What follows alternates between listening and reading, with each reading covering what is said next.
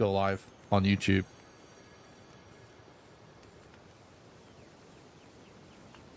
What's up, guys? Thanks for stopping by. I hope you're doing good. I had a bit of a false start there. Forgot to click live on YouTube, but thanks for stopping by. We're continuing on today with our Valheim no resets run.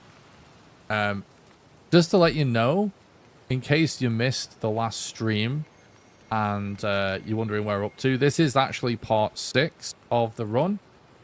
The previous part 5, actually happened at the start of the birthday stream. So if you didn't watch that birthday stream and you're trying to catch up on the VODs, I just wanted to let people know because it's not in the title, because we did loads of stuff during the birthday stream, so it's kind of hard to fit everything in the title. So I recommend going back and watching that if you want to fully get caught up and you're not up to date. But yeah, we're going to be jumping into that. I'm just going to post the live stream in the Discord so everyone knows we're live and stuff. And then we're going to get into it. So it should be some good stuff. I definitely just posted in the Discord without actually mentioning anybody. That's not going to help, is it? Everyone.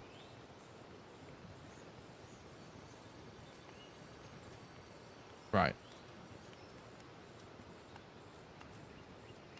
That's it. Okay, right. What's up, Stu? Not up to date yet, but joining for now.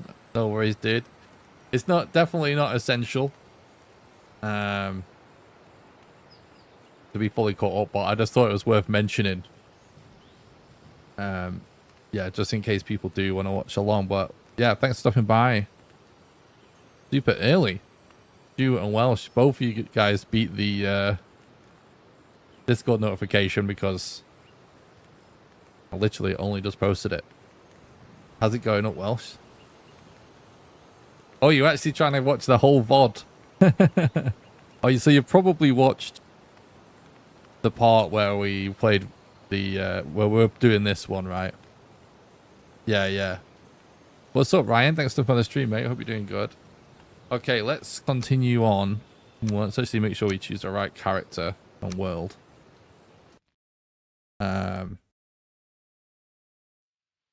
I'm trying some new things today in regard to oh, hang on. There we go. So a few things. Got some new keybinds and stuff. Nice to see you in Threads chat the other day. Yeah, I always watch Thread. Well, I can't catch every stream, but I always like stopping by Thread stream when I can. I think he's good at it. Got a nice voice for it. But yeah, it's cool. It was cool to see you. Actually, that day I was like,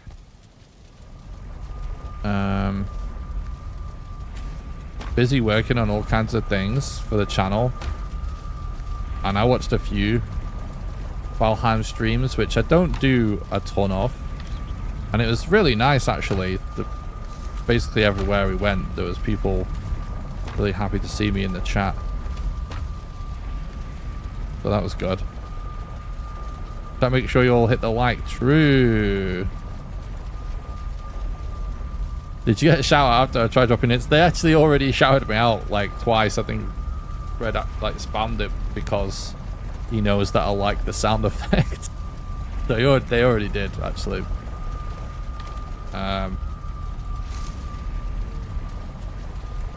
Hey, Davius, thank you so much for the 18-month service as a Twitch moderator. Does this mean I'm legal? Can we finally stop hiding our relationship? 18-month mod anniversary. I think that's how it works, right? I'm just thinking about this, guys. Yeah, service definitely in quotes. Right. I remember this situation we're in being kind of ass. I think I'm going to not do it and try and like prepare some other ways, I guess. But let's give it like one more go as we kind of warm up. Brazil here, let's go. Hey, welcome. Thanks for stopping by. Rodrigo. Appreciate that, mate. Need to ask a question, maybe showing my age. Can you do... Hang on. You call the pics you made cursed. Not sure why. Think they look really cool. Oh. The DayZ ones? Oh, I mean... It's just a AI face swap. I think it's cringe because I think I look silly. I think I look silly. Oh shit. That's all. They are kind of cool though.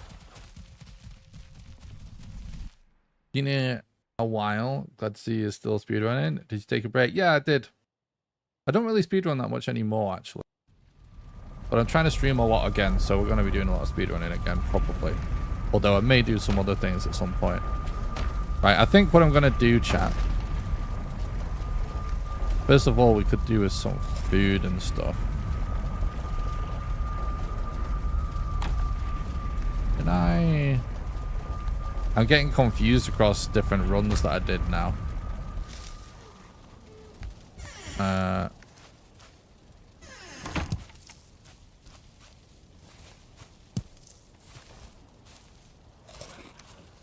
I'm going to actually get like a little bit of gear and stuff.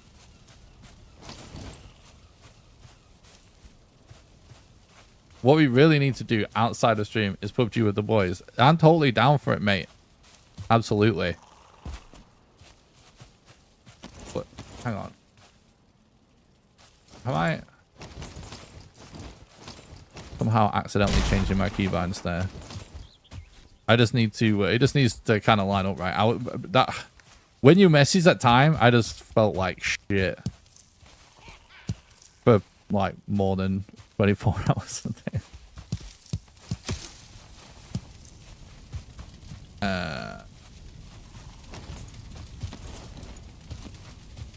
I think I'm going, what I want to do, chat, is I want to actually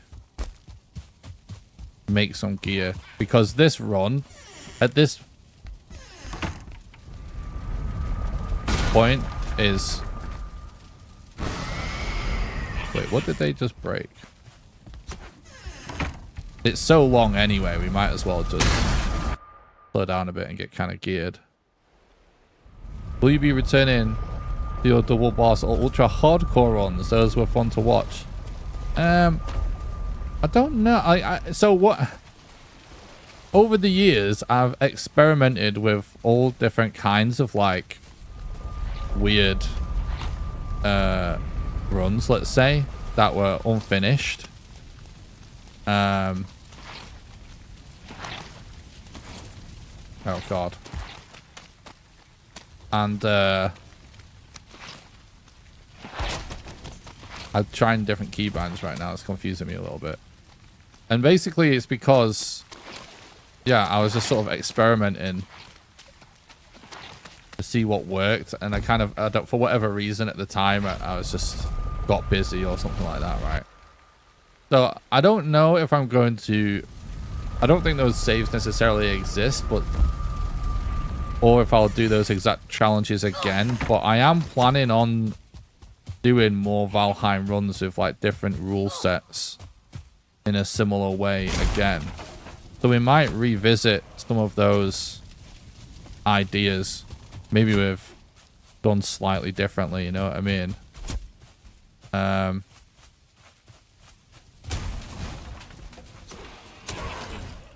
Kind of annoying that we've got these fuelings here.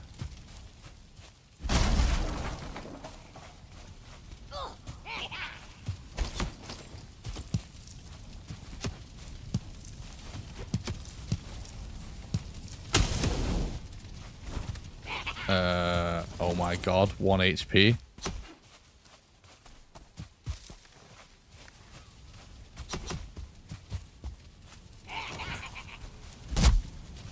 Yeah, I can't remember. Was it? So I do remember that challenge, that playthrough that we started, where it was like all of the hardest possible settings. I didn't remember if it was no map or not.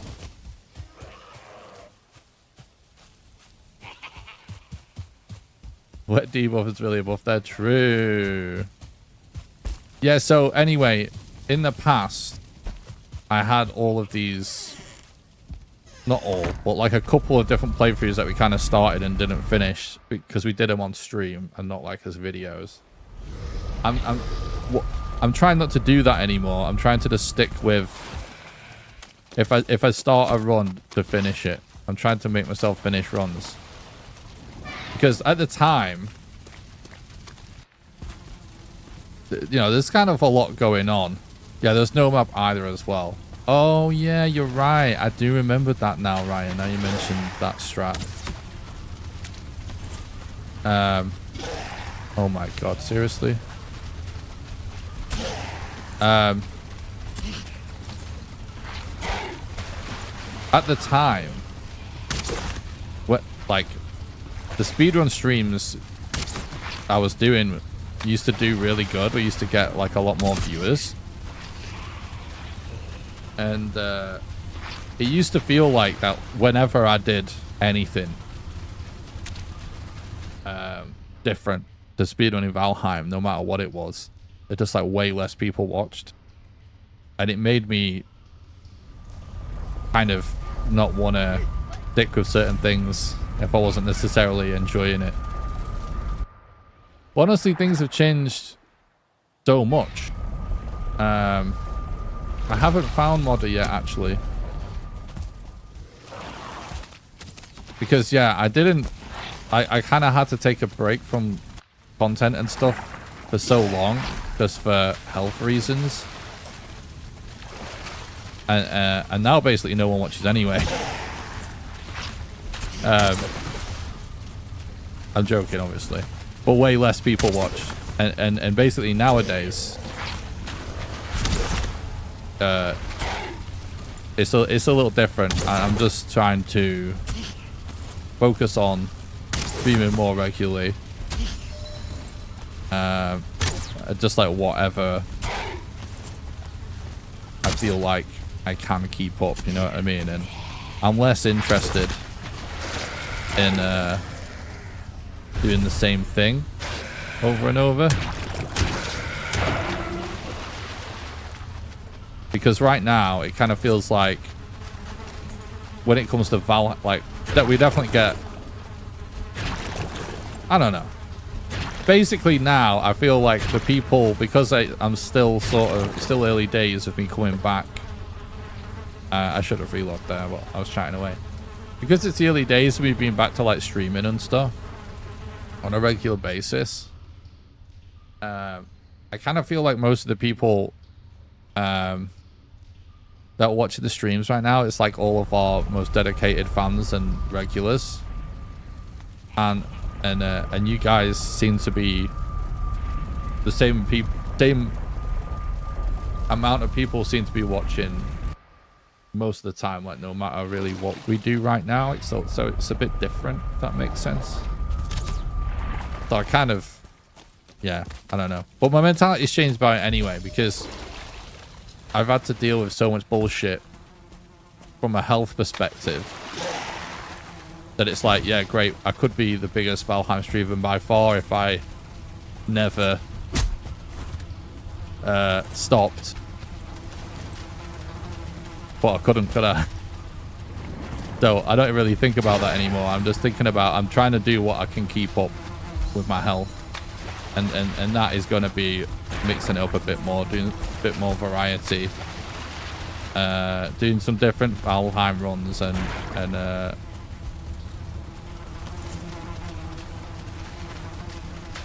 playing some other games, because I just need to be able to do what's like comfy sometimes, because the whole health situation is a lot better for me, but like what I'm dealing with, it's not something that goes away. It's something that you learn how to deal with it, you know what I mean? So it's an omnipresent, oh god, it's an ever-present situation where I have to really figure out how to balance my health with being out of stream all the time. Whereas before, I just tried to stream as much as I could, even if I felt like shit the entire time. But it's because I had no idea why I felt like shit.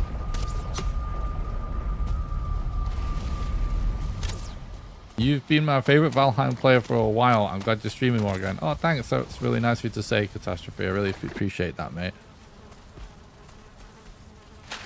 I never wanted to, you know, stop seeing you guys on a regular basis. I really like streaming, and I love our community. Chronic Illness Gang rise up, but not too quickly. True. Seems to be shorts are the new thing, so maybe Valheim videos like that. Yeah, I did start doing more shorts earlier in the year, and I plan to do more this year as well. I'm basically just gonna do, compared to most years past on the, like, so there are some years where I was like really prolific and made like so much content, but like my plan is to basically do more of everything than I've done in the past, but just like more variety, and trying to figure out trying to balance out making good content with making things easier on myself.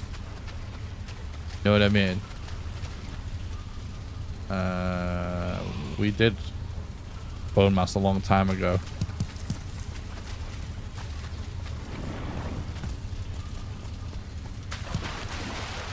Love the chill vibes of you, Nick. Not found a better person to have just chatting away whilst I'm getting on with shit. Oh, that's awesome. Yeah, I love streams like that.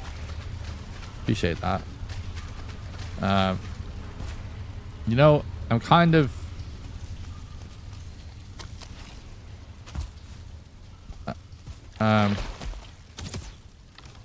we're just gonna save up some iron here, by the way. The plan.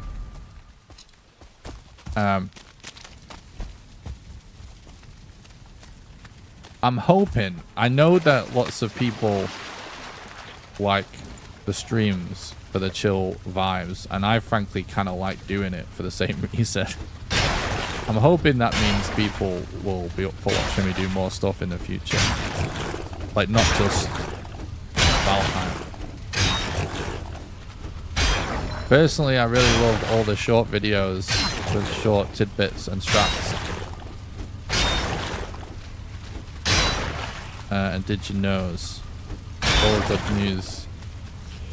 The good news is Pomas isn't near as horrible as it once was. True.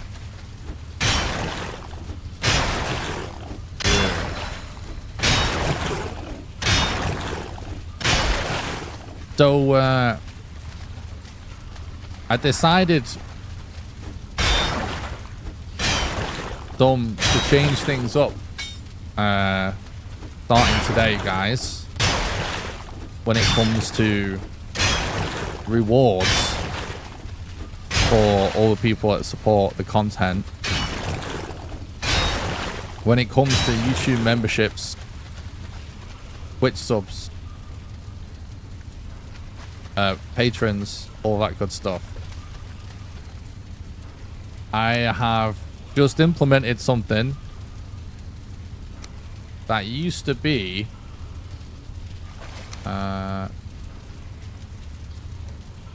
take a bit more, right? That's gonna be too much. No, just right. There's one of the most requested things to do with YouTube memberships and Patreon and all this stuff, all the different ways to support the channel. Starting today,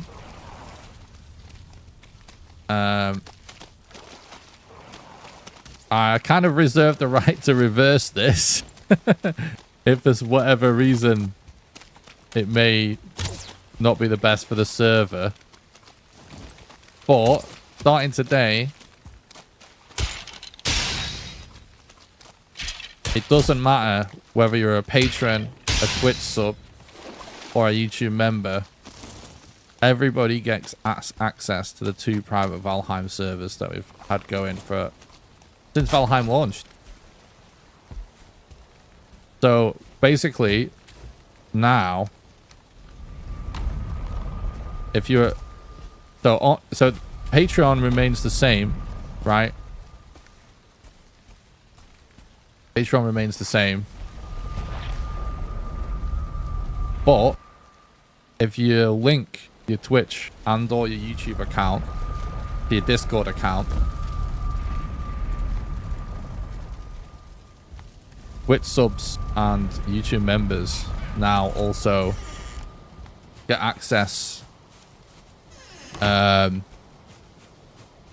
the part of the Discord that gives you the login details for the server and the private chat for the Valheim servers.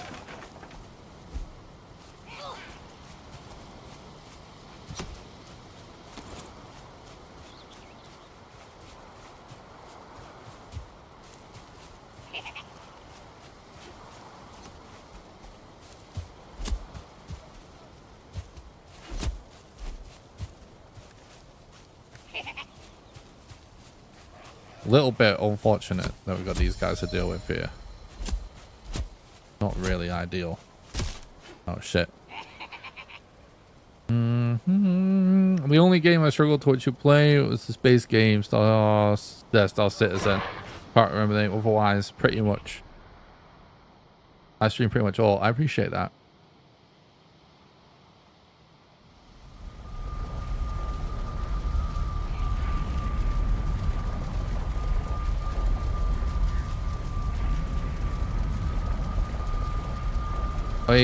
Finding out you could stand in carts in the water. I let the devs know and they said it was the first notice the issue. I'm only real...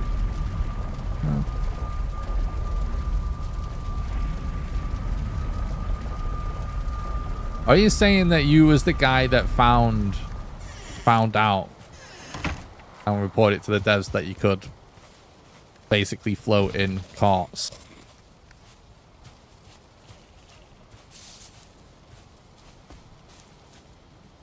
They don't want to fix it because it's cool. Nice. Yeah, because when I made that challenge video, when we did the Valheim vegan challenge, and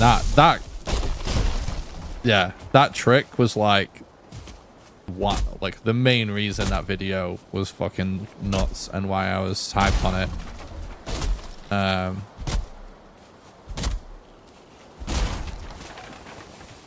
But I remember I did see it somewhere online, and I think it was I think Jirok or somebody, a YouTuber like that, had mentioned it at some point, and that was what kind of sparked it. And I remember wherever I saw it, I remember, you know, it was something that somebody had discovered online, so it might have been your clip or something.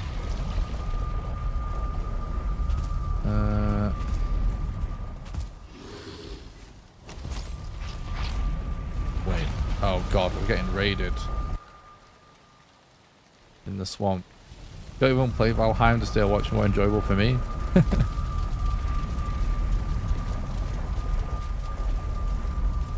think there's loads of people that like watch streamers and YouTubers play games they don't even play.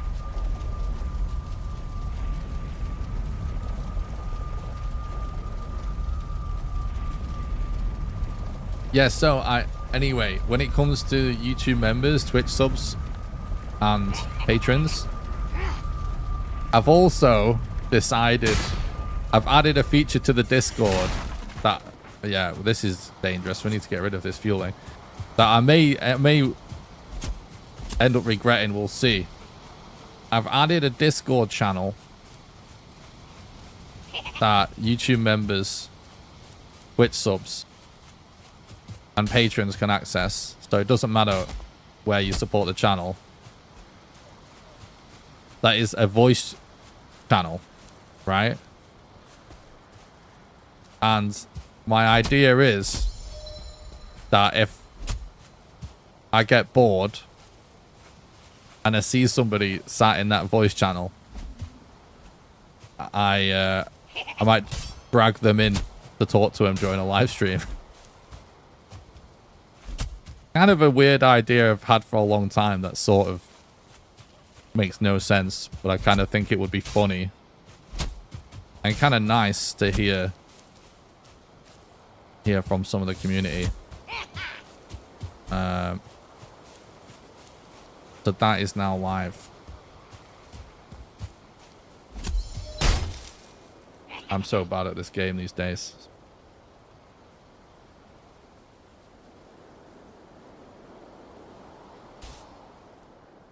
Your lap play is perfect for night shifts. Nice. Catch up with random followers. Yeah. Sounds risky. I kind of, you know, that's kind of why I like it. Kind of why I like it. If it goes really bad, it might be good content.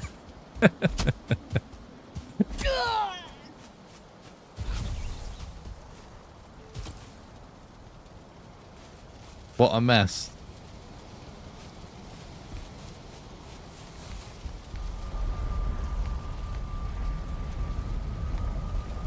But yeah, honestly, Xavius, the number one most likely to get banned or booted from this this new venture is probably going to be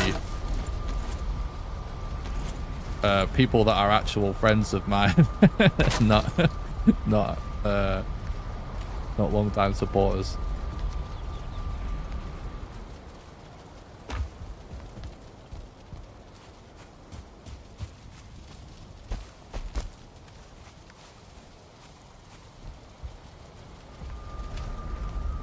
I think it sounds like a great idea. Nice, nice, nice. Yeah, I am a little rusty. I have changed my keybinds, and it's causing me. This is like everything here with that fighting these fuelings, and right now here, it's like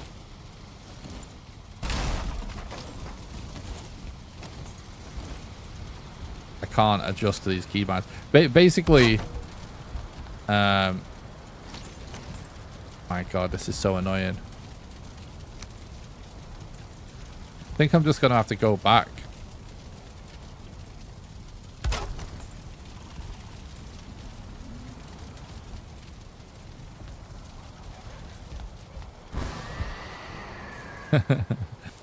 Who's Xavius?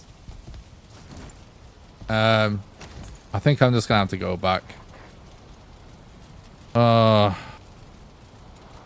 So annoying. Right, give me.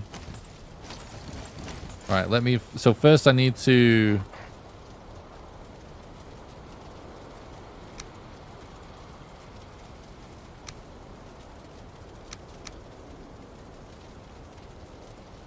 So basically, chat.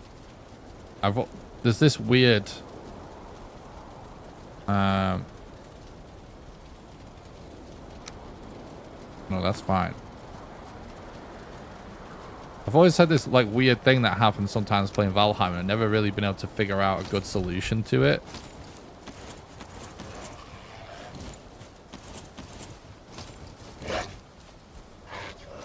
Which is that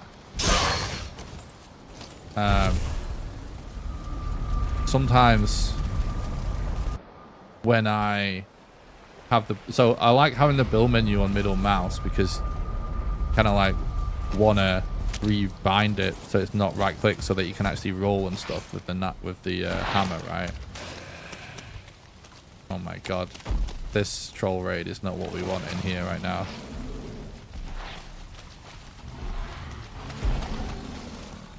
I think I'm actually just going to run away at the moment. Because they're going to end up destroying that portal. So there's something that happens. I think it's a bug, but I've never been able to get to the bottom of it. Sometimes when I'm scrolling and I have like the hammer on like this, right? When I unequip, I would end up doing a kick like that. And it's like, for ages, I thought it was because my mouse was broken. Like, I thought, you know, like the scroll wheel was activating middle click. But I changed mouse and it still did it. And I changed mouse again, it still did it. So, I recently decided to try some different keybinds. And I don't know, there's too much stuff. I don't know. Played the game too much with the same keybinds. I can't change it. I need to change it back. There's actually still one thing that I need to change, but what's the best way of me doing this? 1 second, chat.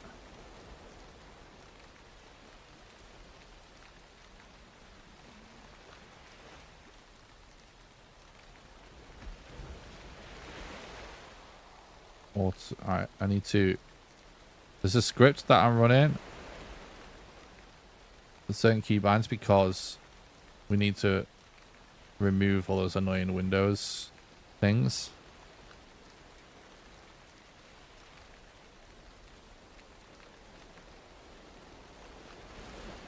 And that needs to be edited. That shit is just not it for me right now.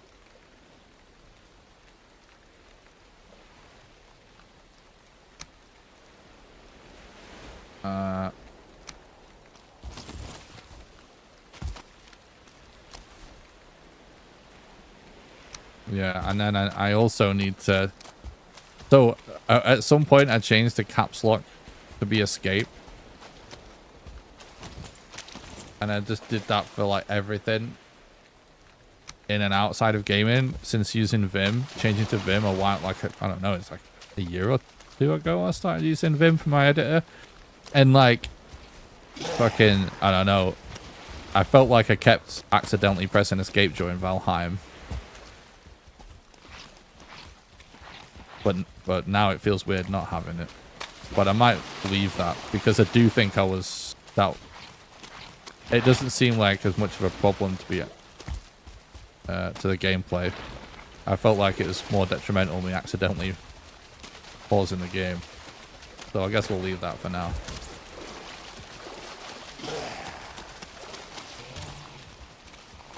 Let's head back now. If you join voice chat called super secret... Oh, look, it just did it. It literally just did it. See, I scrolled. And then I meleeed.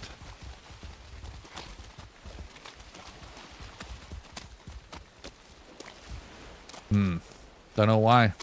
Weird. If you join a voice chat called Super Sex Dungeon and you don't announce that you're streaming immediately, you can observe it. True. True.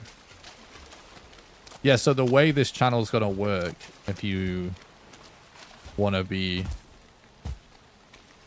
If you want to talk to me during the live stream, you have to be a member or a Twitch sub or a patron. Doesn't matter which. Doesn't matter what tier either. You always get access to all rewards in everything I do. I don't really believe in trying to bait people into spending more money, especially when... What value are you getting out of supporting content creators, really? It's crowdfunding, so just... I see it as... People do the extra tier to help you out. I'm not going to gouge you for a weird little perk. Right, so it don't matter how much... Oh, they're still here. But anyway, then you have to link your Discord to whatever platform it is that you're supporting on. Again, doesn't matter which. So that you actually get the appropriate Discord role. And then there's a category in Discord now called Talk to Nick with a voice chat queue. And if you just click in there, basically when I feel like it, when I'm bored, if there's somebody in that channel, got an epic fight going on right now, I'm just going to randomly drag somebody into my stream voice chat channel. That's how it's going to work. So people will just won't be able to, I'll be in control of it basically, and I'll just, you know, boot people when we're moving on, or, you know, they'll just get kicked if they're trolling or something. People that have been around for a while watching the content know. No one's immune from a permaban. Don't matter how much they've supported the channel.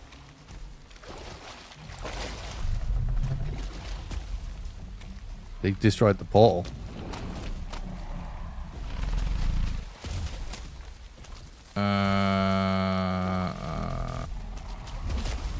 Right, the event's gone. Oh, damn. They're ganging up on him. This actually, for real, be an issue. Oh, wait. No, the portal's here. I thought it was over on that one for some reason. Okay. Cool. Right, good. So, I now want lots of rocks, don't I?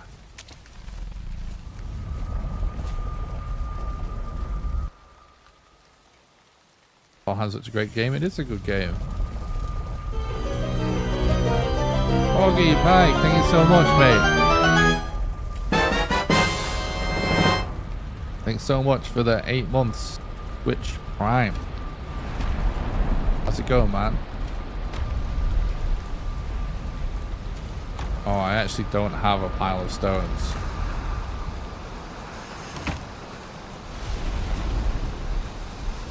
I feel so much better at Valheim from changing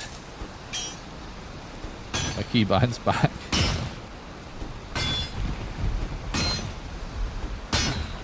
If you don't max out the income, how are you going to pay for your drug habit? Are you going to...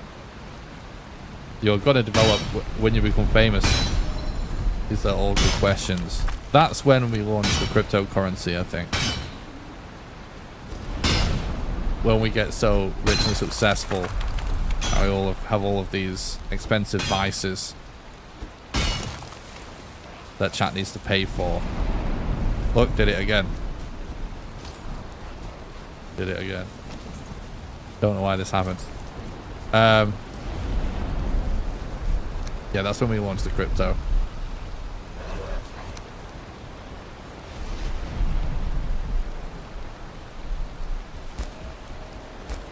Maybe we can get Iron Gate involved in the crypto scam. Valcoin.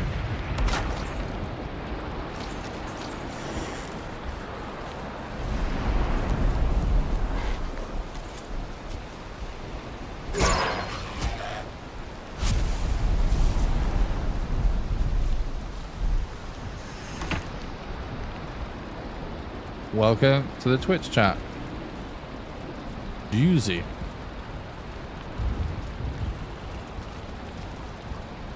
Oh.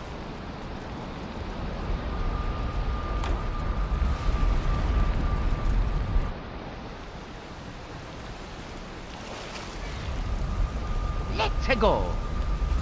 Let's go. Thanks for the follow, mate. Appreciate that.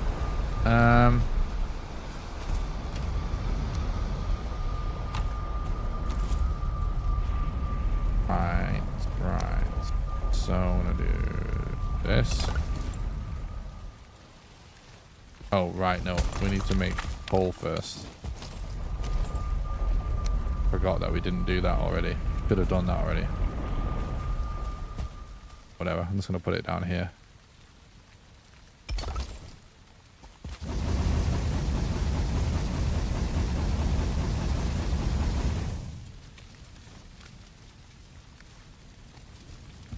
Right, right.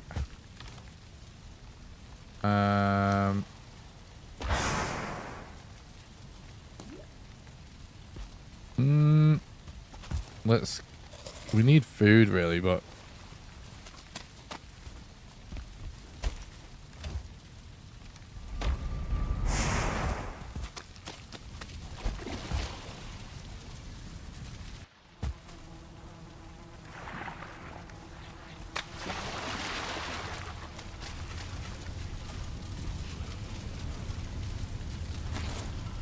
Let's gather a little bit more iron.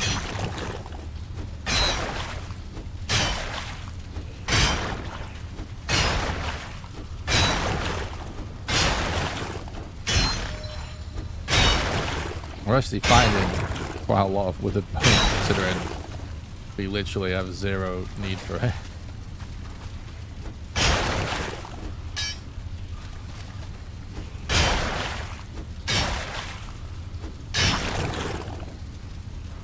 What mine? True.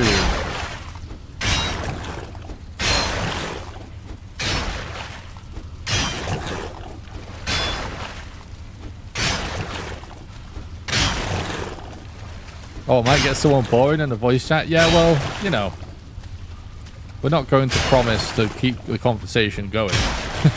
Anyone joining that voice chat channel is gonna have to be comfortable with getting kicked whenever we've had enough of it.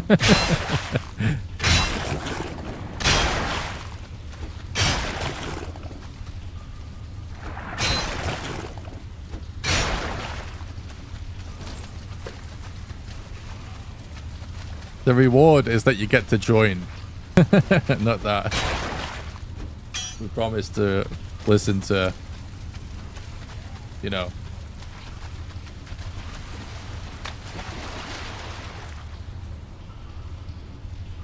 whatever nonsense.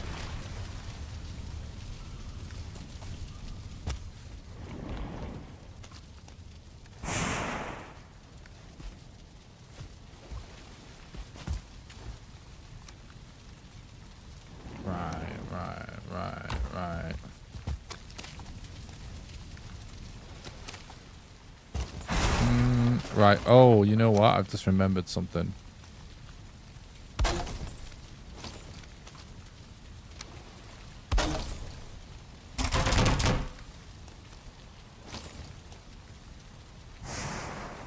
Misk.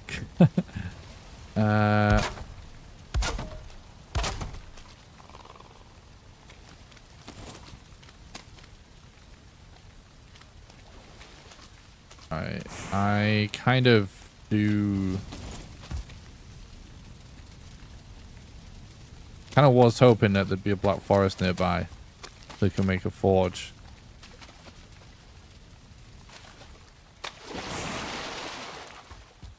Might not be a very good assumption.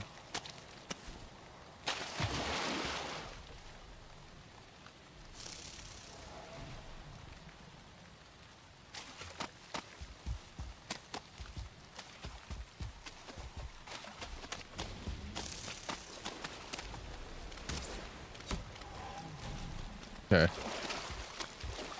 Yeah, this might not go well. Let's go on. I mean, the run has been fun.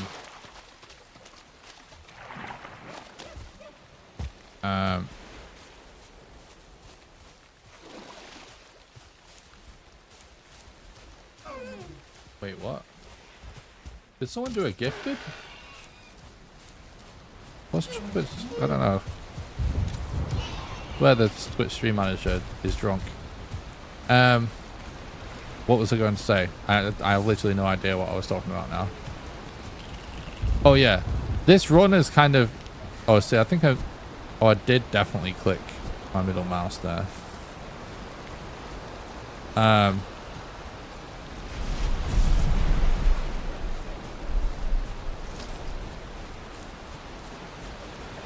You know, we're doing this run more for content than anything. Kind of wanted to show how bad a run can be if you don't like reset when it goes tits up. So, you know, the run is was probably always going to be bad.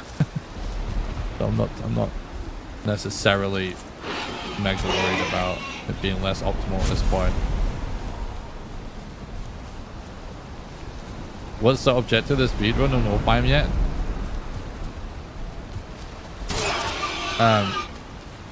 This is just a no resets run. So I basically, the point is to force myself to finish the seed no matter how bad it goes. No matter what. And it's gone quite bad. So it, you know, semi-cursed. We lost the bed and got sent back to the middle. I've had some like weird RNG and stuff. Plus, you know, first run back in a long time, so. But at this point, in the run, where it's gotten this long in the tooth, I'm not. Right now, we're just having fun, and we're just gonna finish it, you know. Basically, but I'm gonna probably be doing like less meta-y speedrun stuff and just more so just trying to get it done in a you know, timely fashion that's, you know, still faster than playing the game normally, but yeah. So we're kind of just finishing it at this point. We're trying to. It's been like we've gotten super unlucky with finding like modder. The Mistlands is kind of, I don't know, we're underprepared for it. So I would say that's gone a bit meh, but not too bad. If that makes sense.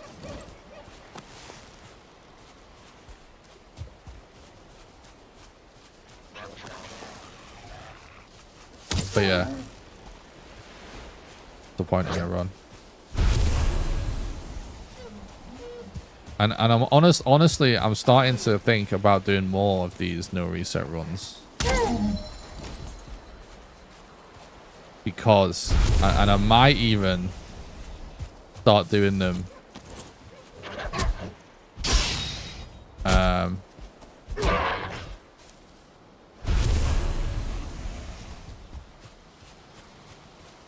with an even slower early game. And just start almost doing them like practice runs.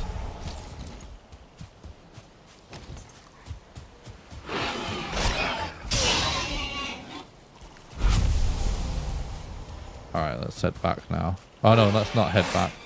We need to...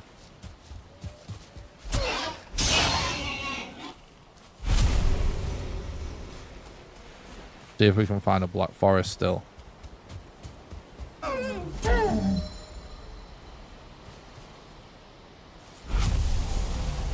Amuse me or die, true. That's definitely what it's going to be like.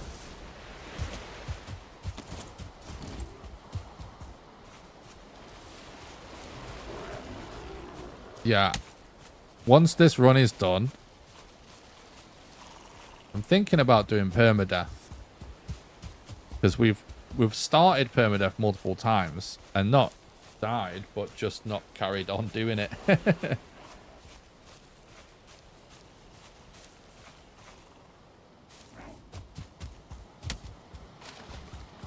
But I might do another one of these as well. I'm kind of tempted to do just like a casual, like Deep North prep run as well.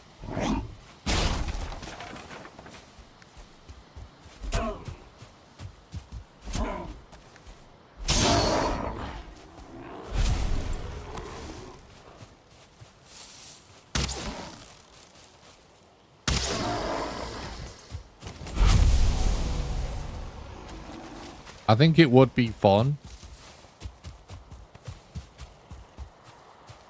Do a Deep North. prep run. Like, basically just like, we haven't done a casual playthrough on this channel from start to finish for a really long time. Because normally, when an update comes out, like so normally I don't, how it used to be is like every other content creator is doing a prep run for the next major update, and I just ignore it and speedrun the entire time. And then when the patch comes out, I'm not carrying on a casual playthrough, I'm just figuring out the speedrun. But I think it would be nice to just, we played Valheim normally a little bit at during my birthday stream. This just seems like a probable disaster going that way. And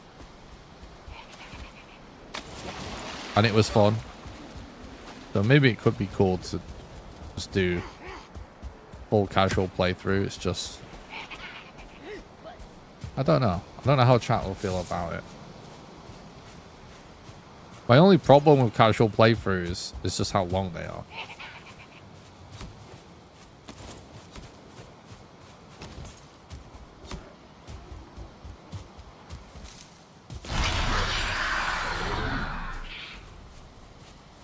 How many bosses have we beaten yet? On this run, we've done Eikthyr, Elder, Bone Mass, and Yag. But we've been we've checked multiple mountains and been unable to find Modder, annoyingly.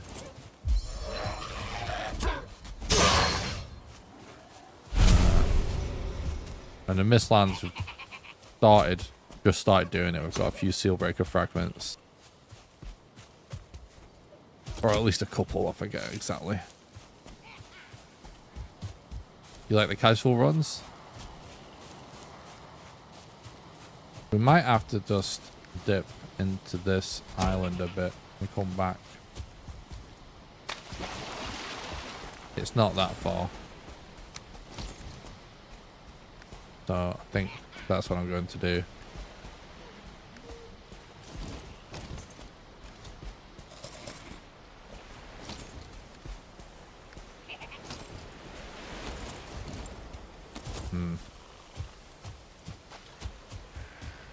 Basically, we need to make a forge near our little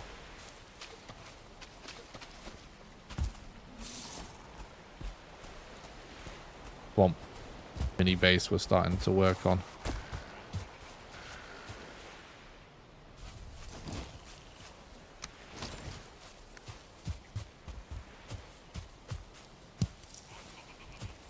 Can't see anything.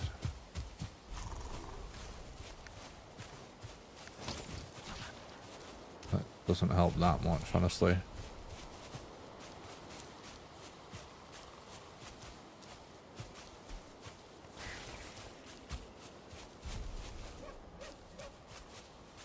When next video essay? I love the old one.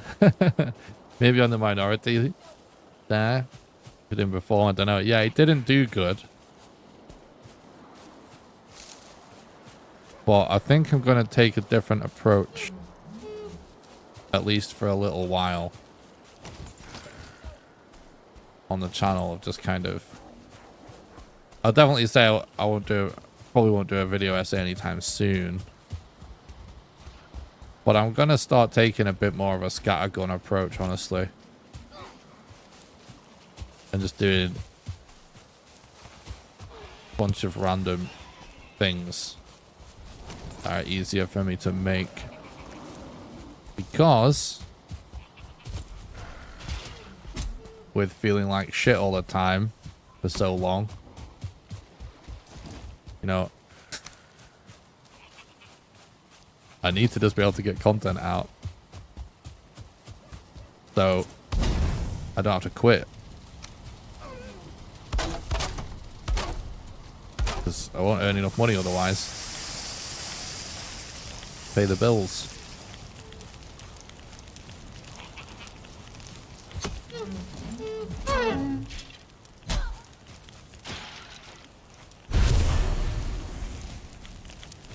But yeah, the video essay thing is something that I might do randomly.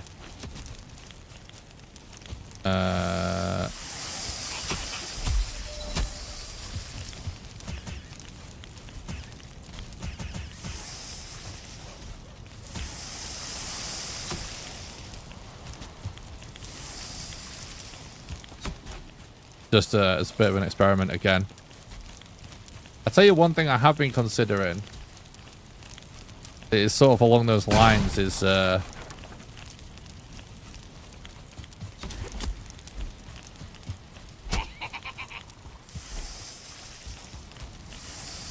is definitely stuff I'll probably will experiment more with on other channels. Oh, for fuck's sake. Although I don't want to, like...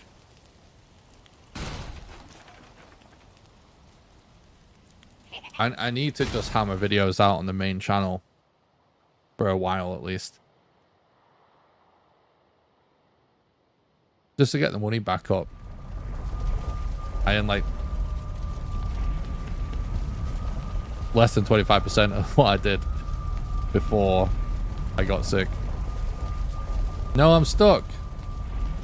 No. I know exactly why this is. Because of the... Oh, no. Yeah, we've got things overlapping, I think.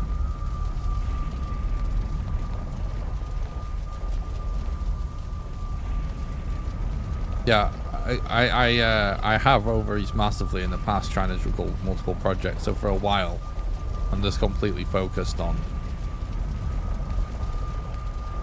the main channel.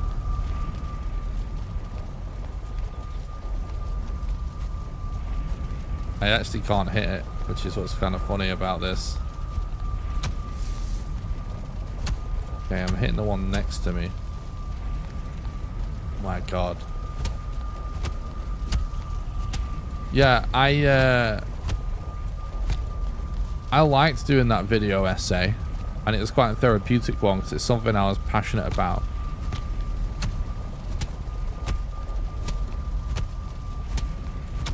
And in the past, you know, I don't think people really know that follow this channel, but you know, I've been doing this content creator thing for a lot longer than we ever got used for on this channel.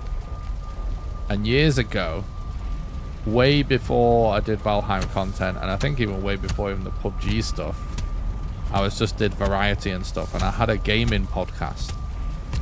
And I would live stream the recording of the podcast, but I had a weekly gaming podcast that was just me, and I'd sometimes have guests on. And I did like over 100 episodes. And it's something that I was passionate about at the time. But definitely completely stuck, by the way. You know what I might try? Just relog in. Otherwise we're punching our way out. But anyway, I just found that like after so long of podcasting,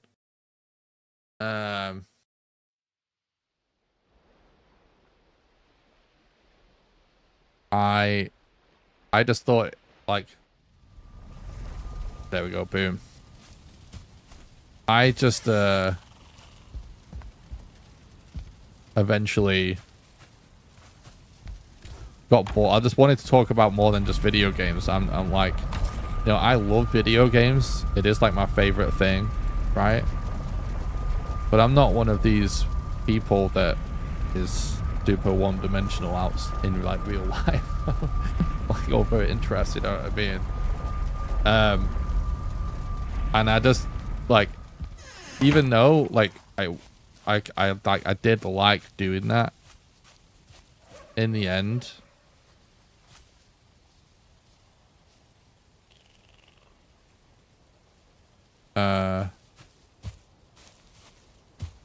it's through the portal, isn't it?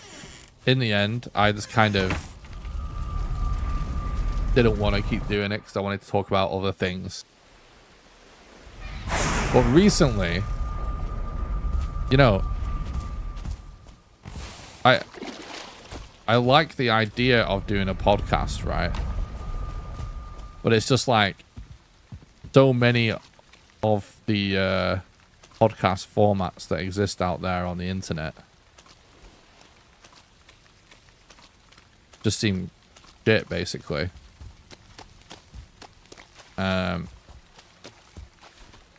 But the other day,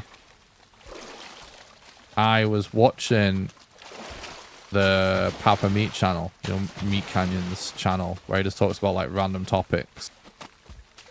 And it does exist as a podcast, but it's just like more videos about random topics in a pretty casual, silly way.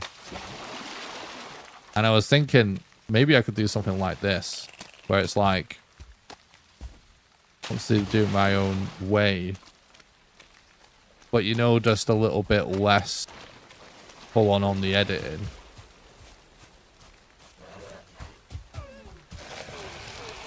But just random videos on all sorts of different topics that I want to talk about.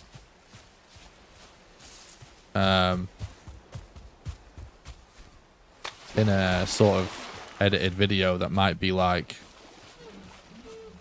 let's say 20 minutes to, I don't know, like 40 minutes maybe. And like, there could just be like, that can be a podcast still, you know what I mean? I can still upload that to all podcast services.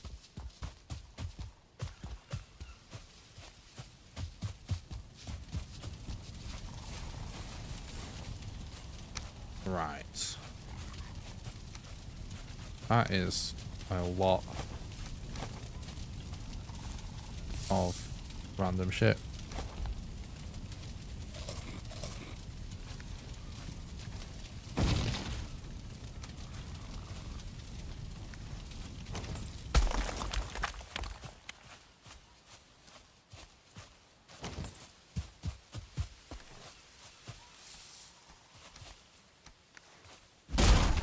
I just like, I used to, I'm not as passionate about podcasts as I used to be.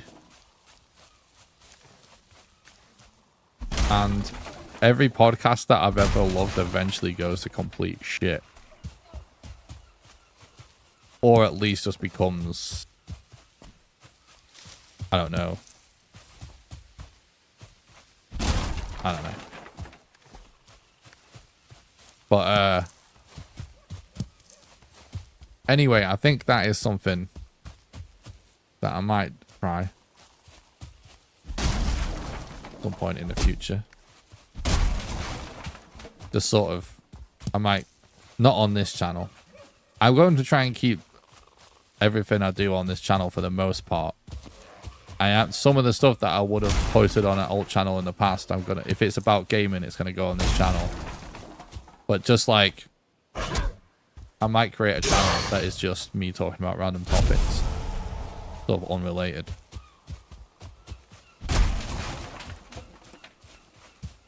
Then just more of a,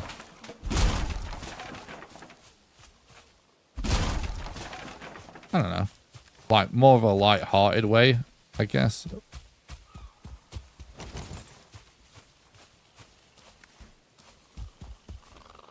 Unless I just want to rant, then it probably won't be light-hearted. Podcasts are mostly dog shit these days. Everyone tries to do them, but they just can't fill the void without editing. Yeah.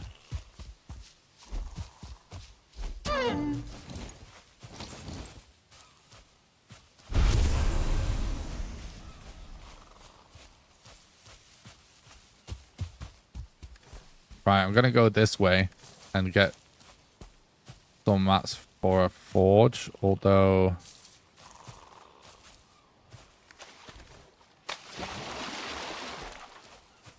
weight may become a problem. Let's see, I guess. Right now,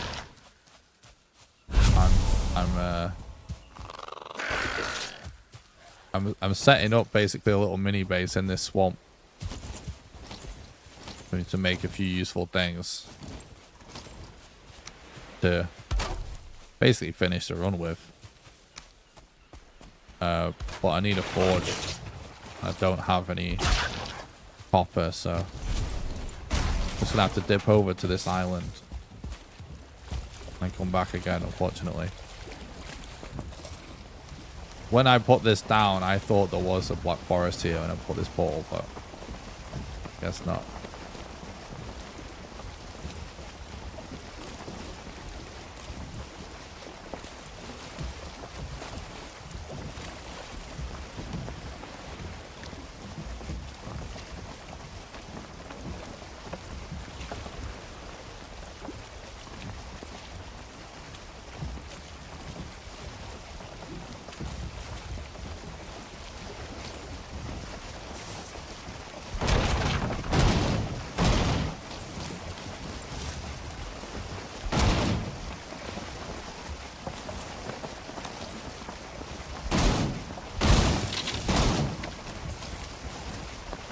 Why not? You're a level-headed guy with common sense and fairly intelligent. I don't see why it can't work. I mean, yeah, I don't know. It's yeah.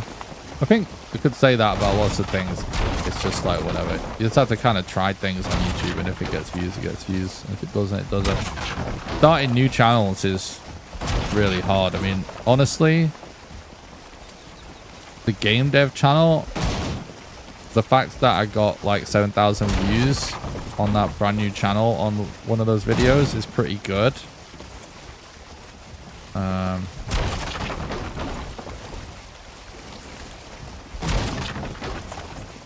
yeah, I need to focus on the main channel. But the only reason I would ever consider like, so basically, right, all I care about really is the main channel, but it's gaming, which is great. But like, the only reason I'll do other stuff is like, obviously in the past, like I've talked about wanting to do things other than Valheim content wise, and I've gone and I actually have content on my main channel like about other games that have done really good, but like some that hasn't. And so in the past I've thought about putting that games about videos about other games on other channels, but I've changed my mind on that. I am gonna start doing stuff on other games on this channel, and on this channel I keep going backwards and forwards on what I want to do with it, but I think I'm just gonna actually do all different kinds of ideas on this channel, as long as it is gaming videos, you know what I mean? Whether it's guides or challenges or sort of like maybe like edits of playthroughs in an interesting narrative fashion, you know what I mean? Or whatever, news, guides, all kinds. I think nowadays it makes sense that we just do like everything, and that's kind of what I used to do in a way. I just want to mix it up even more, right? But the only reason I would do other stuff on other channels is because, first of all, I am making a game and I want to catalog that on YouTube. Now, I created a channel for that, and most likely that is where those videos are going to go. That I'm less bothered about taking off as its own other project. Like it could do, but I more just want it to exist to catalog and have a historical record of what I'm doing with my game, and I want to like share the occasional video, but that's like really just not something I really plan to be the main focus. As is the game, it's kind of really just something I do in my spare time when I feel up to it. Like it's been a month since the last time I did anything like that, and I realized that the other day and started doing a little programming. But like, you know, so that's never going to be like something that takes away from what I do on this channel. But in terms of other stuff, the only reason I would do like another channel for other types of content is purely because sometimes there are things that I do want to talk about that is not related to video games whatsoever. You know what I mean? Just weird, interesting things, funny things. Honestly, like one of the biggest things for me is like I just see things that I think I could actually, like, this would be super funny to talk about. Just like funny, weird things that you see on social media, or, you know, whatever. Maybe sometimes current events type of things, but you know what I mean? Something, just things I find interesting, curiosities. I don't know. And sometimes I feel passionate about it, and I'm just like, I feel like I could do something good about any of this content-wise. I think I could do like good content about it. You know what I mean? And so that's the only reason why I would potentially do things on another channel outside of what I do. Is just like, sometimes I just feel compelled to talk about things. Certain things, whatever it is, you know? Oh.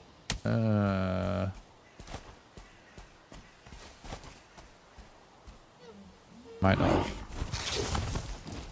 thought this through too good. Yeah, just because they're like, some things are just interests of mine, you know, that I'd like to share.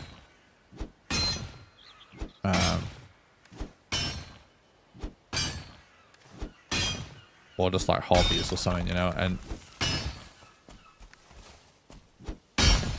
and so that's why I think this idea of I can sort of foresee a time of me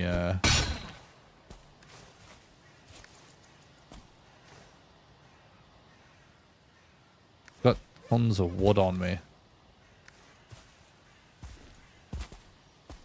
Is a bit of a waste. Yeah, I can imagine having a channel just to sort of do random stuff, and I never really until recently figured out like what I think that could look like. But yeah, I was watching like Meat Canyon's second channel the other day where he was, I honestly I'm not like a regular watcher of his other channel. I love his animations. But I thought, you know what, like,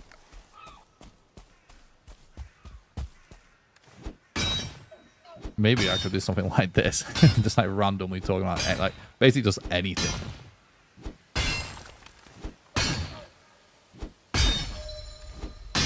So yeah. I don't know, like if I ever do that, most likely it will literally just be one day I just feel like mega inspired to do it for some absolutely random illogical reason. That's the only reason I really do anything. Other than that, I'm just focused on this channel. I'm not really trying to not get distracted. My problem in life in general is that just I have a lot of ideas that I often act on, which is like a blessing and a curse, you know. It's a really, really good thing, but sometimes I do stretch myself thin.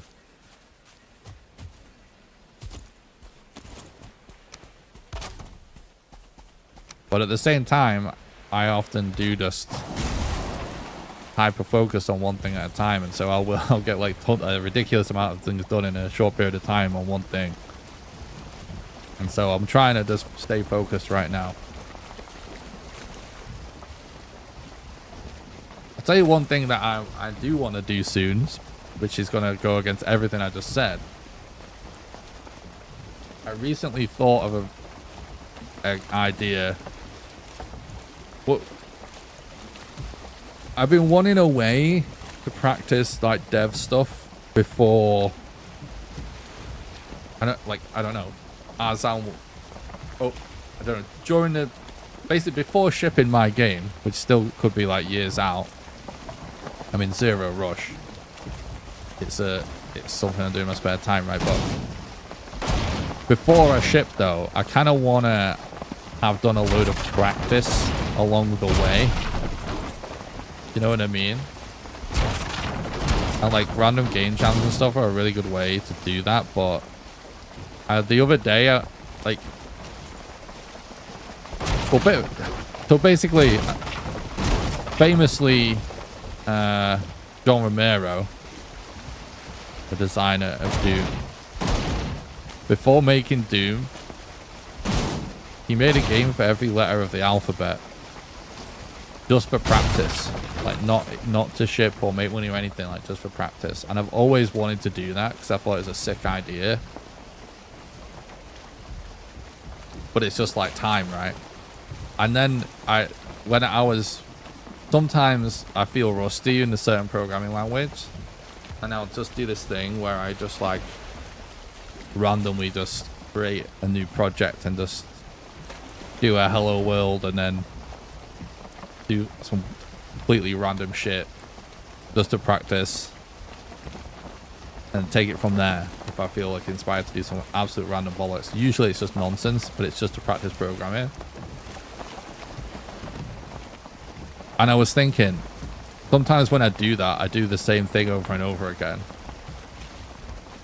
That's how I remember things. And I get pretty fast sometimes. And it made me think, you know, I might do like game dev speedruns. Like, we've joked about it in the past when we did that last game jam with... I purposefully entered it halfway through so I had less time than everybody else. And we got maximum scores possible. And I purposely did that as almost a meme, that this is a challenge run like we do on the channel, right? But actually, I'm considering actually having a timer up on the screen, maybe even splits or something like that, kind of like almost like as a joke, and actually start speedrunning, making a game. You know what I mean? So literally would just make like noughts and crosses or something to make like a game super fast. Or maybe, and then like, from there we could maybe pick some random old simple games and just speedrun making it. With like, I mean, without an engine ideally, because it would be more fun, but this is kind of what this is one of the stupid ideas that I kind of do want to do. That's not related to anything. That, you know, may end up on the like game dev channel, but maybe we could stream it on this channel as a one-off thing, because I kind of feel like if you can get away with just doing any random shit just as a one-off.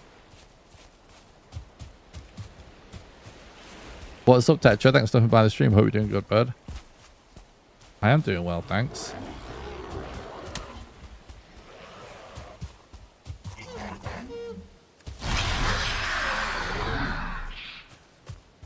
Yeah, like in my head right now, it's like the first phase of this idea would be like, I might do a members only stream as practice where I just like, we make a game in a stream. You know what I mean? Like whatever it is, no matter how bad it is. Just one single stream.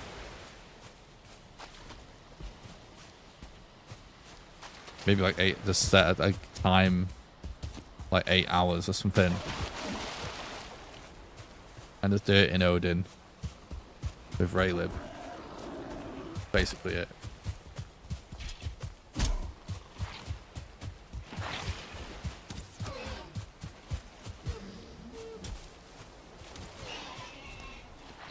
But yeah, I right now I'm literally surrounded by post-it notes of Valheim video ideas that I'll go to do all those first. But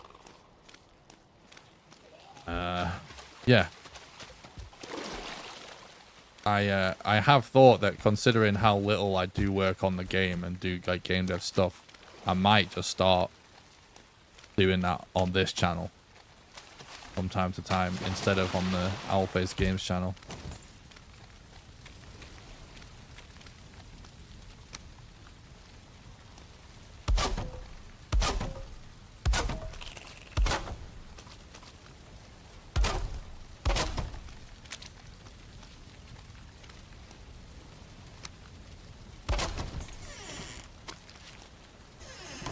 Right. Do we need to make this a little bigger, maybe? We can put this inside.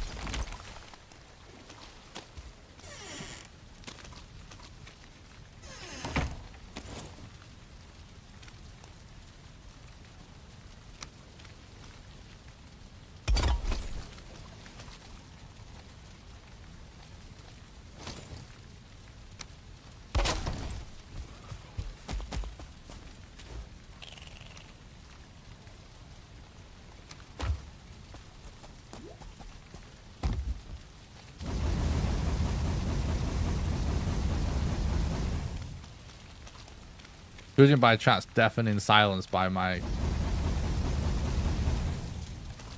ridiculous yapping for the last hour, they just want me to shut the fuck up and play Valheim.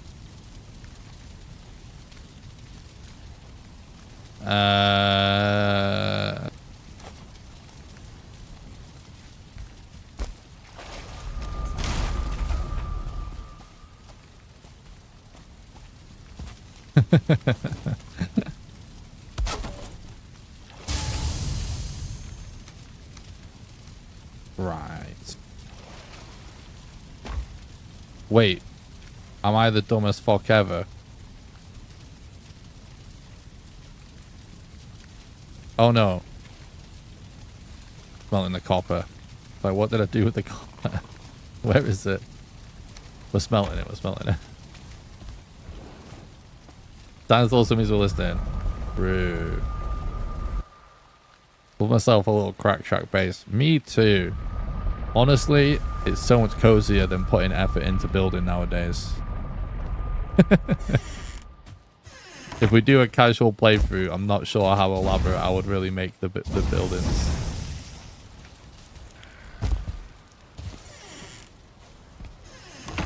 I feel like, you know, I do like building cool stuff in games.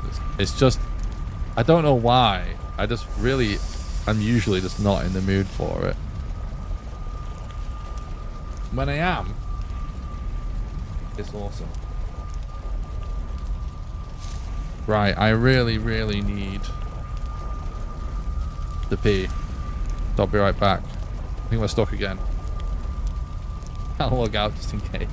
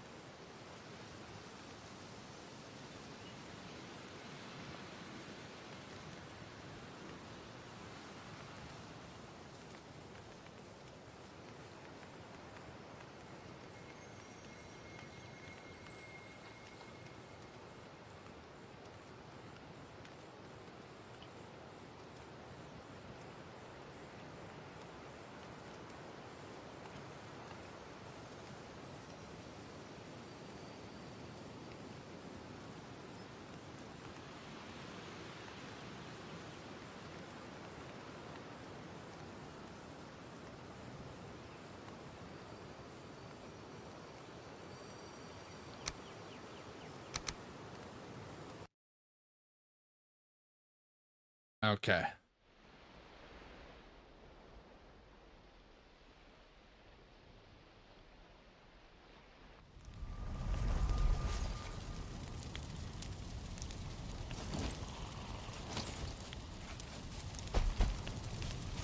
Oh, shit.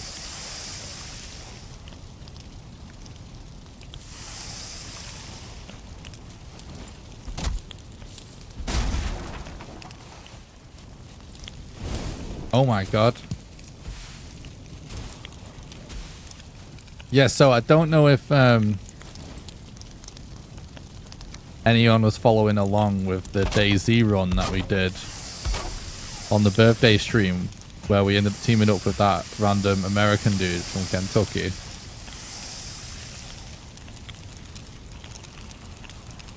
But He did message me saying he wanted to continue on, but unfortunately he died. And we did say we are going to try and meet up anyway, but it just like kind of never happened. But that run, I did continue playing. And it was a fucking awesome run. And I did record it all. I might make that a video at some point. Just because I feel like we had an awesome social interaction, which is often the most interesting thing in DayZ videos. And then like... Yeah, that is the one, Stu, yeah.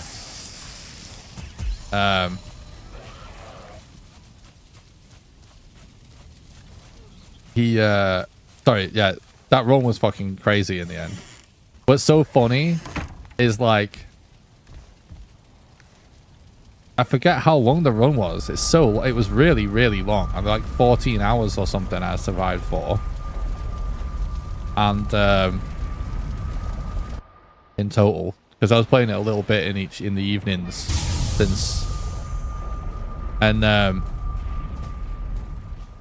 but obviously, yeah, the guy died. He logged on without me and died before I even like next played it. He sent me a message. So it was like on my own. What? Did I? Oh, chat. Oh no, it's there. I say, did I seriously fuck up that bad where I didn't get quite enough? Oh. Yeah, so like for hours nothing happened. If you guys remember the run, like we went to like the craziest parts of the map that are the most stacked, and we're like, we got okay loot, but not amazing loot, and there was just nobody, and it was completely bizarre, but we had a good time. It was just ridiculous. It was absolutely ridiculous. And yeah, a couple of guys, it was like a fucking horror movie. They were hiding, basically, and I just like walked into them, which was so bizarre why I wasn't dead. And then like several of the, like, I ended up killing 6 people basically, and like one of them was like pretty normal, 2 of them were like horror movie jump scares. So it was like a dude with a bush with a shotgun in my face, and I'm like, what the fuck? And I just like react, kill him. And then like 3 of them was all in one fight with like multiple teams with multiple people all going on in the same town. This is fucking nuts, basically. And I'm not going to spoil any more of it in case I do post a video, but I did not die. Like, that is not how I died. How I died is the dumbest shit ever. I didn't die to a person. Or a zombie.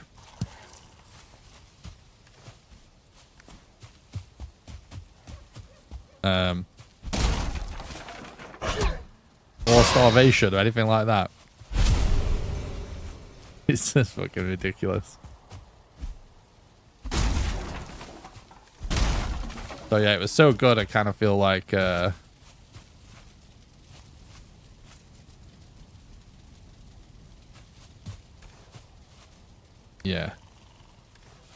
it makes sense to make a video.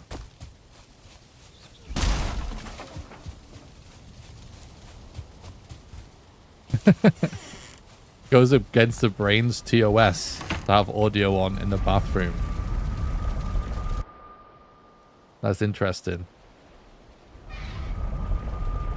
Doesn't want to have his pee-pee in his hand and have my voice in his ear.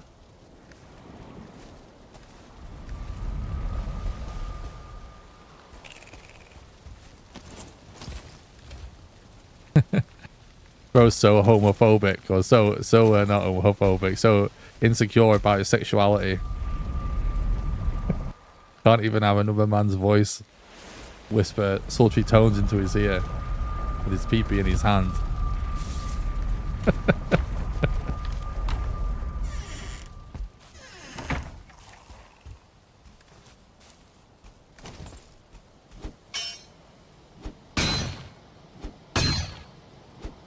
What has that scene thought?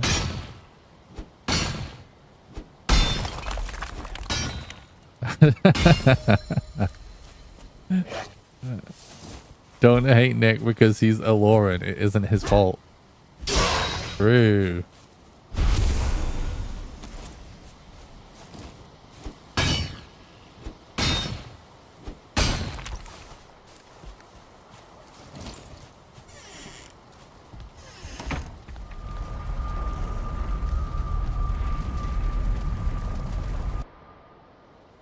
Yes, there's something else I did in terms of memberships and stuff, guys. Is I've actually added a couple of tiers to the YouTube membership because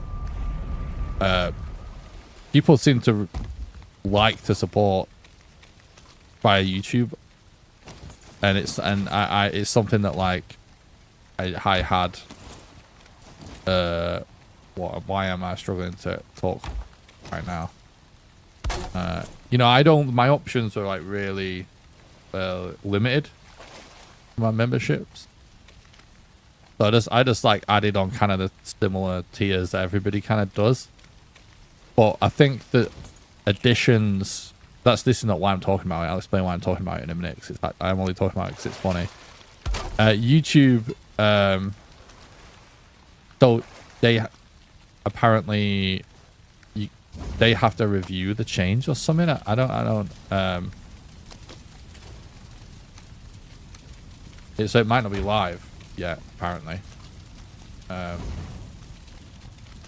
I don't know if the new tiers are live yet. But I decided to I for a while I've been wanting to kind of have like silly names for membership tiers instead of what it was before. I've not changed it in years.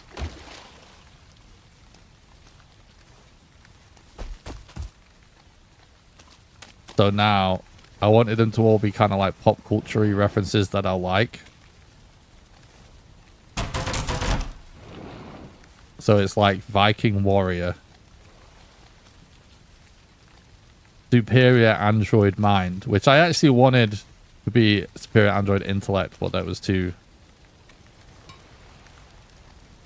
long apparently, which that is in my head some sort of alien reference, you know. Demigod. We're sort of crossing the streams with science fiction and fantasy. Because honestly, which is better, I couldn't say. And then I think the top tier is actually Lasagna Al Gaib. Which I was so close to calling it Lasagna Al Gaib.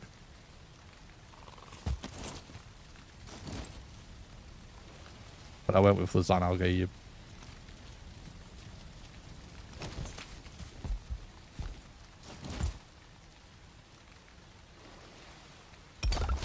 Just, you know, be a little silly.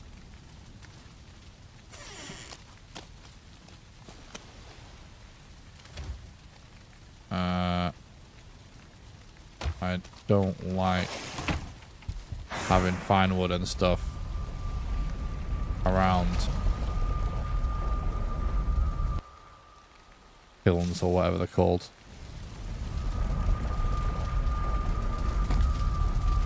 I guess we'll search that for now.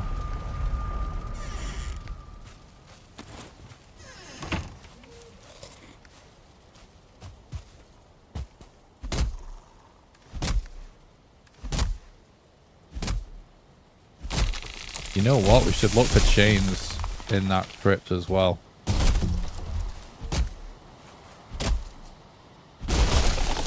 Ow.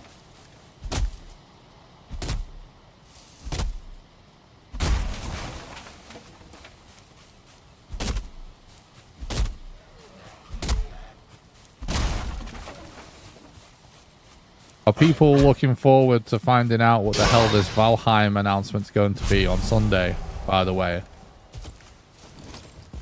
It's something that I noticed was a reoccurring topic of discussion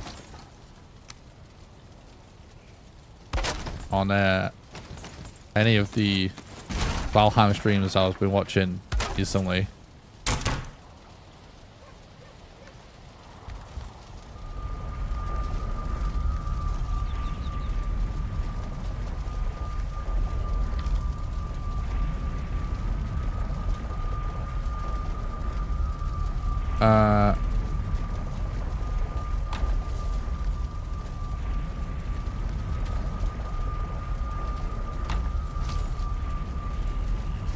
Oh wait, we still need. Fuck.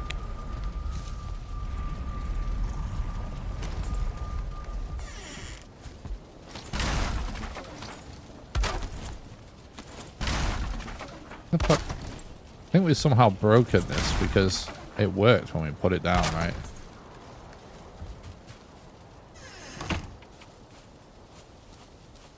I almost feel like asking Thread and so we want about information regarding announcements is kind of a meme.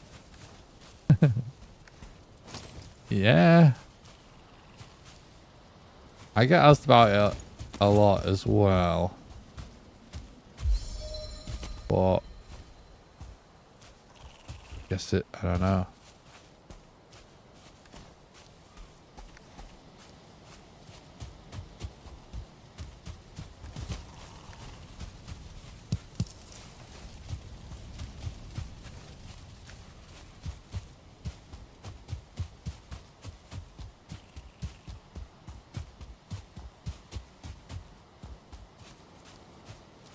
People roll in there and instead of saying, hey there, how is everyone? Some folks say, when is the Super North update happening? Yeah, that's just what happens when you get in viewers. My chat used to be like that constantly as well. Like when you're just showing up in people's feeds.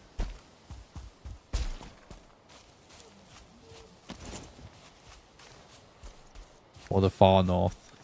Yeah.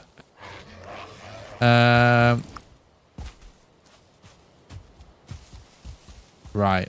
Do we maybe do one of these fueling camps for some mats for workbench upgrades? Or do we just go through portal? Let's just go through the portal actually. And go to the meadows near the swamp. Oh, actually, we're not working on the coal, are we? We didn't fill the thingy.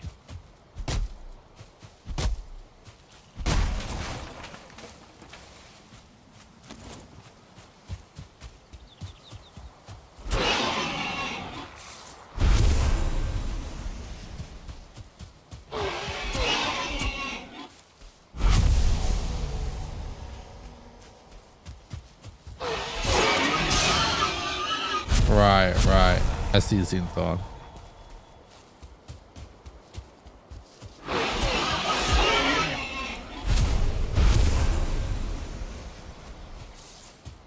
It definitely seems, in particular, seems to have like a lot of funny, weird little inside memes.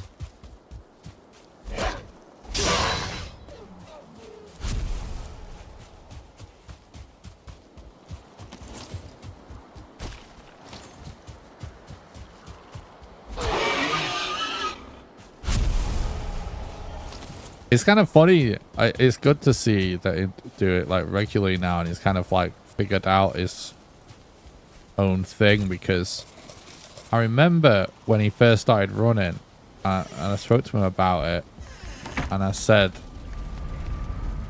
I think he did a random stream or something, and I was watching, and I said, I think that you're really good at this. And, you know, do it all the time, basically. And he kind of didn't want to for whatever reason at the time. Yeah, that's what it seemed like.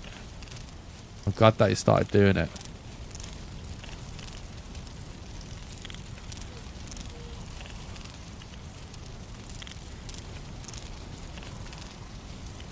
Anyway, what's up, Angfast? Thanks for the stream. Hope you're doing good. Anyway, regardless, what are people's thoughts? Do people know what I'm talking about? On Sunday, Iron Gate has basically told us to keep an eye out for at the PC Gamer show. Iron Gate are going to be showing something, and in the past, if you guys remember, they did do some sort of announcement at one of these PC Gamer events.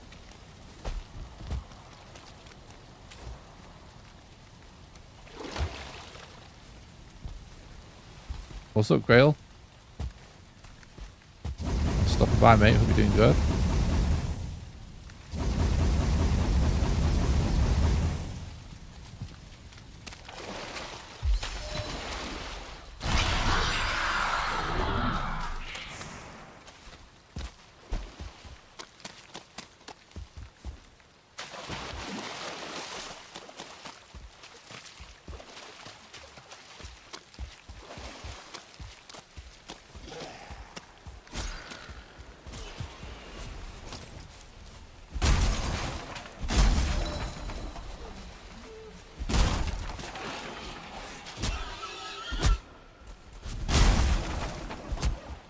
Whoa.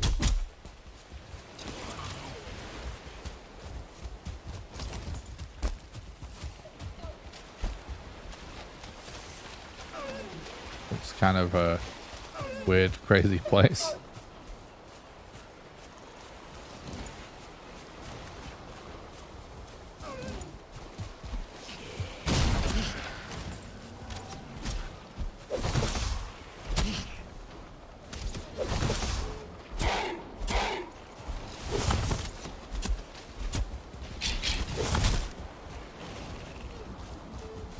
A little bit silly, innit? What's with all the skellies, bro?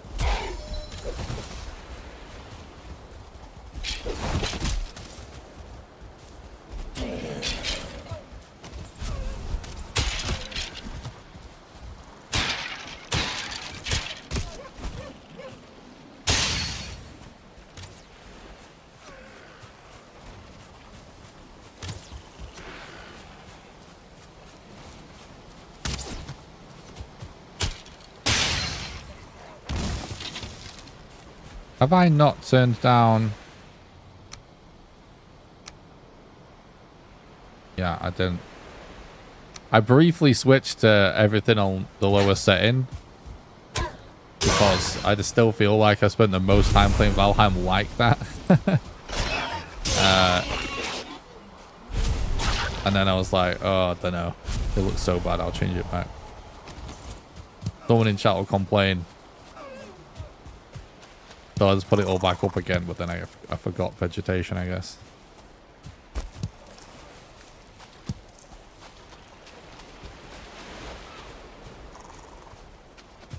I did always used to play on everything on the lowest settings because I felt just the FPS felt so good. I had a much worse PC at the time though. But that's what I did the whole time when I was streaming a lot back in the day. But almost every day there would be someone that would be like, why are you playing on these settings, kind of a thing. And I have to say, you know, since chat sorted the new PC out for us, because it died, if you remember, my PC died ages ago. We had to get it replaced. I haven't bothered turning the settings all the way down because it feels alright anyway. And since then, I have to say, no one has ever even mentioned settings.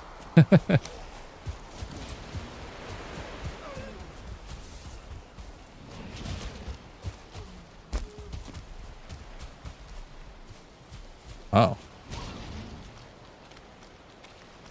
What is that? Oh, I thought that was locksmith for a moment then. Just locks up to. Random rogue locks.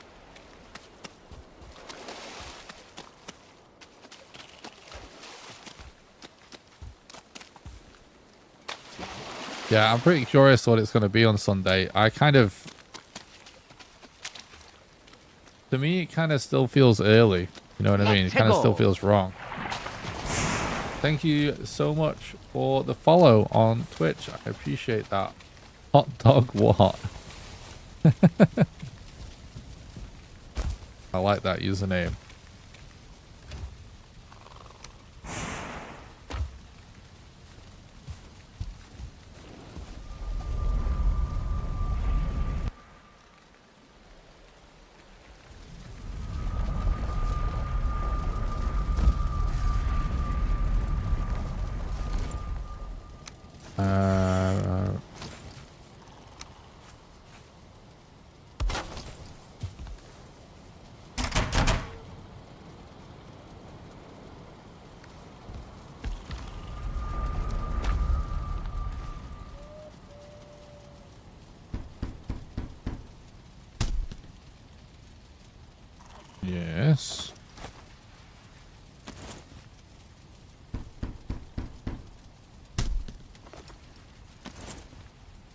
Hey, what's up, hot dog?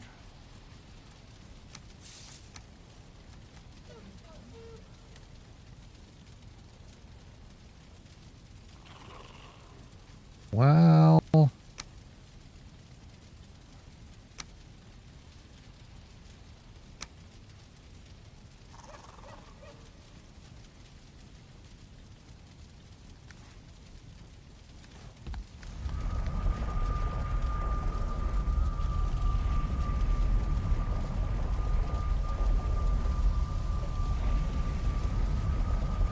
there was an abomination close by, wasn't there?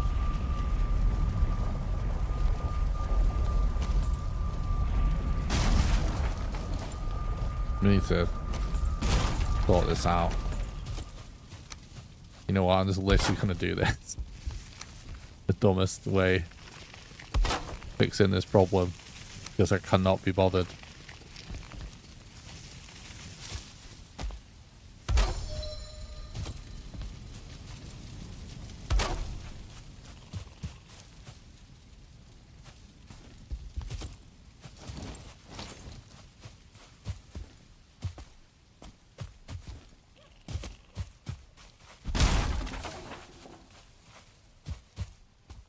Got a new phone, spent the entire stream trying to get my banking app on WhatsApp to sync with no result. Oh man. That's annoying. I cannot, like, isn't it insane how unusable technology seems to be becoming? You guys ever seen any of those memes? Maybe it's a bit of a developer algorithm niche, or I don't know. There's all these memes online where it shows like how much more usable software used to be. Where it'll be like a meme of some old version of whatever, Word or something, I don't know. Some old Windows app where like all of the icons are just like at the top of the screen and labeled and super obvious what they all mean. And they're all different colors, and then it'll be like a modern UI where like everything is in layers of hamburger menus and, you know, completely hidden for some stupid fucking reason. What's up, Ballandrone?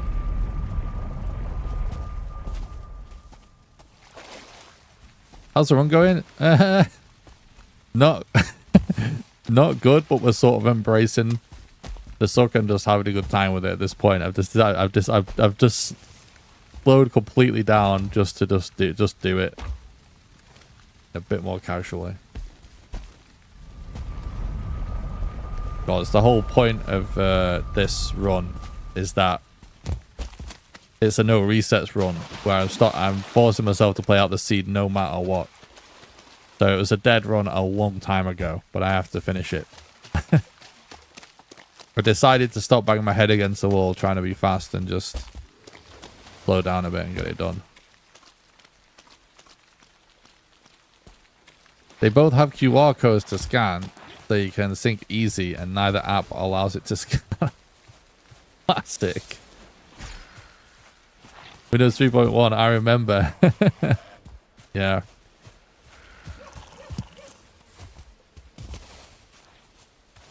I mean, 95 is about as old as I remember well.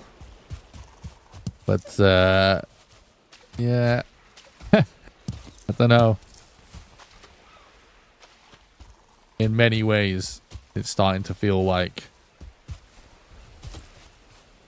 the 90s was like the peak of civilization somehow. But I'm probably just getting old.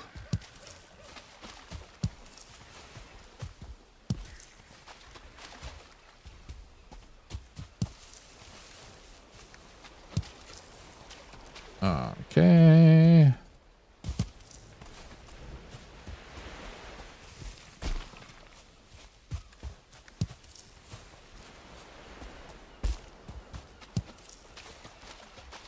But yeah, all of the ways that, like, you know, apps are like more secure now for our own good, that are also make them like impossible to log in and stuff like that. It's Crazy now. Crazy. I mean, it's good that there's some sort of effort to protect us, but as someone that was fucking majorly hacked a while ago, it's good, but still, it's annoying, isn't it? The 30 plus Windows install disks were not fun. That's true. There were many things that weren't fun. I mean, let's face it, everything was slow as fuck as well. There's no question about that. Floppy disk and dial up internet. Yep.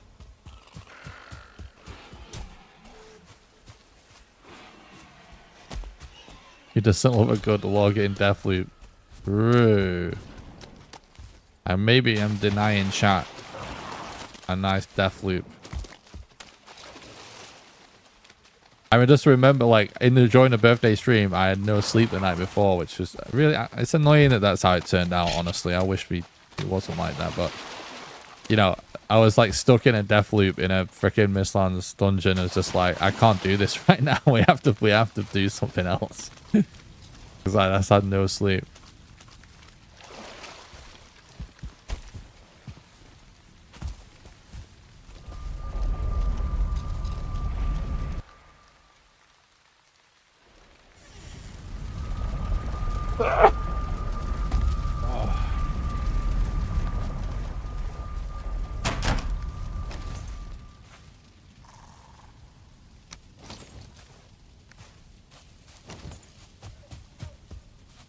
Oh, I just remembered something. Yeah,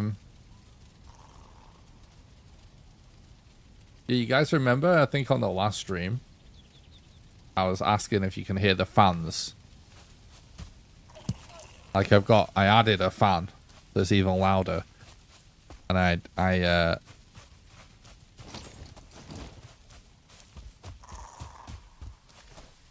tested the audio. I was like, oh. You know, the funny thing is with Valheim running, there's a lot of the time there's ambience going on, like you can't hear it, but like isolated, it was so loud. So I said, if you guys remember during the stream, I was like, oh, I can just put some random noise removal plugin on, just temporarily. So I thought I'd put one on anyway out of curiosity before the stream. And I actually don't like plugins like this for various reasons. It's actually shit. I kind of, yeah. We could do a better job, but it's not my job, is it? Nonetheless, it works. Crazy. Check this out. So now, oh, like, so it's on right now, right? So you wouldn't hear it.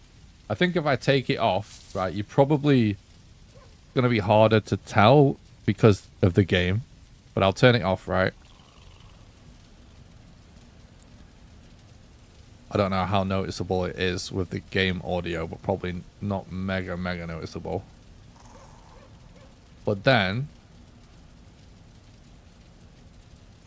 I'll mute the game.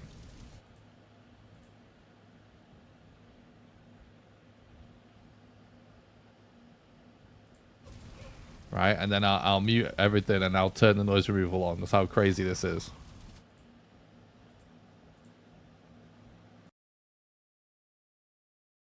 Right? It's pretty crazy.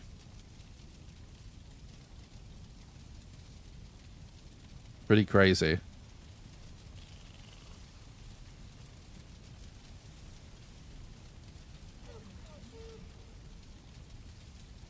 Plugins like this are like, they're almost always bad for audio quality in all kinds of weird and wonderful ways.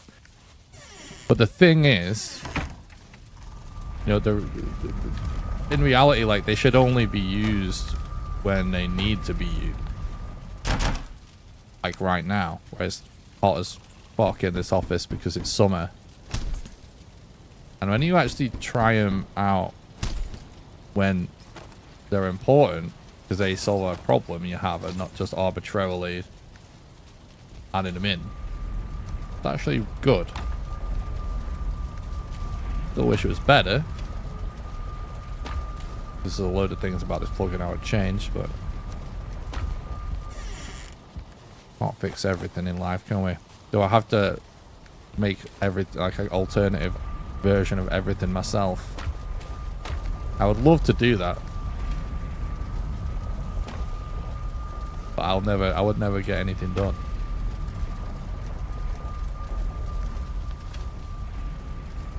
This just so happens to be something I'm qualified to fix.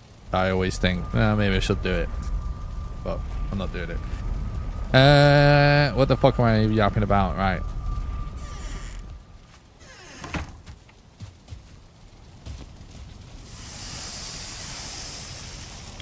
I am technically a master of music technology, chat. You just never say that or put MMUS or whatever after your name because it makes you seem like a bellend. But in a alternate life,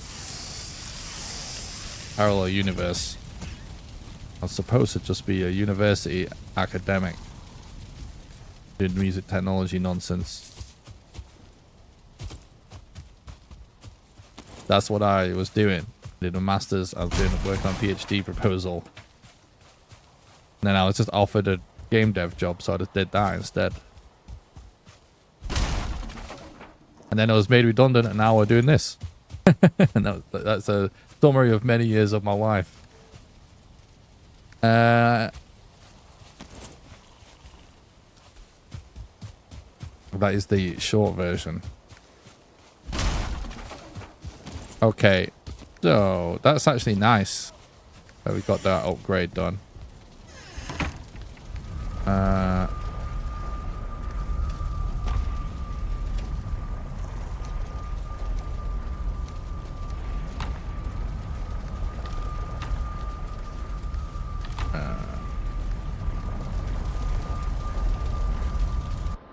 Can't fix everything in life. That depends whether you're a repairman or a bookie. That's a good one. That's true.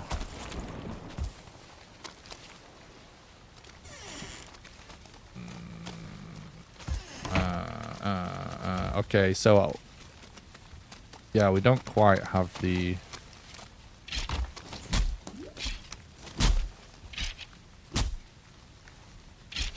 we don't have any routes yet, do we? So we should look for abominations because we know there's some in here. Okay, now I feel like we're just a million skeletons today for some reason. I've been thinking about it for the last 10 minutes, and I think the 90s were peak. After that, technology continued to advance, but humanity did not. Yeah. I just, it's interesting to think how people were afraid of like the millennium and all of that, right? But at the same time, there's so much optimism about the future of technology. And in my lifetime, I don't recall being conscious for another period of time where people were more cynical and afraid of the ramifications of technology. You know, and also, just from a technical standpoint, I don't know, we're in a shit place. Mega shit. Something horrific has happened over the last 20 years of software where, you know, all through the 90s, it kind of still mattered so much about how efficient your software was, because memory still mattered a lot. So, you know, everyone had to be careful about memory allocation, and then somewhere along the line, as hardware improved, you get more generations and generations of developers with a whole completely different ethos being taught to them, but also just sort of happening intuitively, where, like, you know, the CPU can handle so much more than this now. The computer's so powerful. Stop wasting your time thinking about performance and optimizing memory and just start thinking about like design and user experience. And then so we now just have all like programs that are ridiculously unoptimized with, you know, the most obtuse design language because some designer thinks he's super clever instead of just, you know, like people joke the meme is like put the fries in the bag or whatever, or like put the code in the bag, right? Well, you know, UI designers like, bro, it's just put the rectangles in the bag, bro. Put the rectangles in the bag, okay? I don't need all of this nonsense. If you're a designer of software, your job is to arrange various squares and rectangles on a screen.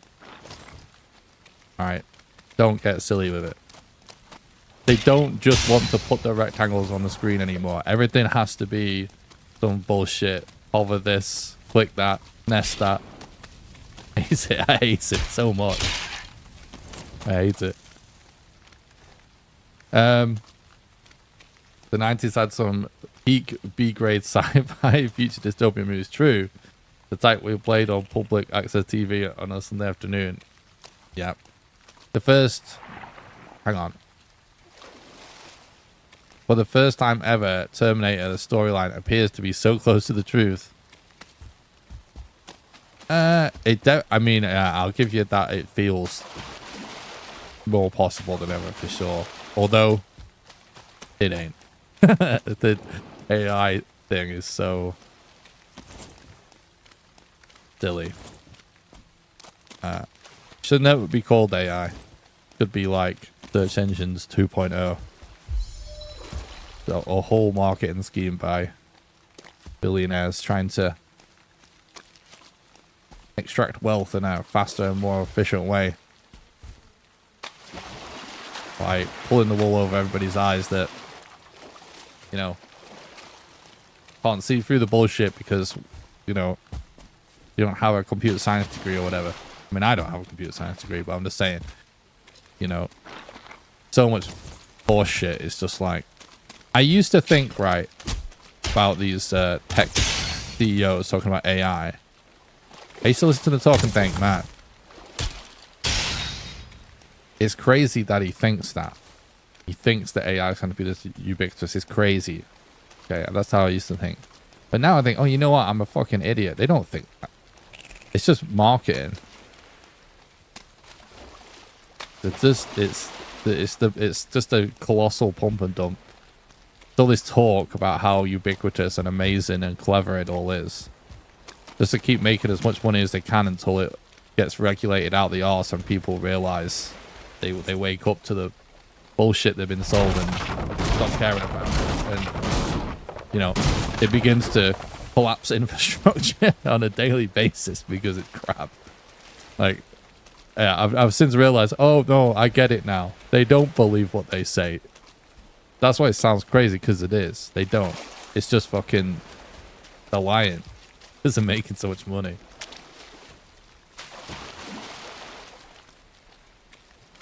It's nowhere near, but at the same time, it seems too close to comfort, and I think the fact that it's run by the big companies. Yeah. No, listen, I totally agree with your, you know, funny comment about it seeming like more possible than ever, because I mean, like I said, I do agree that it does.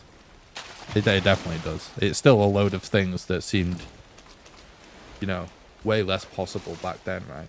I definitely agree with that.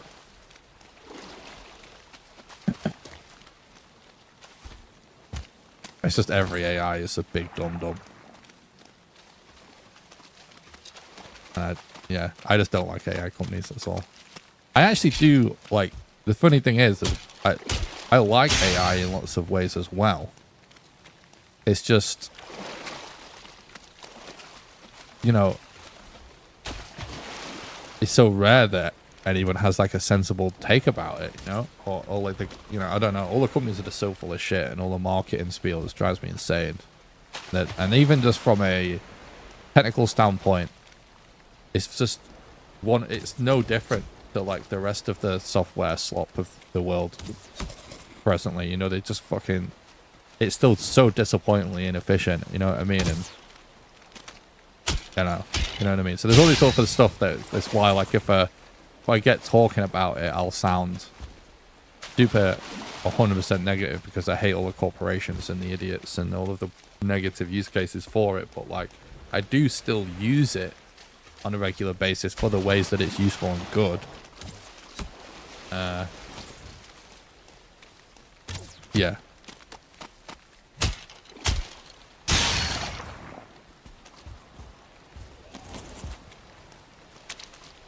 Why can we, like, what happened to the abomination? I didn't, okay, it's actually, there's one there, regardless. It's getting dark now, though. I kind of, I'd like to do a sleep, but there is an abomination, like, here somewhere. Probably going to end up aggroing it and having to fight it before we leave, to be completely honest. Yeah, I was thinking, I thought the troll didn't get it, but maybe it did. There's got to be another one there, isn't it?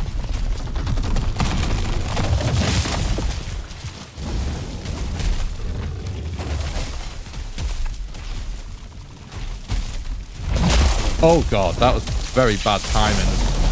Trying to dodge multiple mobs at the same time.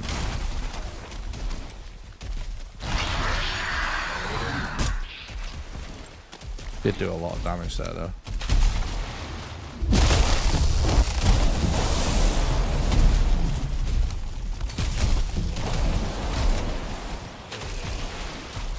I think it was a smart move to do that weird dodge, to be honest.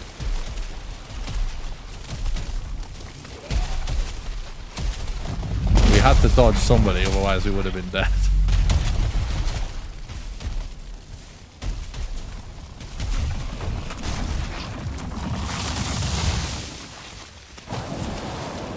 Oh, I'm stuck. Ow. I'm missing a route somehow. Look at this nightmare. Freaking 2-star leech even.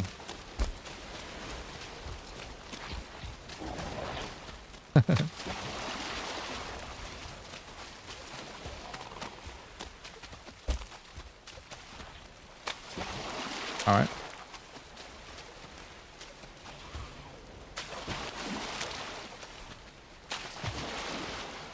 A 4-year-old asking Alexa questions. I know it's not even close. Taking over the world yet. Yeah, yeah. Yeah, it does feel weird. You know, I've always been a big sci-fi fan. But you know, like, the way I used to watch science fiction was almost like gleefully. You know, it filled me with joy. This vision of the future. Even if it was somehow dystopian, it felt like, you know, even though watching Blade Runner back in the day, it still was like, oh yeah, this is what they'll do to us. This is what it'll be like. It was still like somehow removed enough from reality that it was fun. But I remember starting the new Alien series recently, and I never finished it because I felt like it went kind of shit. I might finish it at some point, but anyway, watching that, and as how, you know, all these different corporations doing all this ridiculous stuff, I just had this thought of like, this really seems like the future we're rapidly heading towards. And it's like, as a race, we keep making these like premonitions about how bad it's gonna be. What the fuck are we doing to stop it? We're just like absolutely, you know, rattling towards this fucked up outcome. Making zero effort to prevent this. It's like we keep making these movies about what could happen, and every year that a new one gets made, it feels increasingly likely that this is going to be the outcome. These like dystopian sci-fi movies, but we appear to be doing absolutely nothing In fact, I almost worry, like, are we somehow... we're summoning it. We're making it a reality somehow. I don't know.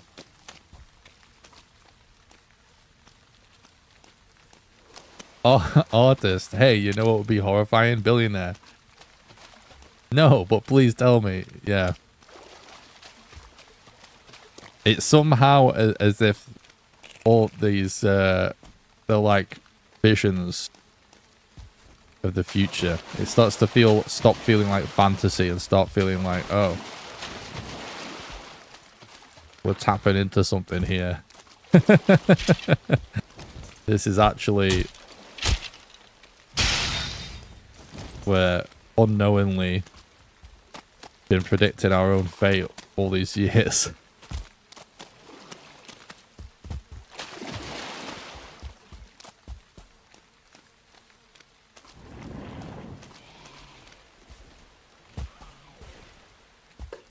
Yeah. Hopefully we can find another combination. It's okay, like, by the time we get to the point where it's like the alien storyline of like major corporations, like basically 3 major corporations control everything in the entire world and everything you do in your life when you piss, shit and eat and how much you work and whatnot, and then to the point where they just start experimenting with like whatever technology to replace us and having a weird violent alien species, testing them out by having them eat us and whatnot. Hopefully by that point video games are so good we can just disappear into them and not have to think about reality whatsoever.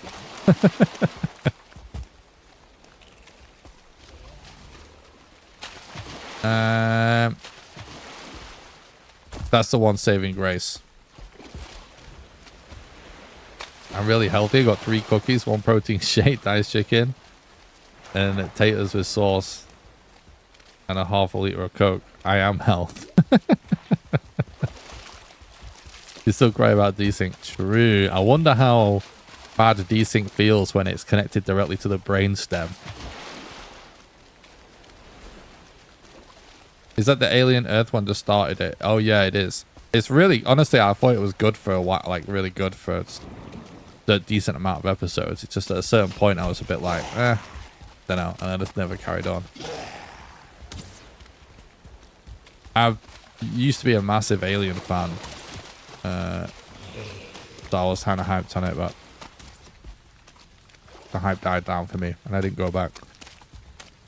I did feel like it was worth watching the amount that I watched though.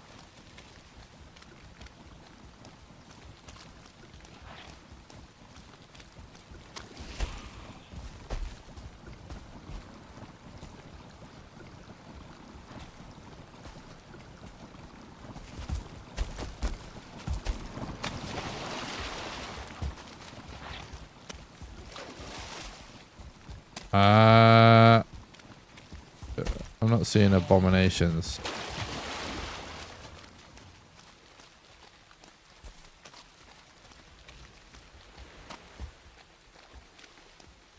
Xavier's talking to himself in the chat. What's going on?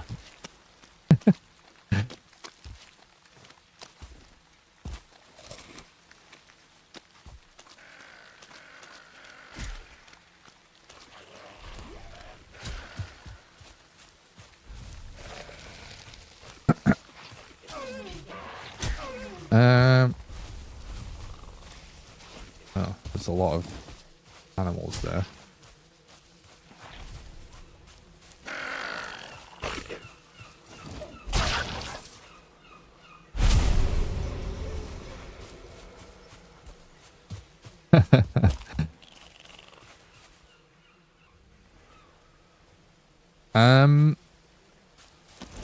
Well, okay. I guess we can live without root harness for a bit. Let's just get back to the iron stuff.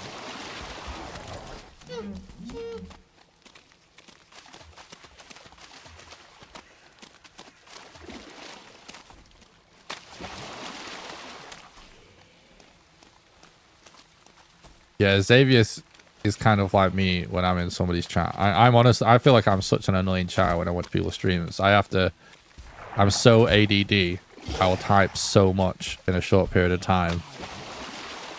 And way too long chat messages all the time. You know, I have to stop myself sometimes.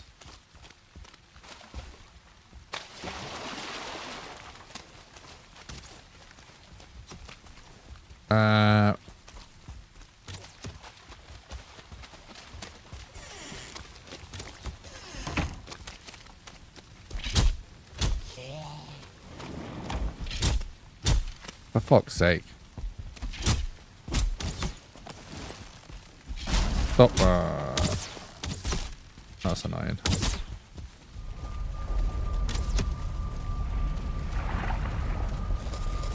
Difference between you and me, Nick, is wait, hang on. Is I don't have self-awareness. Yeah. That's true. No, I don't know. You have less self-awareness. You don't have no self-awareness.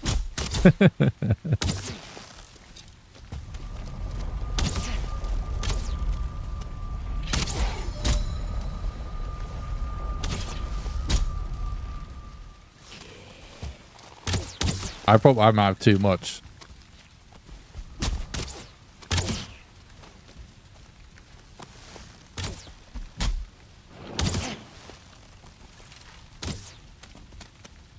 We're getting raided here just because all these guys are 1 star. It's ridiculous.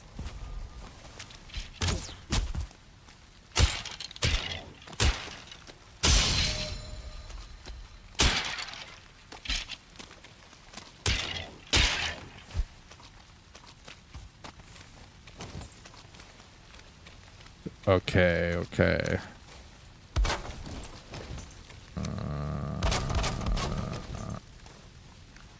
Yeah.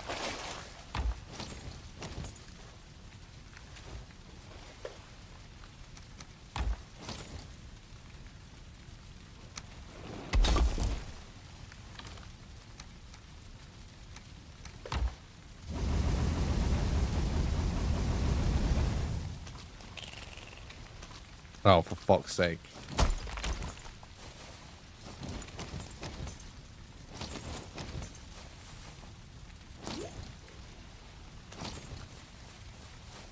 What a nightmare.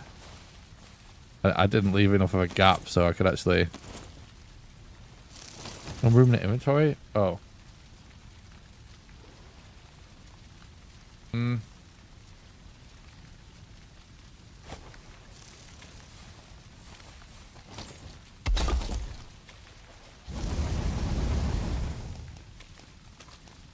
Right then.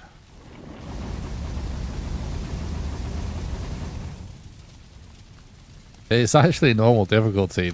Like, there's been a lot of starred enemies on this run, I feel.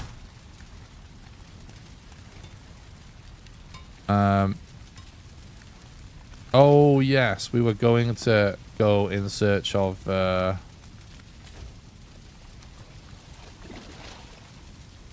Should do a load of fire arrows at some point, by the way. We're going to go in search of chains, won't we? That's what we're going to do. Let's do that.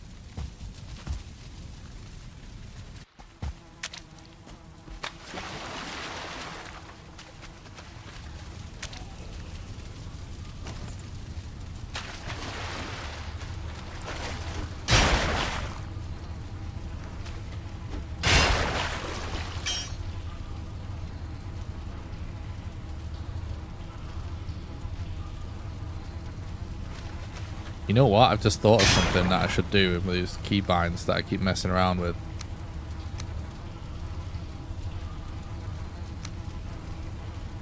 Page down is my top mouse button. I never end up finding a good keybind. Like a good thing to put there. Auto run is a really good thing to put there. Because I can grab a drink with this hand and activate auto run with the other hand. Alright, Stu, man. Thanks for stopping by the stream, mate. Have a good one.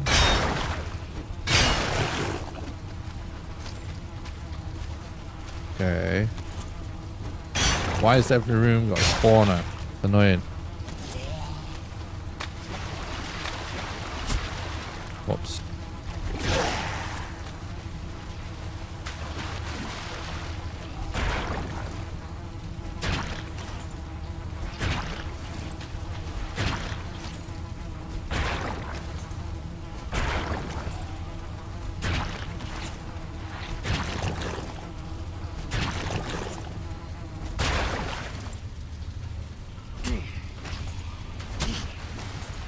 What was there to annoy me?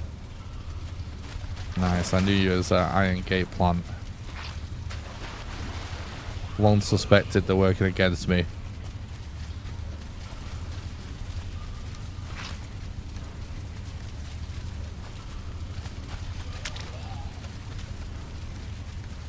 don't know if I might start collecting treasure or not, actually, considering the situation.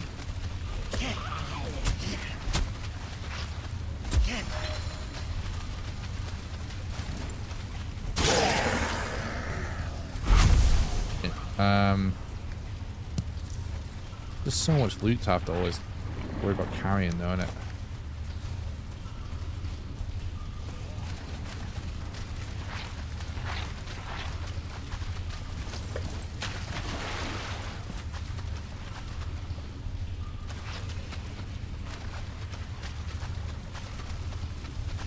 Oh, yeah. Don't remember. No. No.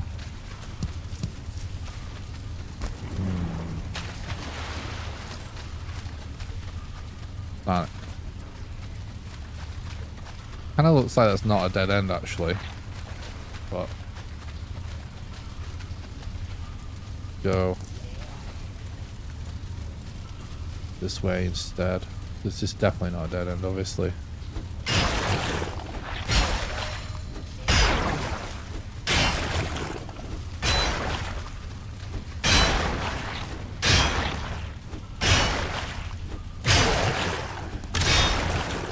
Ow.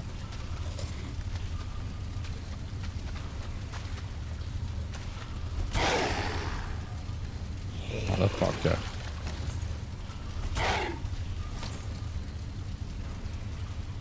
In there.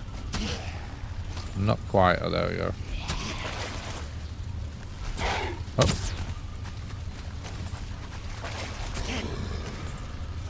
Perfect.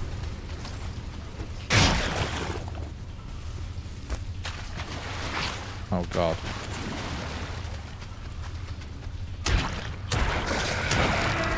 Fucker. I'm gonna relog. Okay. Get rid of that poison.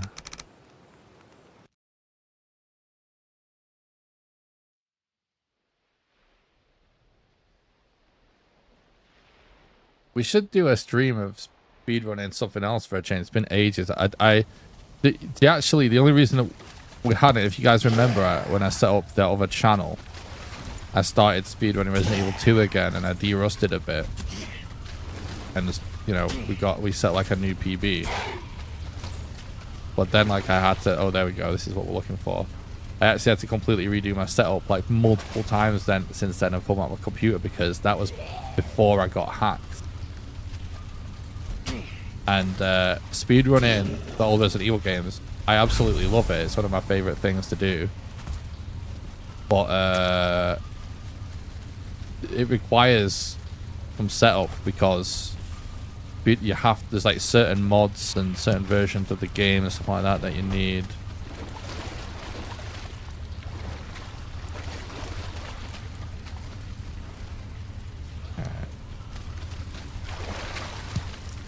So yeah, I just haven't set it back up again, but we should do that. I should like de-rust any game I learn to speedrun, and then keep learning more of it. You know what we should do? Something I've always wanted to do, but I just never did because I didn't want to like lose viewers playing other games. I always wanted to be one of these streamers that did speedrun marathons of multiple different games back to back to back. And one of the biggest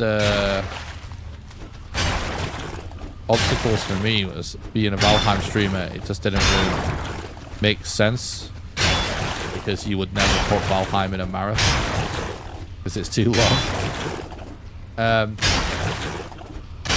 You know, unless you just did some like weird category, you could do, I guess.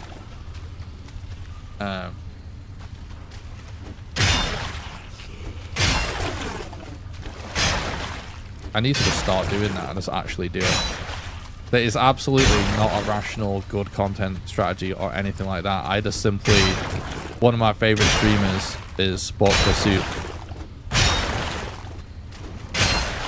And one of my absolute favorite things Hawk does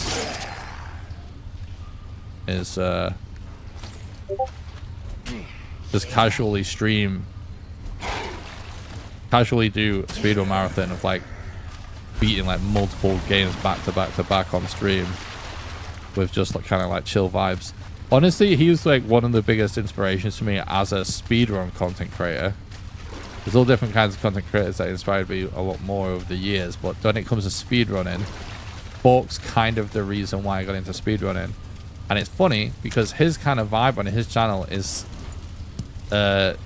similar to mine, which is like Hawk has had multiple world records in games when he has grinded them, but like most of what he actually is about is like he speedruns games to a decent level, but it's more about the chill, the vibes, and the hang. You know what I mean?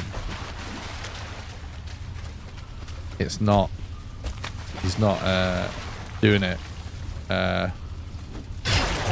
Well, I guess most of the time he's not necessarily interested in doing it competitively. It's just like having a good time while speedrunning, basically. And I really like that. So if it wasn't for watching him grind Nemesis percent in Resident Evil 3 when he submitted to Games Done Quick, like I kind of watched him prepare for that a little bit, and when he was in general doing that category, I probably like that combined with like Coraway videos and stuff,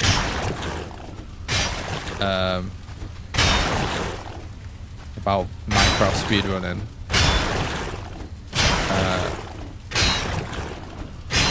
I probably never would have gotten into it. Because for a long time I kind of didn't get speedrunning as a viewer. It wasn't until I saw like Nemesis percent in Resident Evil 3, but it's like, you know, there's more to it than, you know, quite a lot of runs out there. Because you have to kill Nemesis every time he shows up. For people that don't know how that game works because they're not a boomer like me, is how old it is. You know, in that game, Nemesis is this monster that shows up to kill you. But like, you can just run away, essentially, every single time until, like, there's a few boss fights where you have to do it. But as you're playing, it's a reoccurring thing in the story that he'll, like, show up. Yeah,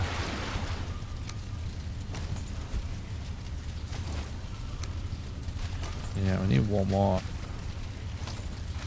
But yeah, most of the time you can just run away. But Nemesis percent is a speedrun category where you have to fight him every time.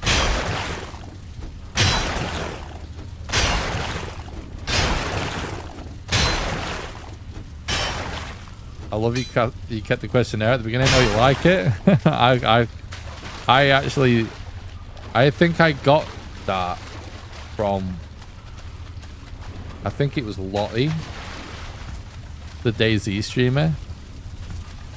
It's one of the British girls that streams DayZ. I think it was Lottie. And I thought it was funny. So now I've kept doing it. You could do Bone Mass or 5-boss speedrun as a section in a marathon. Yeah, yeah. No, I could just do some random category. I think like a single boss category makes sense. Definitely. Depends on the length of the other games in the marathon, exactly what category that you would do. But that does make sense. Because you could even do it set seed. Or you could do random seed. It depends. You know what I mean?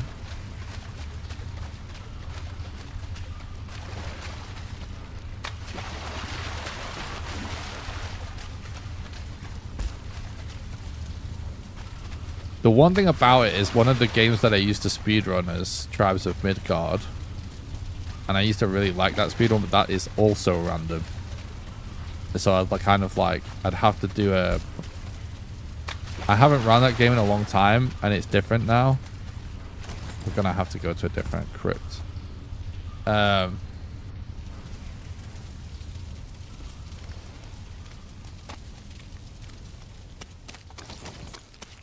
But yeah, that I think the last time I did start relearning that run with the new stuff, from memory,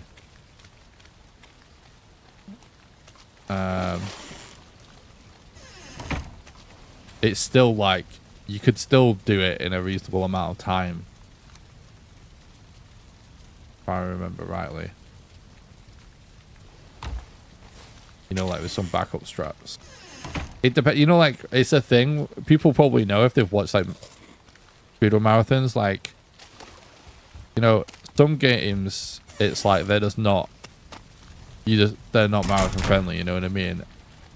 Some games you could run absolutely like world record strats in a marathon, and then other games it's like basically you need some marathon strats. You need like just to tweak it a little. Or you need like some backup ideas for if a certain thing doesn't go right. You know what I mean? It depends on the game. So there's a few things like that. But basically, I used to run Resident Evil 2 and 3, the original versions, not the annoying remakes. Remember everything we said about 90s software. Obviously, we did the original one. Tribes of Midgard and Valheim, basically that was kind of it. But also like I did start learning Resident Evil 1 remake and bingo, this is what we need, and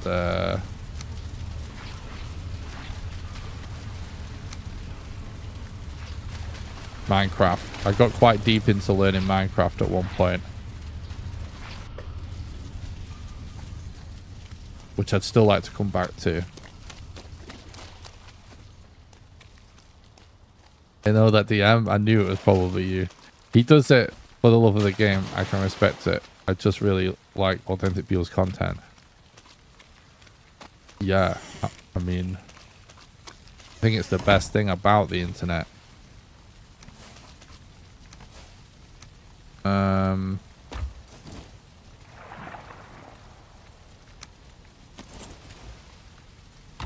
You actually need one wood. I think the coolest thing about the internet, like from my perspective as someone that was watching internet video long before YouTube existed, I feel like is an increasingly small group of people on the internet these days.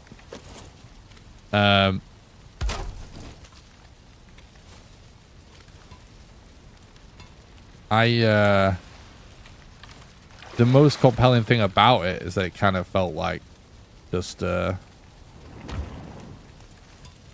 regular people, you know?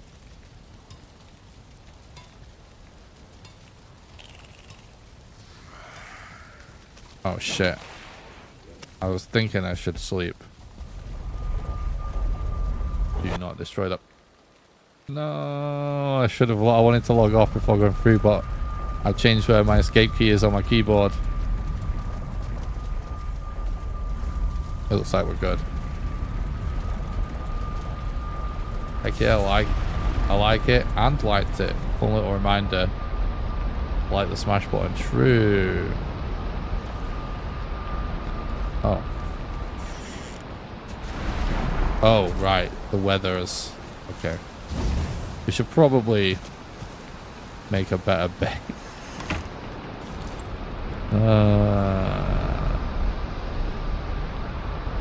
Okay.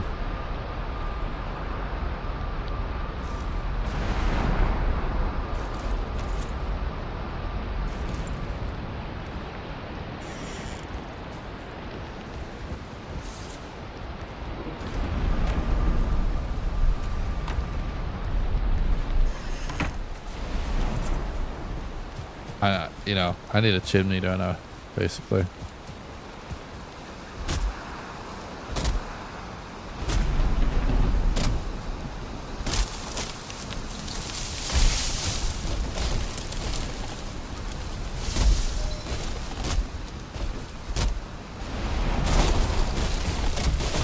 Oh, I've got...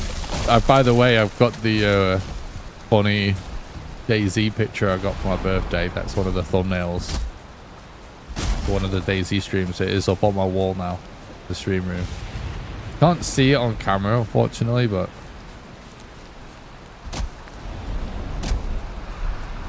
it is there.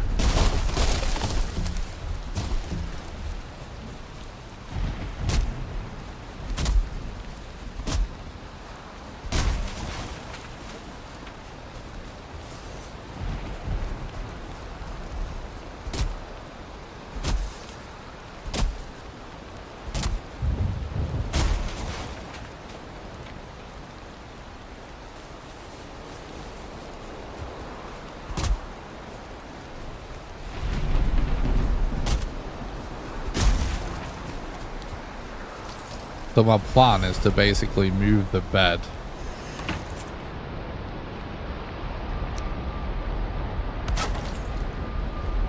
And then basically modify this.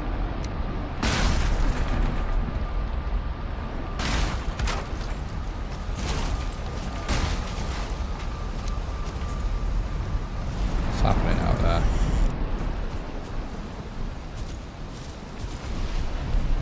Oh God. Fucking hell. Oh, shame it.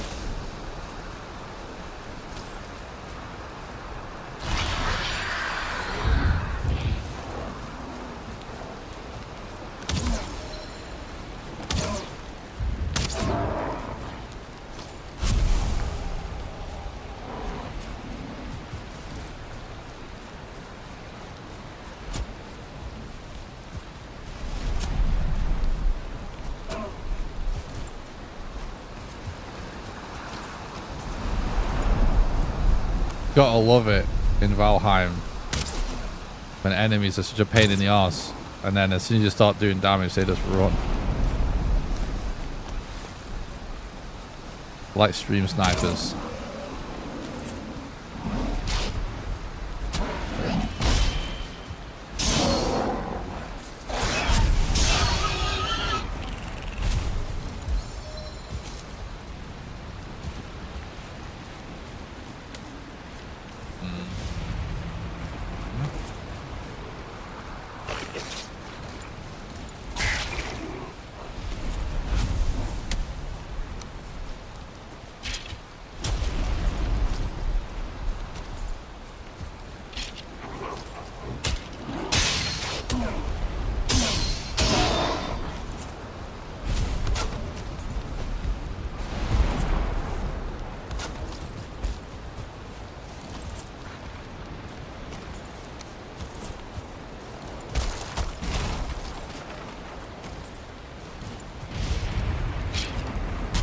What is my... oh, I've got 50 fucking ancient bark, haven't I?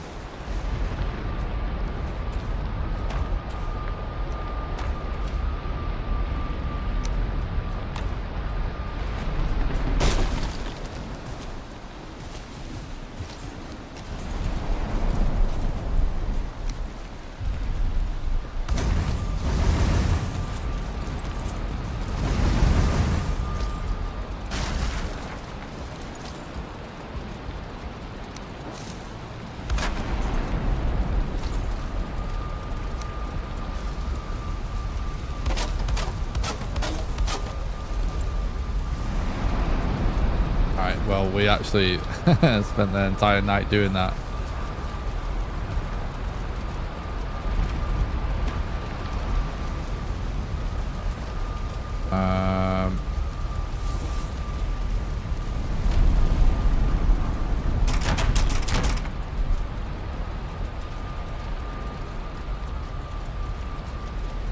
Oh.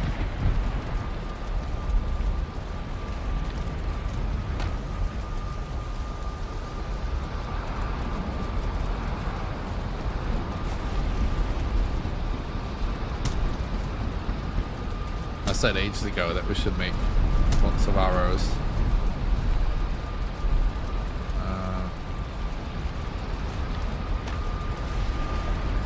I'll do for now, I guess.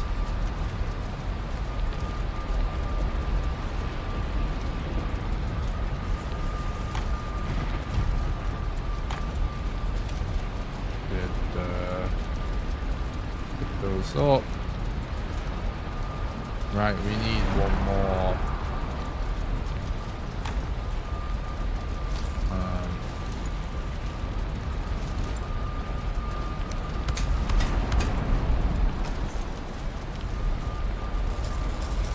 Oh, fuck.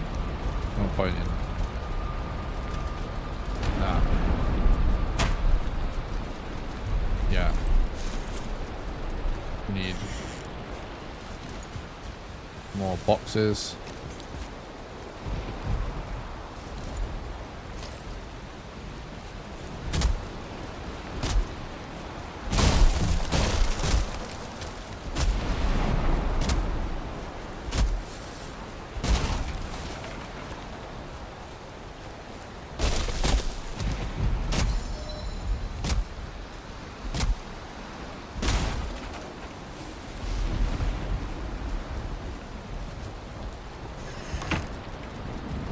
I'm just going to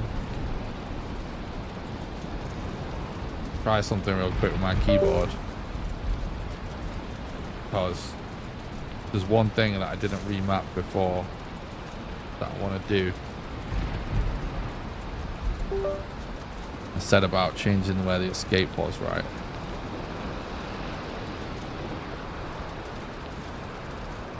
Yeah, so where did it do?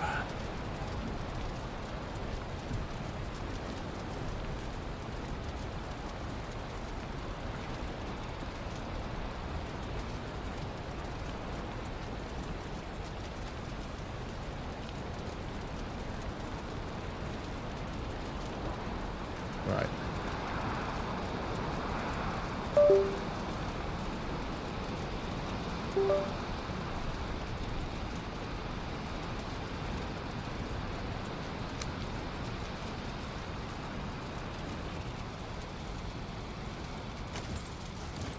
There you go, a bit better.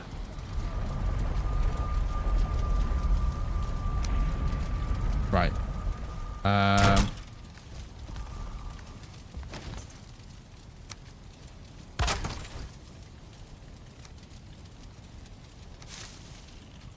Yes.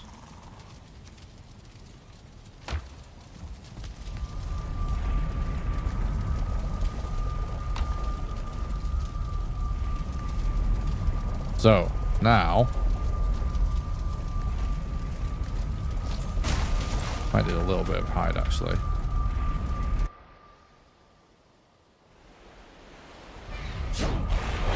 Oh shit, it's still here. Nope, I dodged the wrong direction. Oh, I've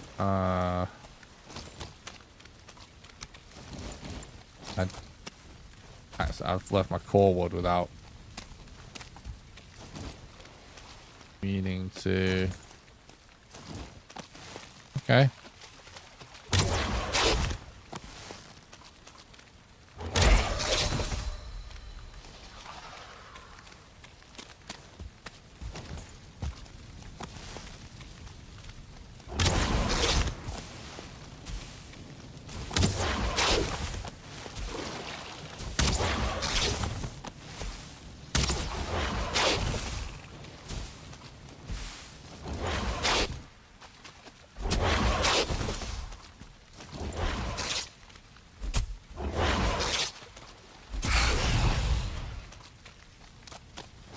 Okay.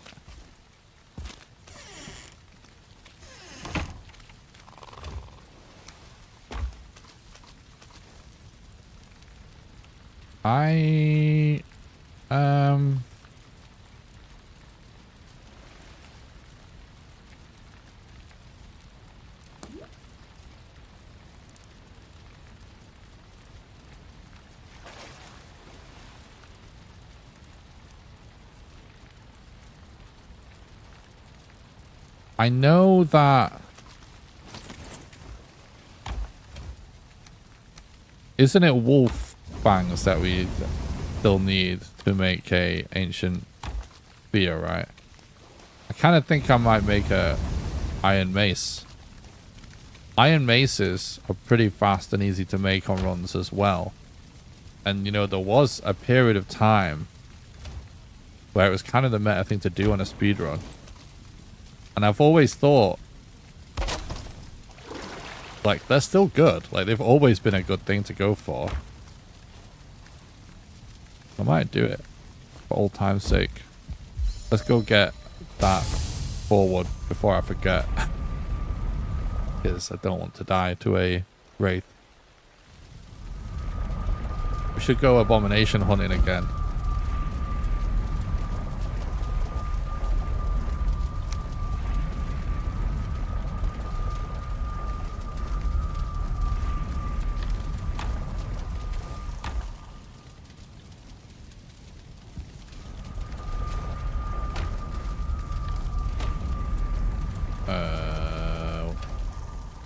What? What did I do with the core wood?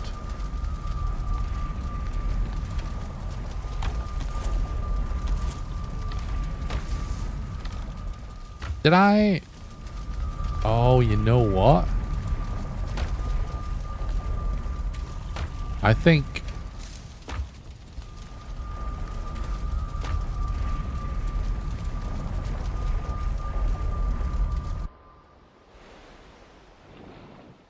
Actually, it makes a lot more sense to make an axe than it does.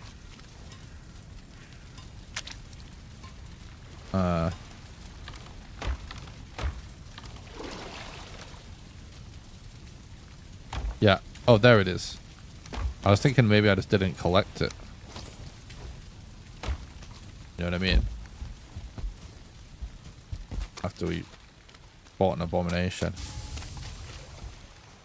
Yeah, we should go axe first, and then we can just do unlimited portals, and then we can actually go kind of crazier with the exploring to find the last bosses, can't we? And just have portals everywhere and not care anymore. That's what 100% we should do. And we could actually make a better boat as well. Like, we should just do all of that. That's basically everything that would be simple to do if we go with an axe. So let's go with an axe.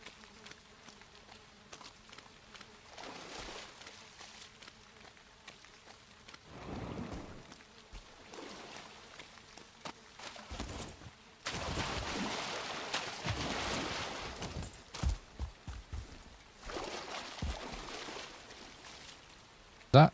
Yep, that's one right there. Nice. Oh, would have respawned by now.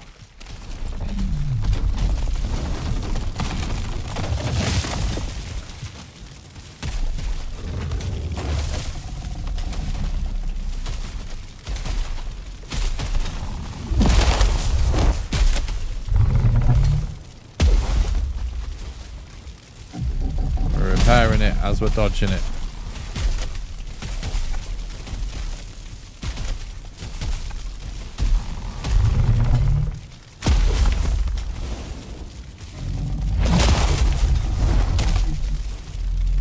Wanting to aggro on us though, because if we're just sort of hiding from him and could have been next to him, that's when he leaves.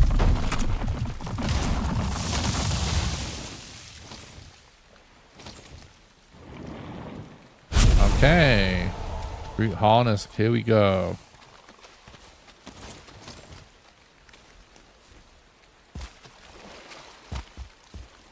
Abomination's waking up look like me trying to get out of bed in the morning.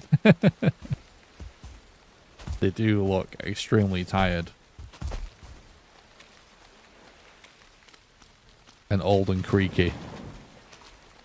Is that what you're trying to say?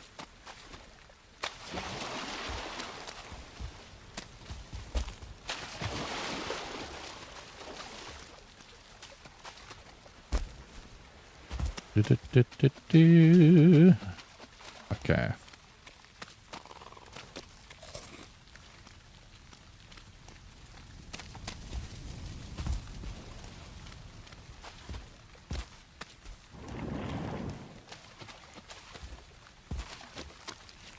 Getting up out of bed without snap, crackle, and pop is a young man's game. True.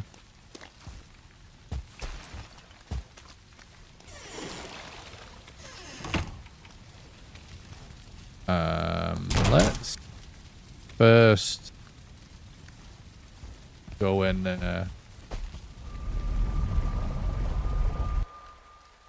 make our route harness.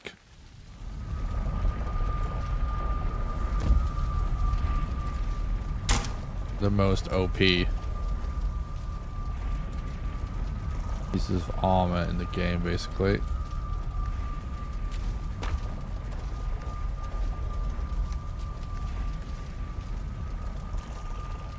Which is definitely not true, but definitely feels like it.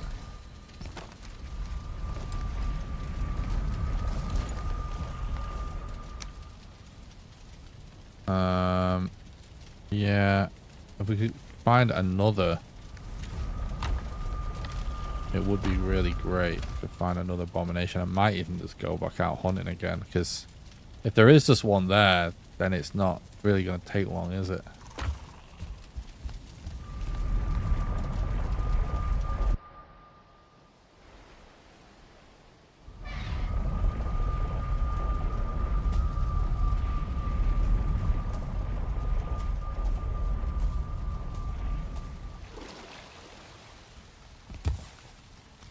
Yeah, the pierce resistance is really good. No question about it. Makes it punch way above its weight. I think, like, when people are speedrun brained, it can be overused because obviously you're playing the game normally. There's, you know, there's armor with way more damage resistance, of course.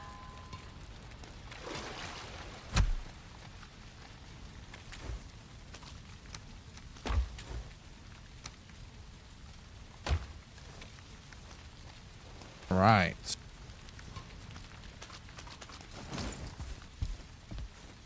Let's all play a game normally. Good point.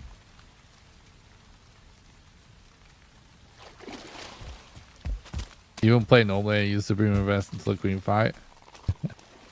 Yeah, I'm glad you stopped there. Because like the Ashlands gear is amazing, and obviously you are also weak to fire. You know what I mean? Which is like not really great for the Ashlands.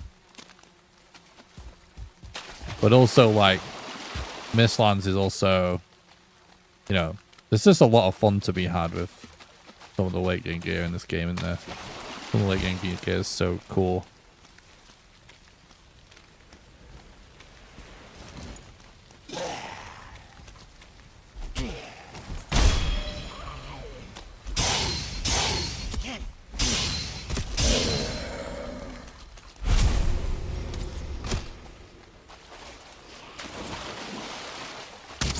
This is where we start getting lazy now when it comes to taking damage.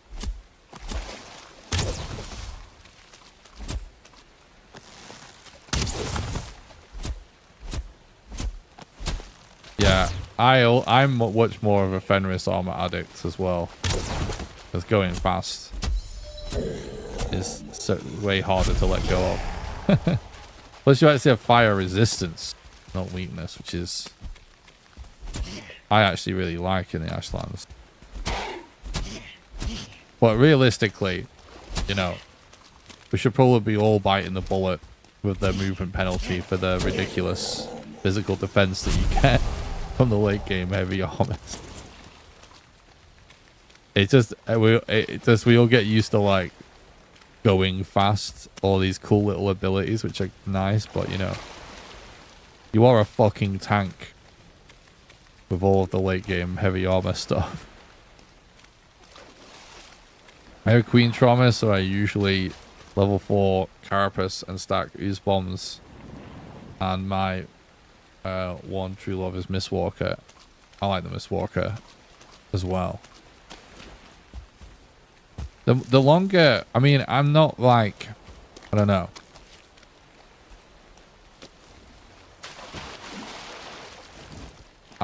It sounds crazy to say, but I'm not really like the biggest Valheim guy. You know what I mean? I don't like. Valheim's not actually my favorite game or anything like that. There's a lot of other games that I like to play off stream that I've started streaming a bit. But when I do Valheim stuff, like I like the more time goes on, as the years go on, I kind of like messing around with Valheim weapons. That aren't everyone's go-tos. You know what I mean?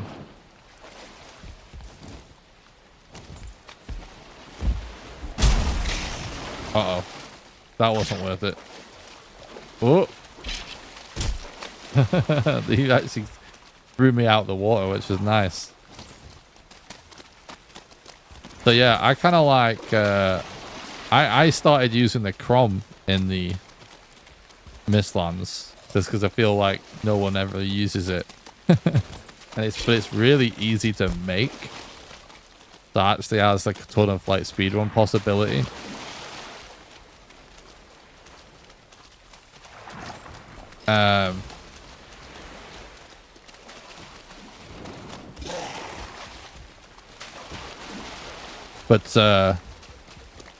Yeah, I kind of like messing around with weapons in the game now. Whenever I am in a situation to use other stuff other than just like speedrun stuff, I like messing around with stuff that like isn't everyone's go-to. Because I just feel like I've used certain weapons so much that it's not that interesting anymore. You know what I mean?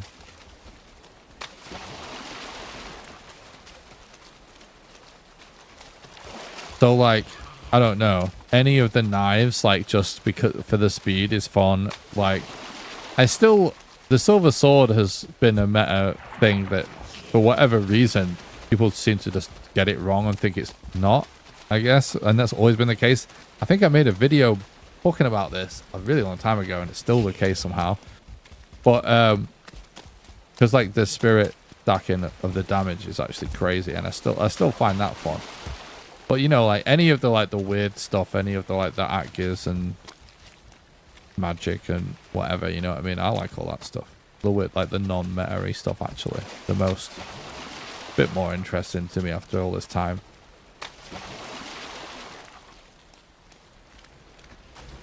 Exactly.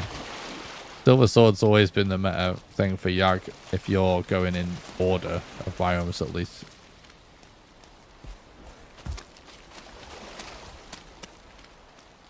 It's much better than like well,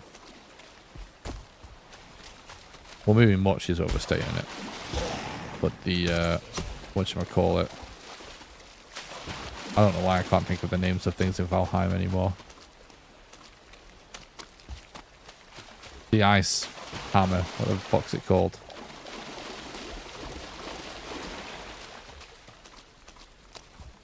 It is better than that. And I think people think it's kind of the same. The Frostner, that's what it's called. Yeah. But it's quite a bit better than the Frostner. Now, the funny thing is, the Frostner is actually an amazing weapon because the knockback's so good. And the ice effect's nice as well. But the Frostner is actually really good for a bunch of other reasons. Where, like, if somebody was, like, not wanting to have to level up clubs and swords and make 2 silver weapons, then it does actually make complete sense for that reason to use the Frosnet over the Silver Sword for Yag. But you actually just want to do the best tool for the job at the time in the playthrough. You know, short of skipping a couple of biomes and coming back for something bigger. Silver Sword is really just a lot better. Not to mention the fact that with swords and stuff, you can roll cancel. You know. And do the combo extensions. So if you're going to actually be a sweat lord about it, with the advanced Valheim strats, way better. Can't roll cancel a bob.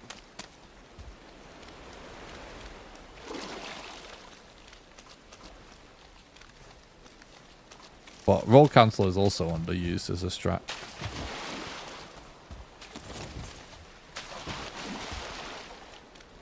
I'm not seeing any other abominations, annoyingly.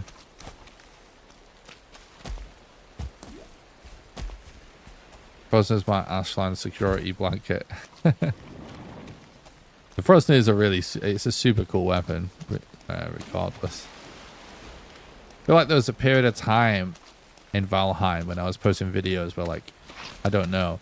I guess it was like when the game was probably peak popularity and my channel was getting a lot of views. Like, some people would really get the knickers in a twist over certain things. Like, they think I would be shitting on their favorite weapon or something. But it's like, well, I'm not saying the Frozen's not good. It's just not. It's actually just not meta for Yag, basically. Yeah.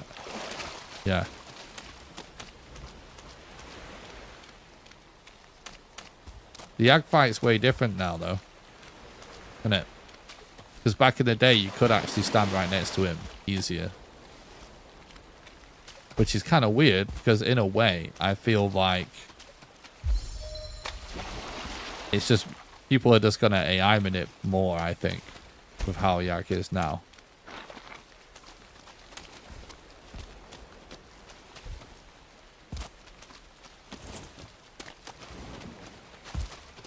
Alright, Xavier, have a good one, mate. Thanks for watching.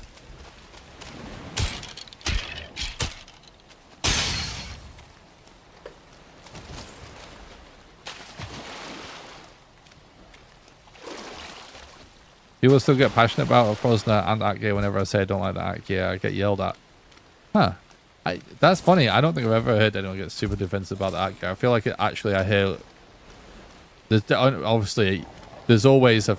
Like, every Valheim weapon, I think, has its fan club. So, oh, God, that's... Wait, there's a big, deep part there. I still see the part above the water. Well, I've never heard someone get super defensive about them.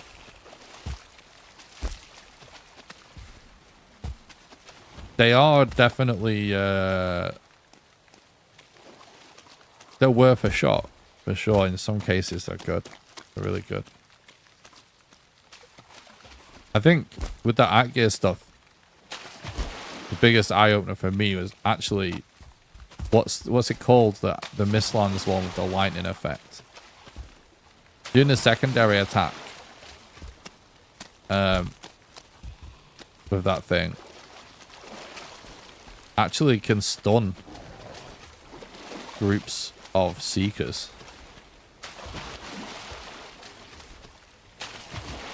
Which is actually sick.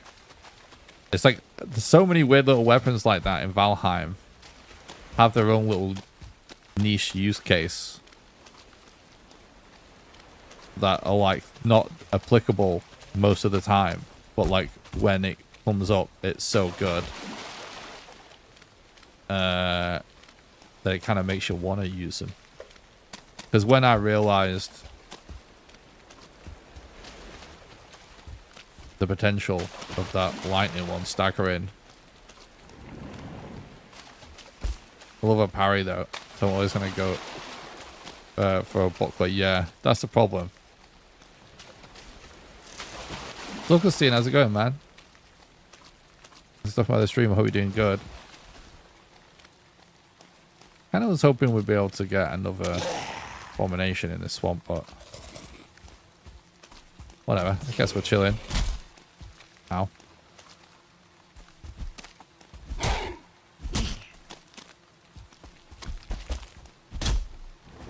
Lol. Definitely not used to using this weapon. Totally misjudged the distance.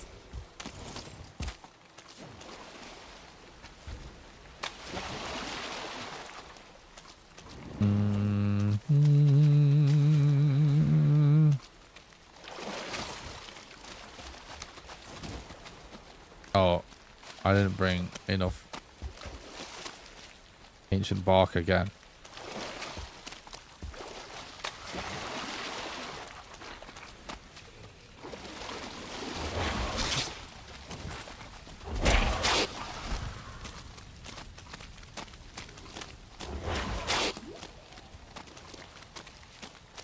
Pistol's building hammer, looking like a good sturdy stone wall armor. True. The hammer, the building hammer, kind of outclass everything. The most OP weapon.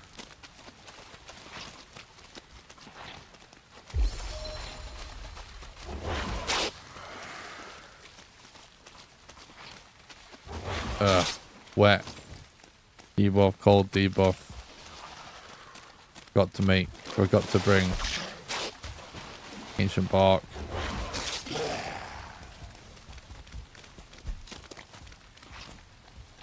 Pretty annoying.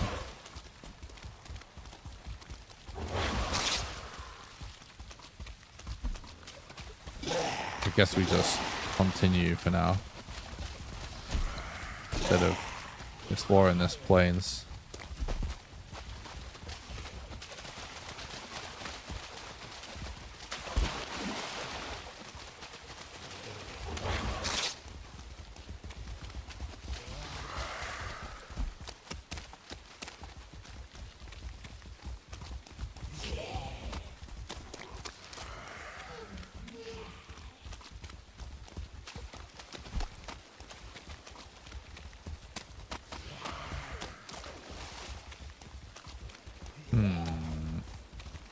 I could just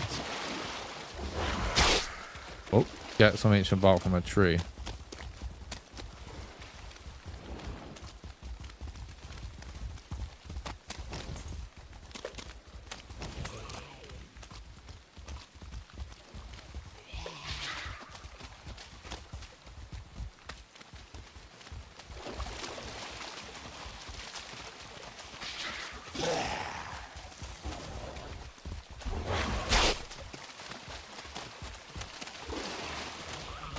Let's you reading chat. Finding the seam a little bit pressing. True.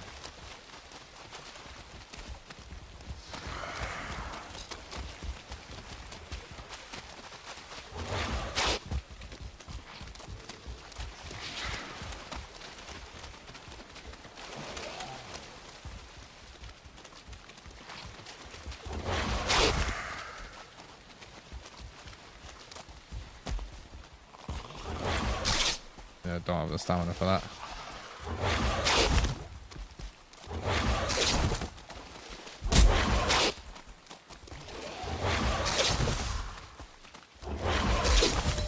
Can't recover stamina fast enough, really. Yeah, I'm just gonna keep going. I need to, oh my god. Need to not have the cold debuff and the wet debuff at the same time.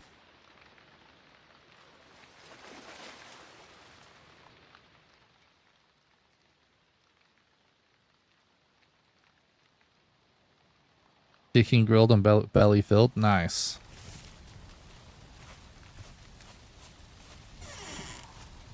Sounds good.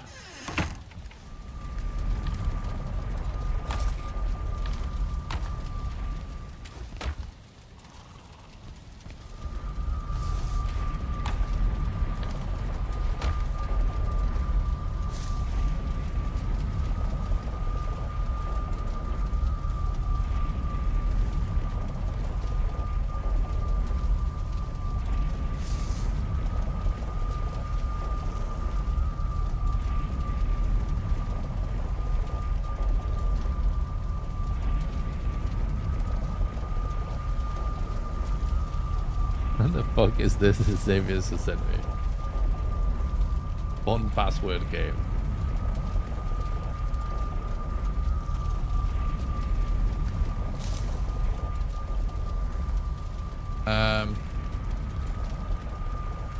Right.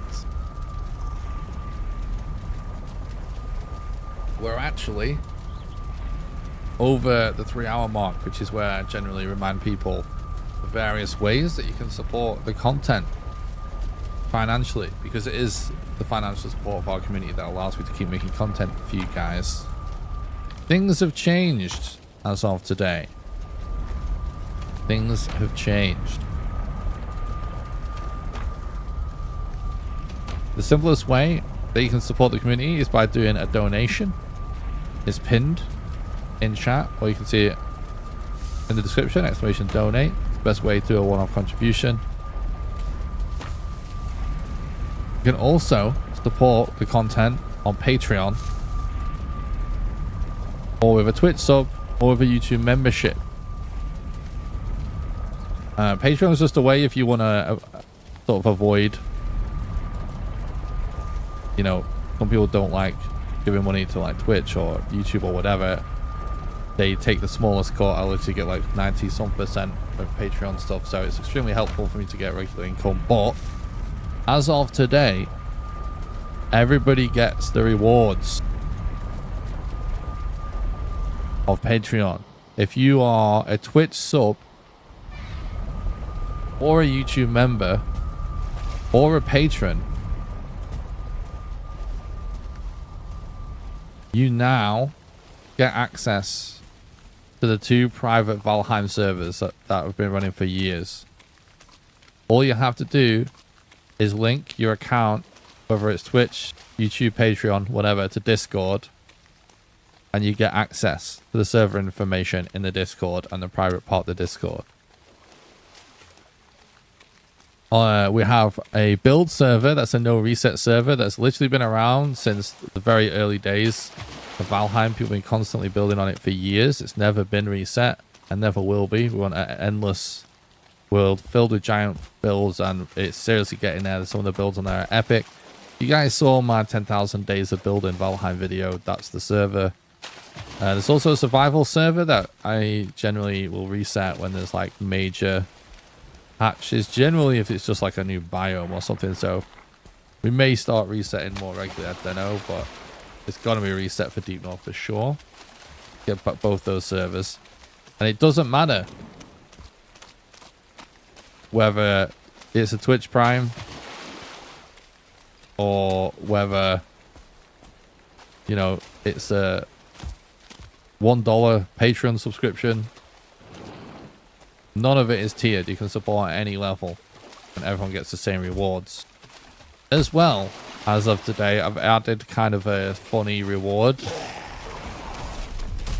Oh, now we find an abomination. That's interesting. So I've created a channel in the Discord now, a voice channel called Talk to Nick. If you're a YouTube member, if you're a patron, if you're a Twitch sub, again, it doesn't matter which. Everyone gets the same rewards. You have access to the Talk to Nick part of the Discord. And there's a voice channel in there. And I've decided that if I'm bored on stream, I will drag someone from that voice channel in the Talk to Nick channel into the chat. And we'll talk to you on stream. We'll see what's going on. We'll say hello. If you are boring, I might kick you. If we're not interested, we may leave the conversation. But now, if you want to support the content, can join that voice channel and hang out. You can actually just hang out with each other there as well, of course. But yeah, if I see someone in there and I'm feeling bored, I might just drag you in for a little chat. I kind of decide, I've been wanting to do this for a long time, and I just think it's like such a weird thing that nobody asked for.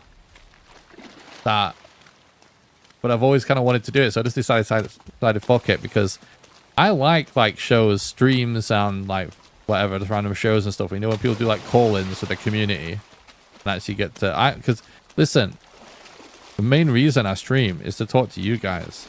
Like, I stopped really reading all my comments a long time ago because there got to be so many that I didn't want to deal with like dickheads in the comments.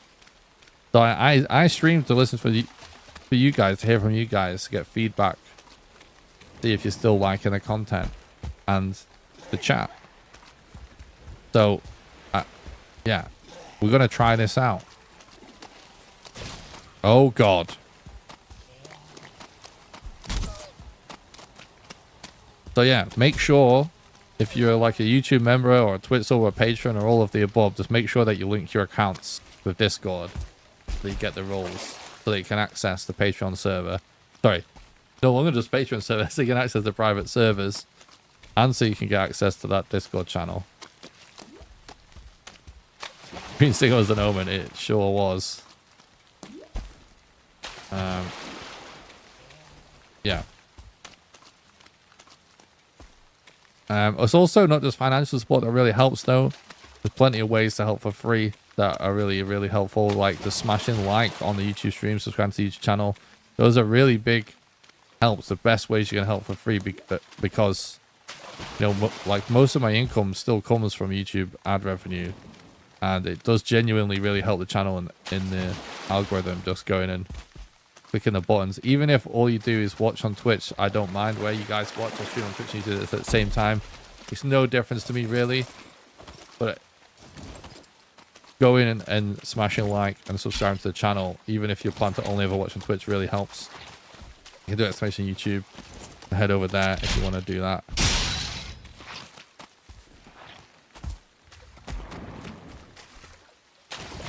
And yeah, if you haven't joined the Discord, to make sure you don't miss any live streams or videos, do exclamation Discord in the chat. Obviously, some more people might want to start using the Discord now so they can actually access. Oh my God, another. Oh no, I still didn't. Oh, for fuck's sake, I still forgot. Right. Let's just get some ancient bark right now. I still didn't get my extra ancient bark, did I?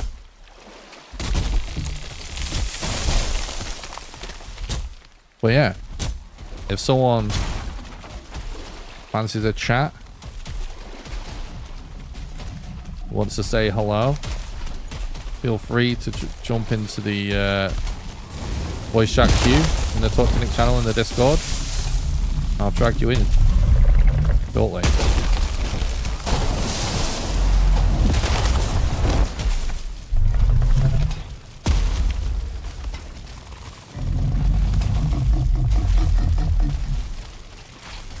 He's running away.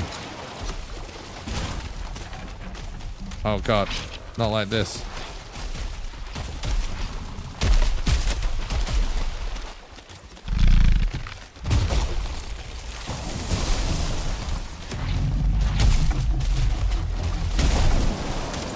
Oh God. Oh fuck. Nah, we're fine. No. I think he's dead, actually. He's dead. Okay, he's not dead.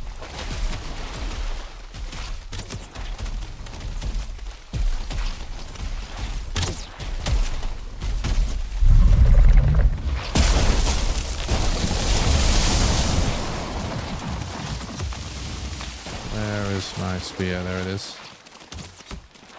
Okay. Nice. We finally got there.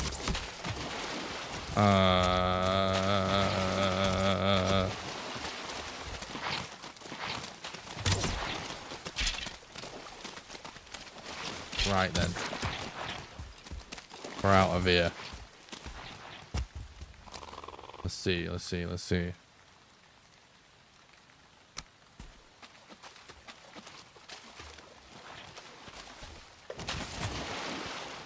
Pretty boring.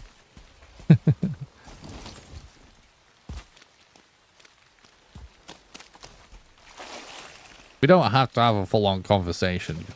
You just say hello if you want. Maybe ask me a question. Maybe there's something you want to say.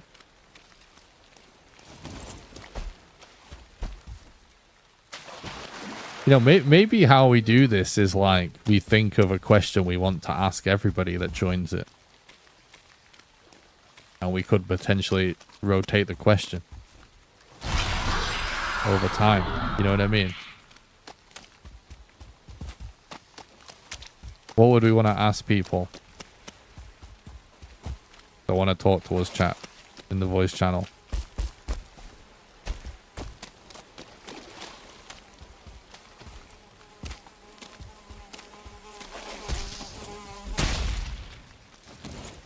Funny how unoffensive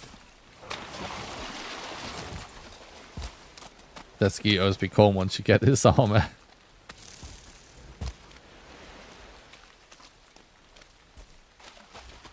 What is your quest? Are you asking me what my quest is right now in the run, or are you asking me that's, are you saying that's what you want us to ask people? We actually have no use for more, right? I don't think. I think it's worth having more routes.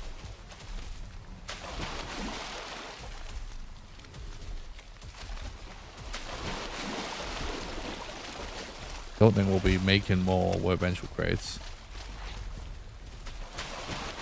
So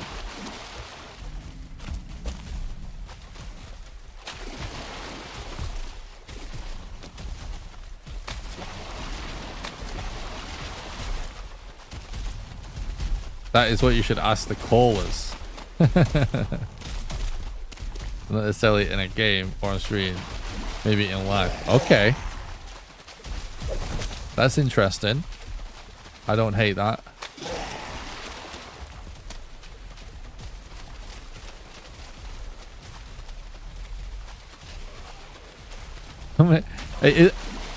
Isn't it funny that we like went in search of abominations, we found 0, and then as things start to go hits up, we just find like multiple. They don't have one, they really need to talk. Sorry, hang on. If they don't have one, they really need to talk to one of those folks with a big exclamation over their head. True.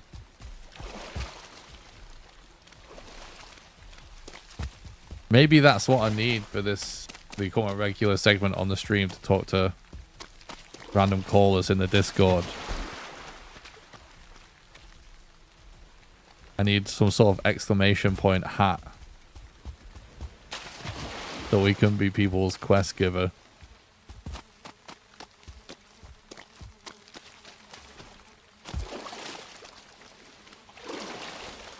Or a question wheel. That's not a bad idea.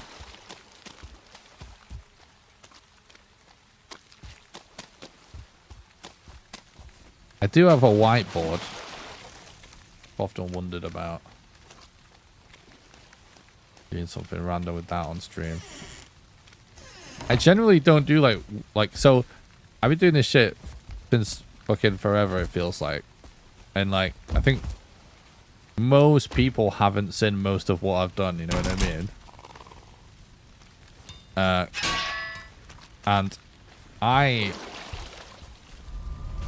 have gone through so many phases on stream, right? And over the years I tried like every gimmick under the sun, every different overlay thing, like mini games for donators to compete against each other, you know, like bit bosses and dono bosses, and mini games, and have like chat vote on like everything that I do in each stream, and you know, like all this weird like interaction stuff, you know what I mean? And I just found like that, not like so like that kind of stuff, you can get your community excited for a short period of time, but it doesn't do anything when it comes to like new people. It's just gonna be your guys getting excited,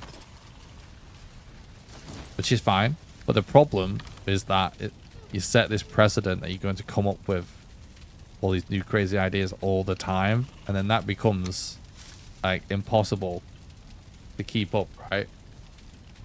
Let's do all of these ideas, but then ultimately doing all of that kind of thing, it ignores the one important fact about Twitch, which is the number one thing you need to learn as a Twitch streamer that is going to require to kind of get over yourself a certain amount. You are people's second monitor content, third, fourth monitor content. They're not really so, like, a huge percentage, if not most people watching streams, you are not actually the center of attention. You are mildly entertaining background noise. And so, you know, if you can't create a good atmosphere for people in that situation, there is no gimmick that is beneficial, you know? And once you figure that out, once you get good at that, actually, you know, it's the most important thing. So,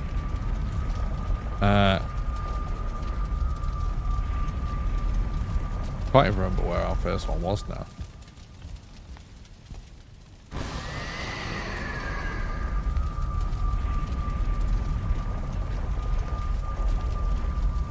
The most important thing is like for you to provide a nice level of entertainment basically constantly.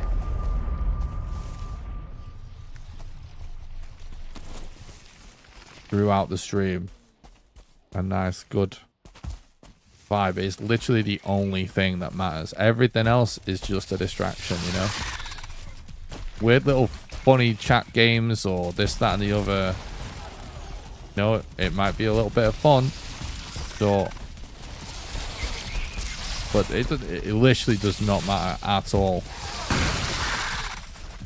And so that's why, like, since I kind of figured it out a long time ago, it's like I just have the opposite approach now. It's like I don't mess with like I've had all kinds of fancy overlay designs and cool animations and transitions and all this as well, and it's like all this stuff, it's like it's all a distraction, you know what I mean, from what really matters.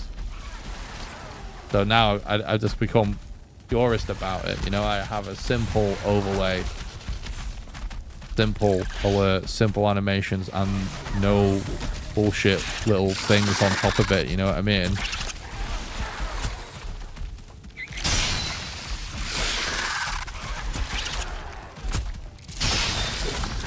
Uh-oh. Let's not go down there just yet. Probably should have brought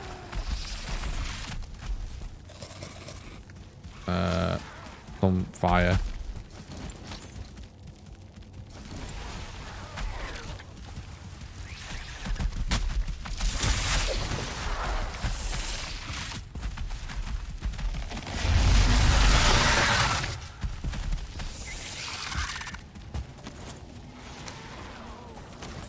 Good job that we left this here.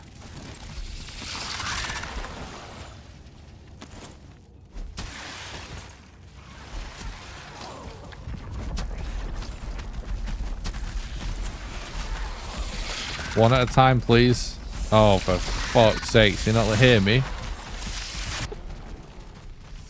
Jesus.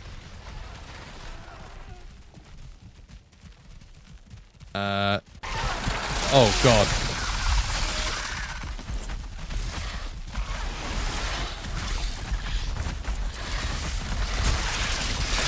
Yeah, we're dead.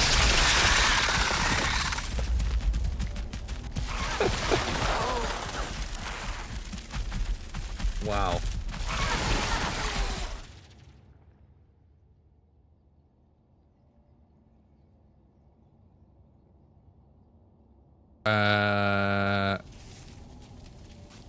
Let's... I was thinking that we could still continue getting a little more geared than this. You know what I mean? Like, we should... Yeah, maybe... What did I do with my extractor? We got one, didn't we?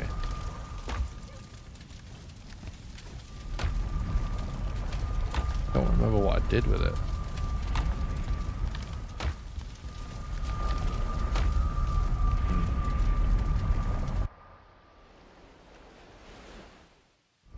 Nah, I don't only use bombs.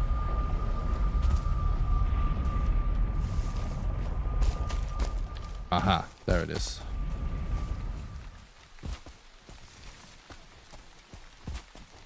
Fun community interactions are cool and can be fun. Where I get weirded out is when people are like 5 subs and I'll eat some hot sauce, shave my hair out or something. Not good with that. Yeah, no, I agree. Stupid.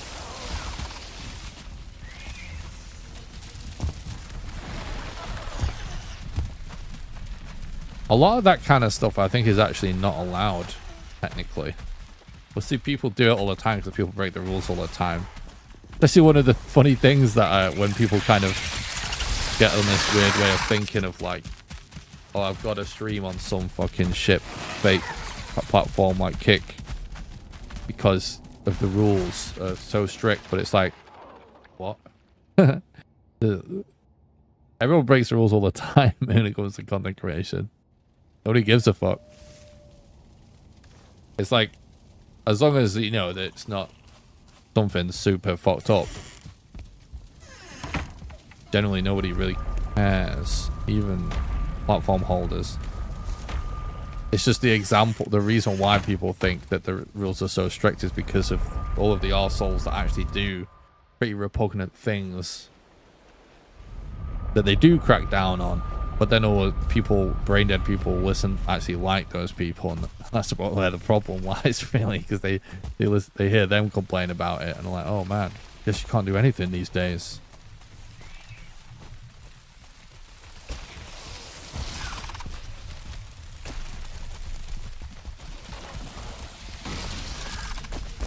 Oh no! Oh no! There's no the stairs have gone.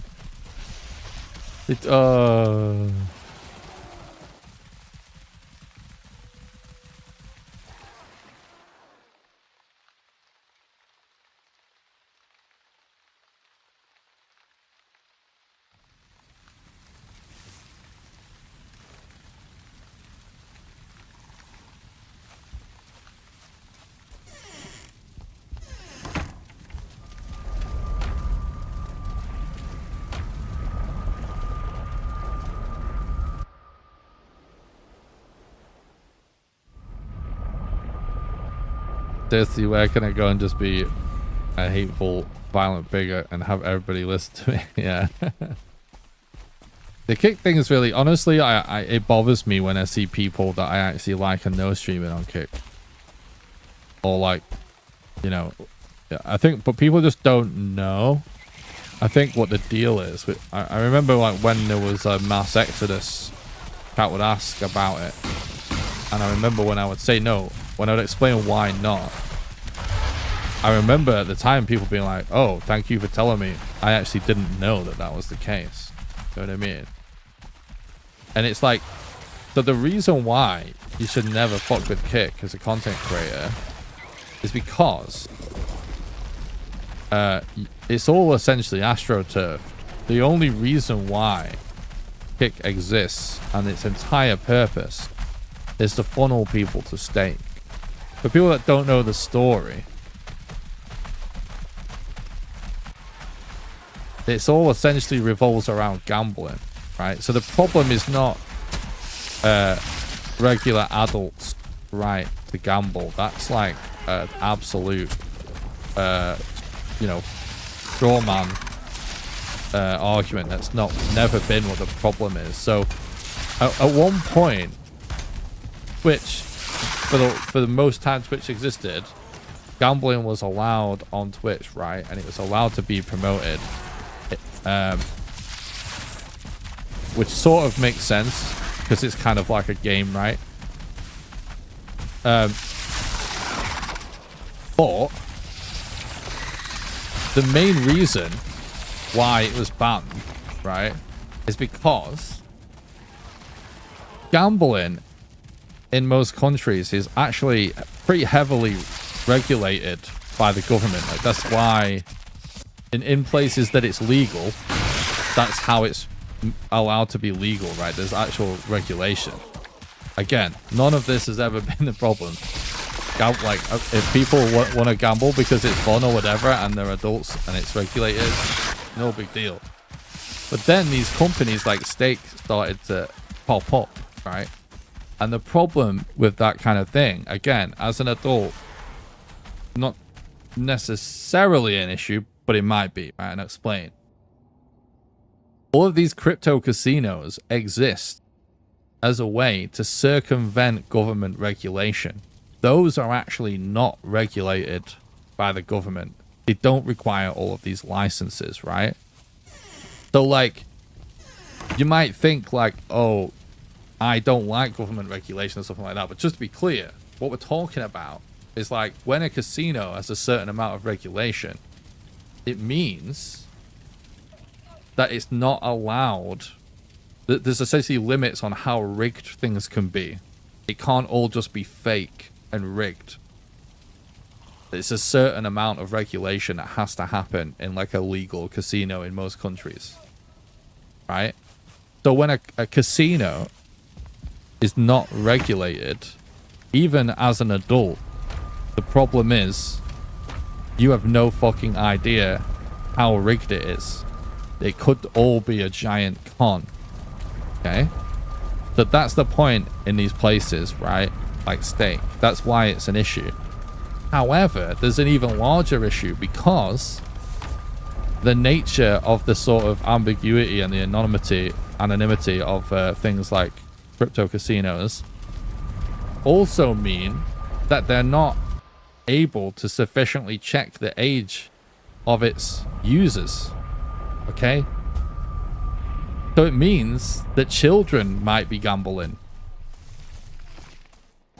So this is why it was banned on Twitch, because most of the viewers of these huge content creators, people like XQC, right, that got paid for their kick deal famously, that's kind of weird, fake and AstroTurfs as well, which you want to explain why that's fake.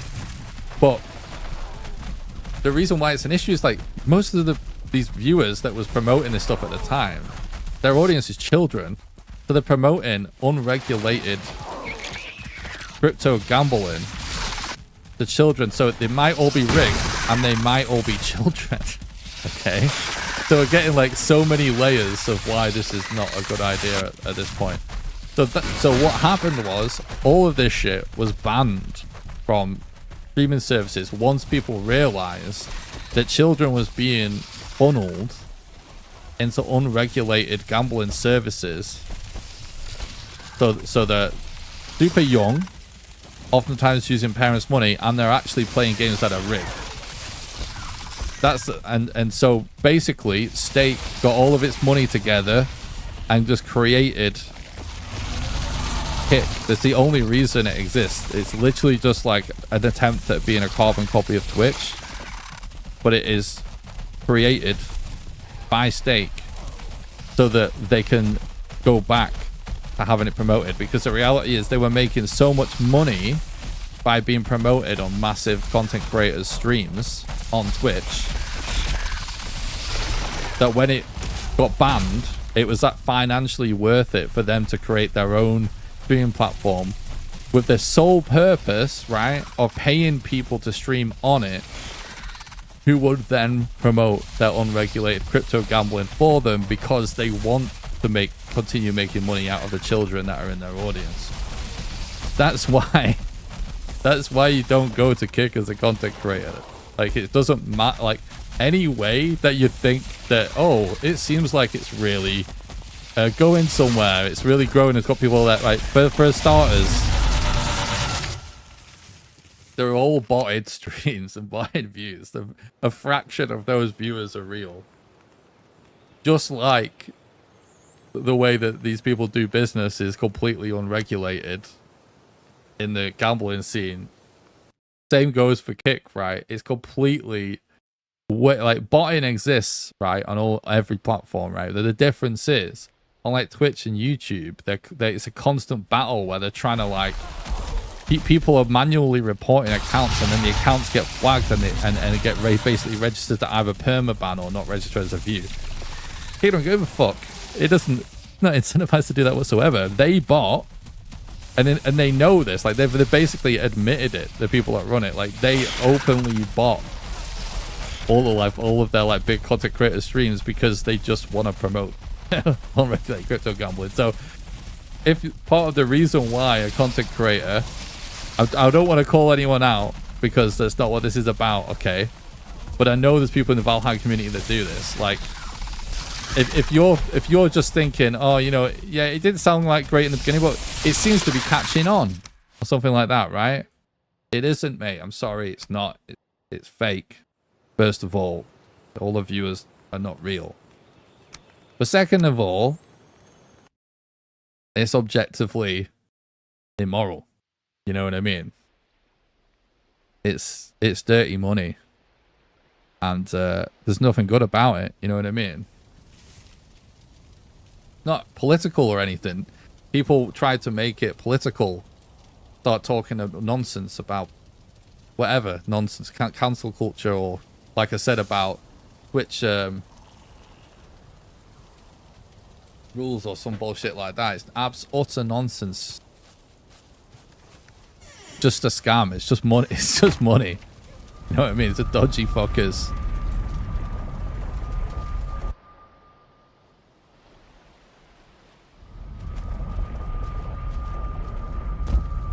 People watches lots of channels going to think they're not real. That's true. I think you're onto something there. This is a fucking disaster right here.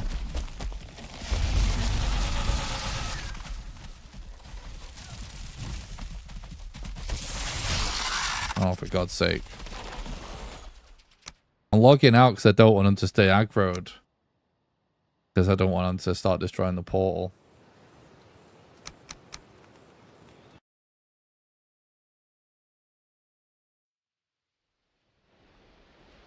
Zinthorn, that's the D-Day Cobra or Ryan Kinnell YouTube channels, or JK Geeks and Gamers. I don't know what that's in reference to. Oh, I guess I missed some chat messages.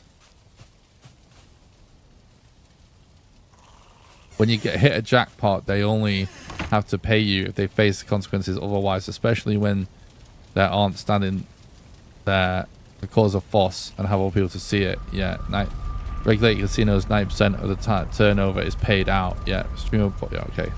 I made a kick account simply so no one can go and start streaming over there under my name. It's not a bad idea, actually.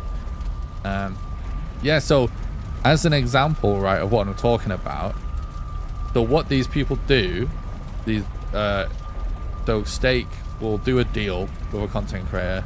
Let's say they'll pay them like $50,000 or $100,000, something ridiculous like that, just for like a single stream. This is all like totally normal amounts of money in this sort of world, right? So they'll do like a sponsored stream. They'll pay them to do it, right? The logo is on the screen the entire time, right? And as part of this sponsored stream, the streamer will have to gamble on Stake. The streamer will get given the funds on their Stake account. It's not real money. It's not their own personal money. They've not paid in to gamble.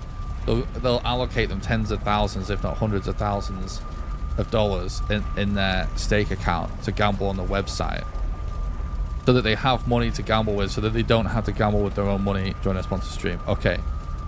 So far, it sounds a little dodgy, right? But this could still be above board.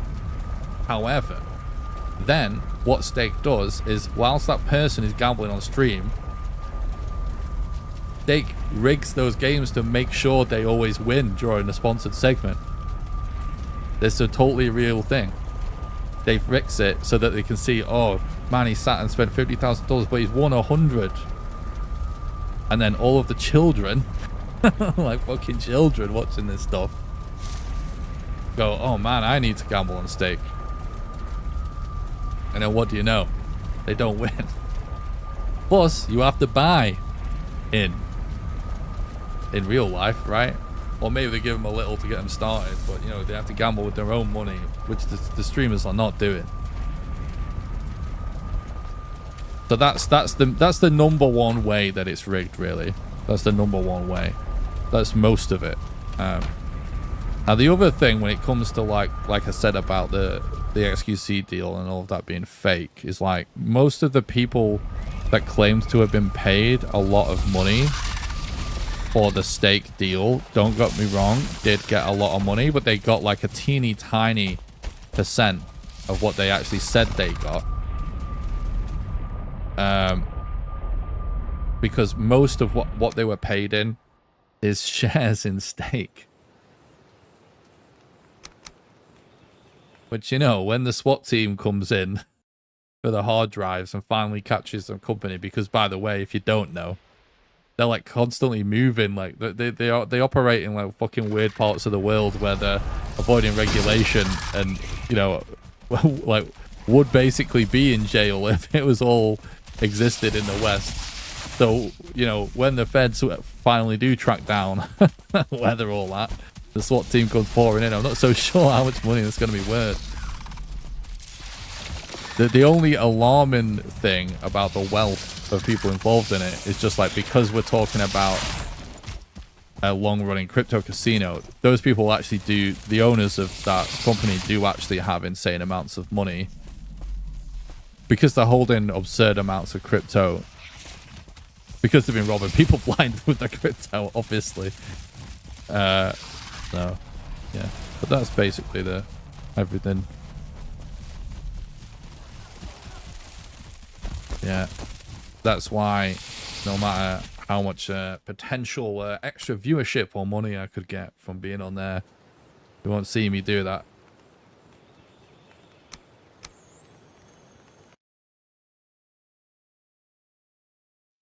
And listen, if you're a Valheim content creator and you're managing to get like tens of thousands, or maybe even if you're lucky, hundreds of thousands, or even if you're getting like 20,000 views a video or something like that, which is still really good on a regular basis, you know, you're earning pretty good money from your videos already. You've figured out the only thing that matters as a content creator. You don't need to be diminishing your reputation by having anything to do with Kick or just getting involved in anything like that.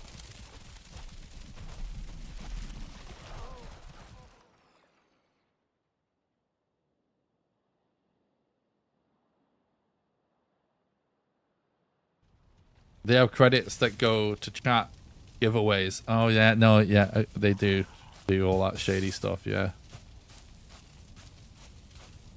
Look how easy it is. It's like the guaranteed money. True. I saw a streamer recently announce I moved to Kick, and the first stream was one of those. Fucking hell. They'd sell the fucking grand, wouldn't they, these people? It's like no morals anymore.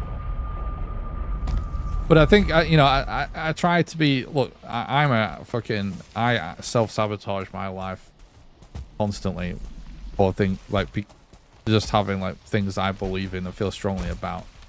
There's a million ways in my life that I could be in such a better situation if I didn't give a fuck.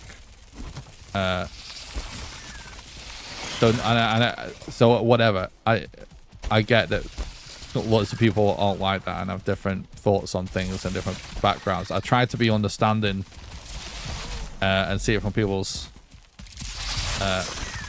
perspective, but I think some of the, so I don't know, I think most people over there are an absolute set of cunts, to put it completely frankly. I mean content creators and owners. I think many of them share some shit political views as well, but it's not really about that. It's like, I think there is a reality that a lot of people getting involved in it actually don't understand everything that we just went through and explained. You know what I mean? I do think genuinely it's not all people that are completely cynical. I do think actually it's not that well known, everything that we just explained. Oh fuck. You know what I mean? It's really bad But I do think that a lot of people just don't get it. Like, I've had conversations with good friends of mine that are like, oh, I'm thinking about streaming on Kick, and it's like, okay, don't do it. And to be honest, I don't even know that I have sat down and explained to them why not. And that's probably on me. Probably should do. You know? But I think a lot of people think it's political or something, when it's just like crimes. I don't know. It's not really that political, is it? Just buying people with money.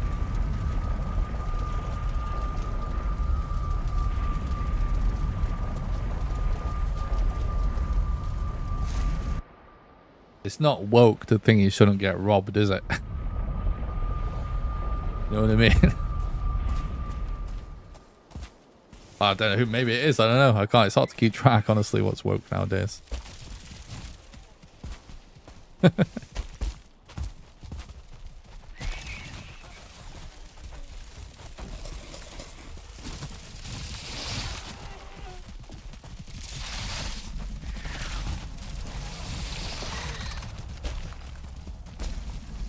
This is just a shit show. I'm straight up running away.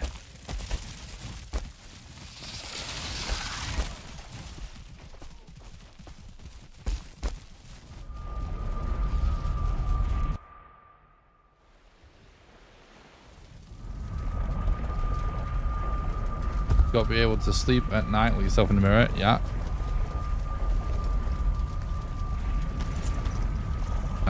Basically, don't be a vampire. True.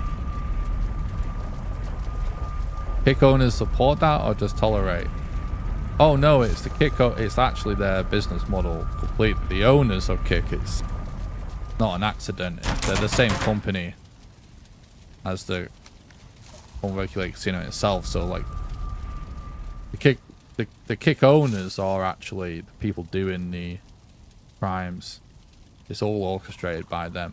Now, I know there's all this bullshit in recent years where they've tried to distance themselves from taking this and the other and say it's actually not them that technically owns it, blah, blah, blah. All this. I know there's like some fuckery that's gone on to distance themselves from it, but like, no, it's nonsense. Like, it's the people that run it are the state people, and that's why it exists.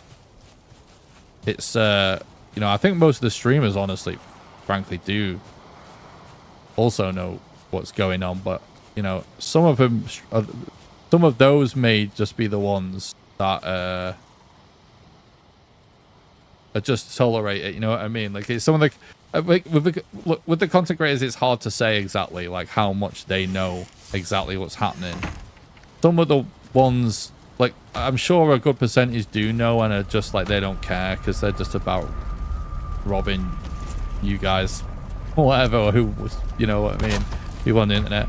But like, I'm sure there are loads of people that stream on Kick that don't totally get all of this. Do you know what I mean? I'm sure there are, like, for sure. You know, them not knowing isn't, you know what I mean? It's not necessarily... Well, listen. Honestly, it's not really any of the content creators' fault. So I do wish people were more careful and cared a bit more about right and wrong. But at the end of the day, it's the people that run the crypto casino and run stake and stuff that run Kick and stuff, like, those are the people that are the issue. You know what I mean? A lot of these content creators are little bellends and stuff, but you know, loads of them are pretty young, man. You know what I mean? It's what, I don't know. You're gonna make weird decisions when you're like a young multimillionaire. You know, yeah, I don't like lots of those people, and some of them I would judge much more harshly. But at the same time, you know, they're just people, man, and a lot of them are kind of young and not well educated. I try, and all things in life, when it comes to like some of this ignorant stuff that goes on in the world and some like bad stuff, I get annoyed at people sometimes for believing certain things, but at the same, holy shit, look at that.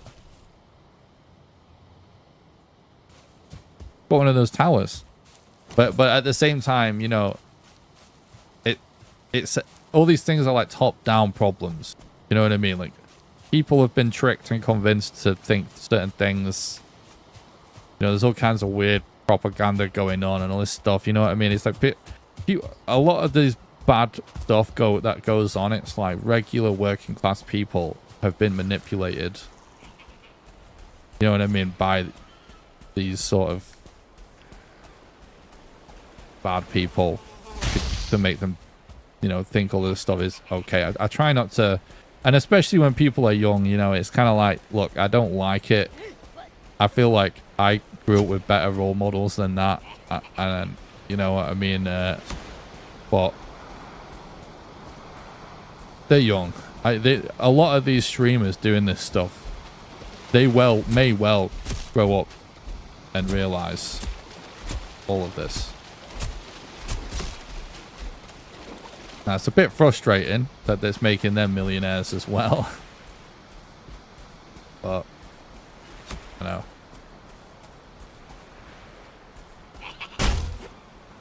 Oh. Yeah, I don't think this is worth it. Interesting, though, that we got one of those towers. I think we ever bumped into one on a speedrun.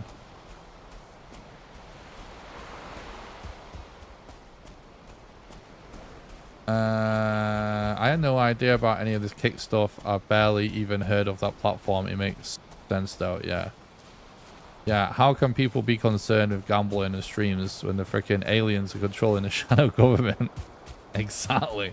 That is exactly what I'm saying.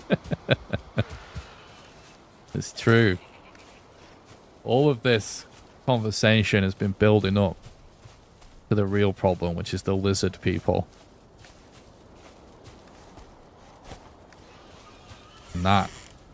And that is really what we want people to talk about in the new Talk to Nick voice chat queue. The lizard people. Or maybe that's what we talk to people about.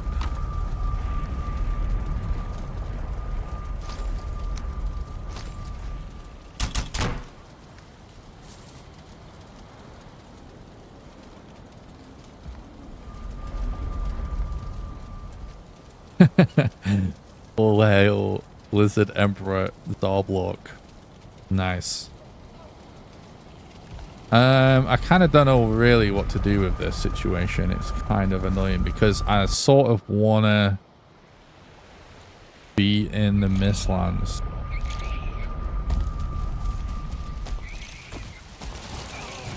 I might just try and YOLO. I'm going to regret this, aren't I? Again. Well, maybe we can get...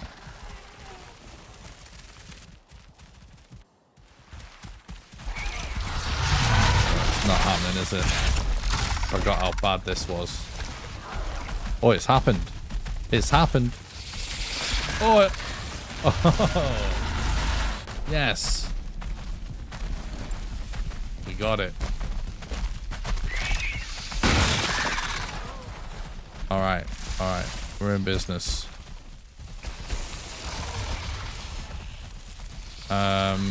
We should probably...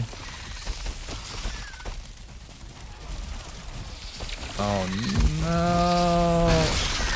Don't. Yeah, I'm gonna log out. I think that 50 news one's true.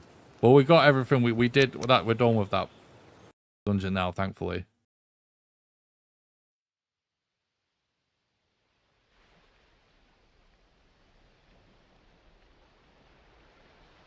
Oh.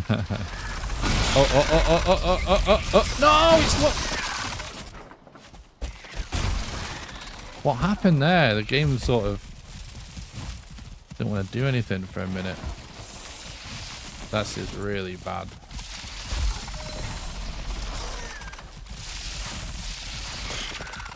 Oh, fuck me. Right.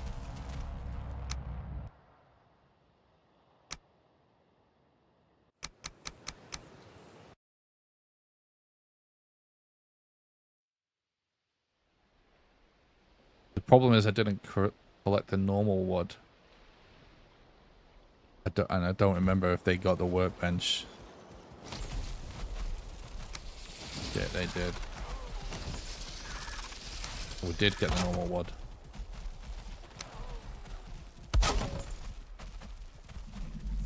Okay, cool. That was actually kind of nice. Oh god. Yeah, there is. Okay, well, I guess. Yeah, let me go back. Do not.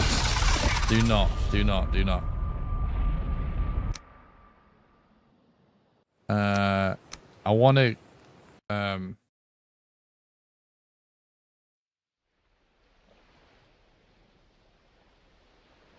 That's the Soulbreaker fragment. We actually didn't find a queen location, unfortunately. We got kind of robbed. I mean, it wasn't the worst dungeon because we did get 2 fragments. So it's okay. You know? Alright, I really need to pee, chat. 1 second.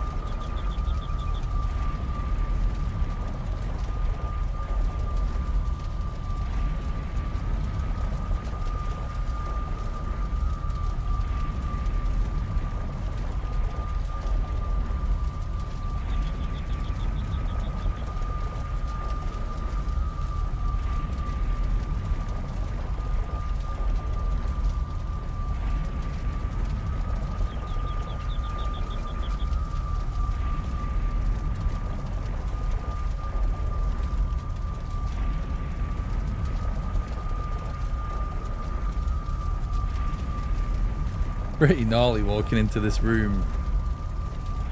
All the fans are pointed directly at my desk. At my chair. Walking through the room. It's... fuck, I just bit my tongue. Yeah. It's like walking into a fucking sauna until you sit down.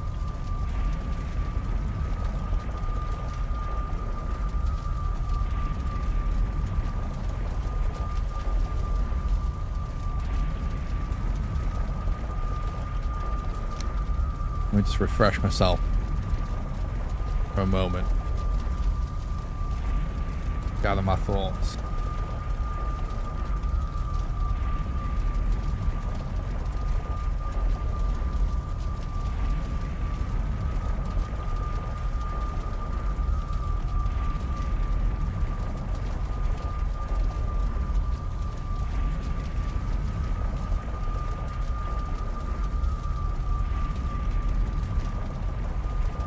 Let's have a few crisps.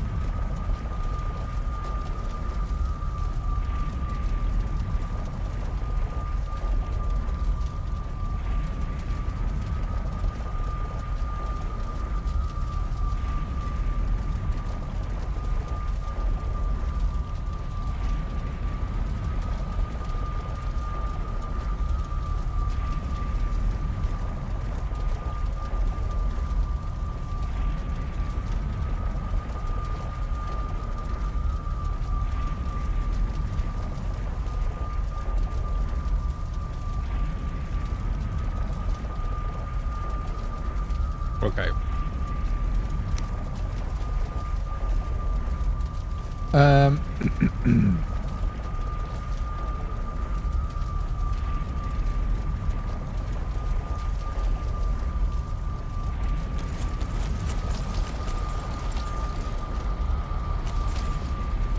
Yes.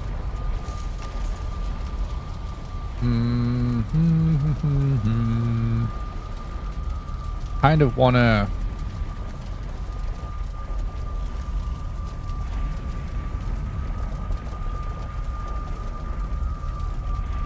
You refer to crisps, is that exclusively a potato?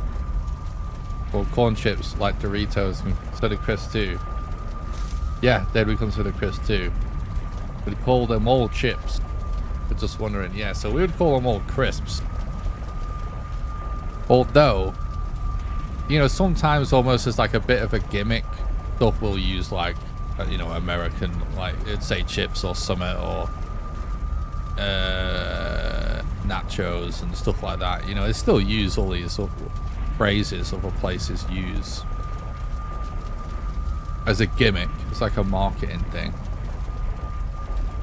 Nachos are still nachos, you know what I mean? But yeah, but yeah, everything, they're all crisps. Chips are fried, chopped up potatoes, and not fries. Those are different. Fries are kind of a thin, more deep fried, crispy thing. Chips are thicker.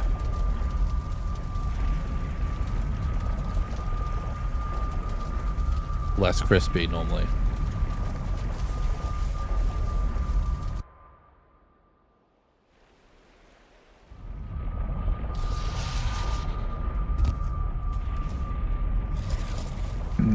Okay, I want to... Oh, no, I remember what my dilemma was now. No, I need to go back. I need to get wood. And we need to get a bed down here so we don't get teleported to fucking Narnia, basically.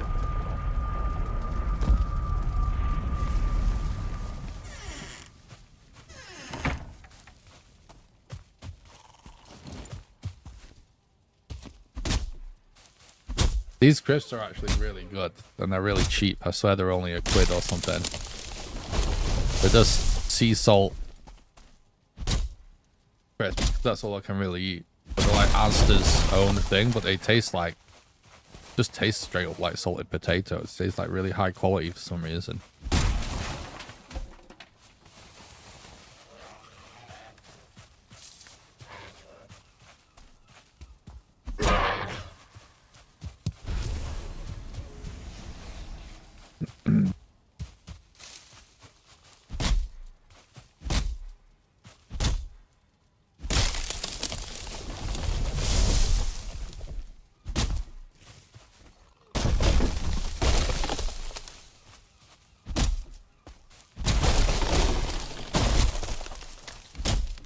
I bit my tongue really hard just then, and I'm surprised it's not. I kind of scared myself, but it wasn't. It didn't hurt that bad, and it doesn't seem to have caused any issue. I thought I was going to be bleeding or something. Don't know how I managed that. Seem to have gotten away with it.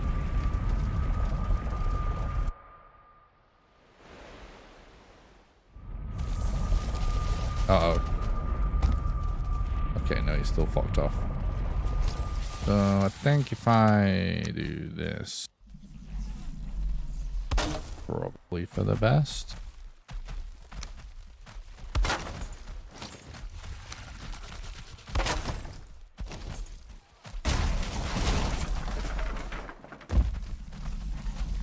Related injury.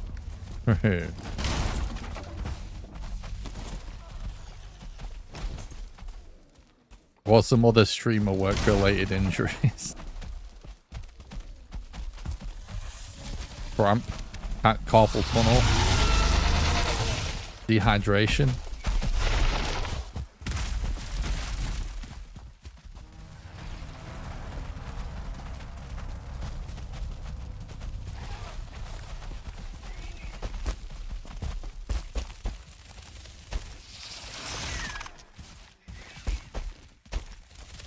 What kind of injuries can you get from holding? Oh holding in and needing to go to the bathroom. We gotta use this trick to get the hell out of here again.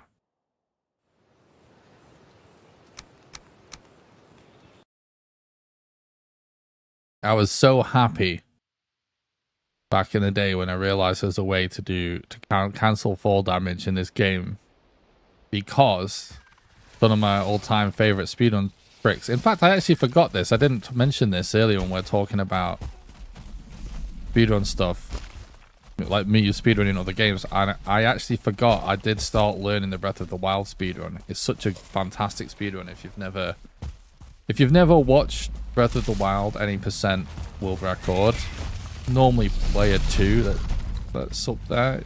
He's a really good speedrunner. So just check that out. It's a really good one. I started learning that, and there's a glitch in it that's one of my favorite speedrun glitches, where you like jump off something and basically to cancel fall damage, like certain big melee weapons that you start to throw and then cancel the throw before you hit the ground, and it cancels the fall damage, and it's pretty sick. There's lots of sick speedrun strats in the Breath of the Wild speedrun. Really technical speedrun, which is why it's cool. And why I wanted to learn it, I guess I just, you gotta it's so funny, because you could just start Valheim speedrunning way faster. You perhaps, be a while till you got a good time, especially nowadays, because there is all sorts of things to learn. However, there's like nothing in Valheim speedrunning, or Valheim period, that is like mechanically as difficult as just like one particular glitch I have to do in a certain speed game, because that kind of shit is so hard, to practice, to be able to do on demand. I kind of I don't know if anyone really watched me do my Elden Ring speedruns back in the day, but I did get okay at speedrunning Elden Ring at one point, and I did learn like a bunch of stuff in that was sort of like that. Weird, finicky, timed glitches. That is so much harder than anything in Valheim. Funny, like Valheim doesn't really have stuff like that, right? It's just like, even just normal gameplay things, it's like there's nothing like mechanically super demanding from the player, is there? It's like once you can parry, it's kind of it. Obviously there's good movement and dodging and stuff that people that get good get better at, but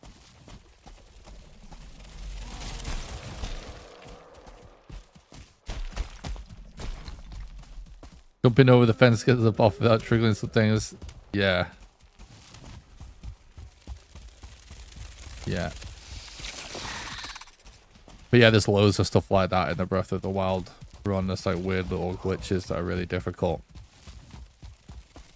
That's the interesting thing about glitch speedruns versus glitchless. Oftentimes people that aren't that into speedrunning would rather watch somebody do a glitchless run, but usually it's orders of magnitude more difficult actually to do glitched, because pulling off glitches in speed games oftentimes requires such a weird specific set of movements and such precision. Don't get me wrong, there's stuff that's easy as well, but it's possible Valheim speedruns do get there eventually. Once we have 1.0, we can have real any percent, and we'll start to find out. No one's really even attempted other speed categories like it. Ever since I pitched the game to speedrun.com as sort of comparing it to the Souls games in terms of making it about bosses, because they had a thing about not wanting to accept early access games that never get finished. So my point was like, well, it kind of doesn't make a difference if it's just bosses, right?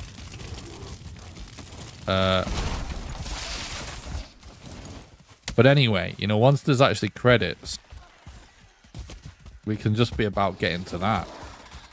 And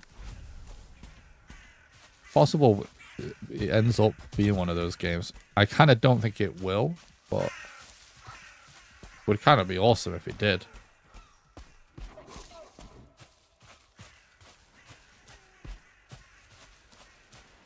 It will be short overall, so just literally less margin for error. Yes. All the while, most various difficult tricks you may have to pull off. Yeah, that's part of it, for sure. It's just like if they're just shorter anyway. Oh, I just realized something kind of dumb. I've got way more portal mats than I actually need to be going around with. Right.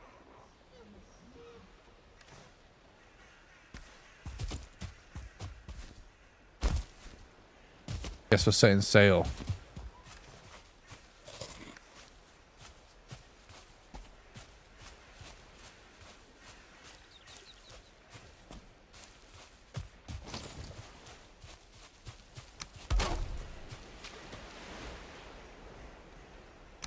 I didn't bring resin. Yeah, I guess, let's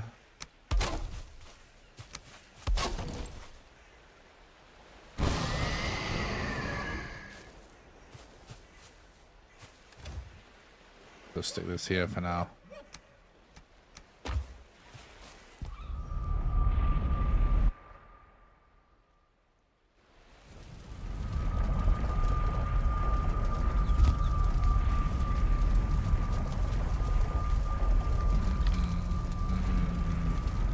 I almost said prostate cancer tetra as a way of trying to be funny, and I thought a little much in it.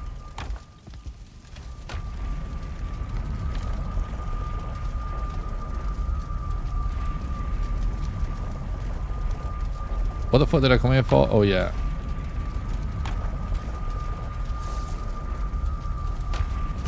I mean, can't we...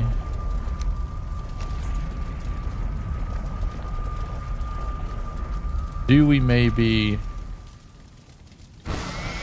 go for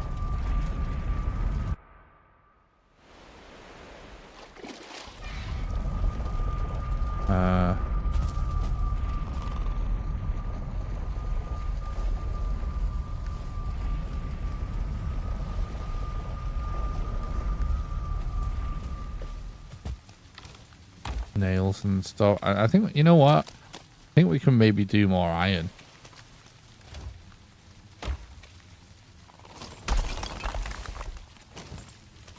We can still gear up. Like, basically, I want to get a demolisher.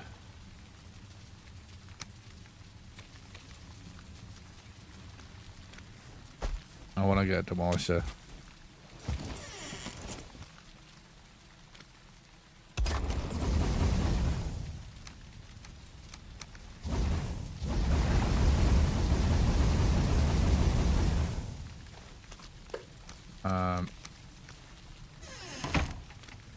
Yeah.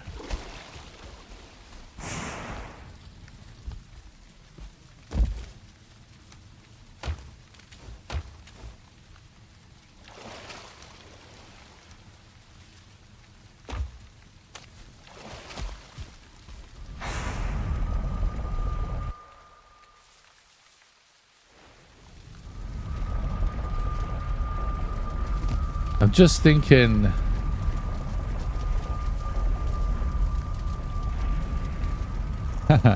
I agree, Tetra. But you know what I have found over the years is, as a content creator, it's kind of hard. Like, in real life, my sense of humor is way harsher than how I am on stream. And that's because it can be a little bit hard to do nuance and spur of the moment over the internet. You know what I mean? And sometimes you just come off like a dick trying to do like harsh humor as a streamer.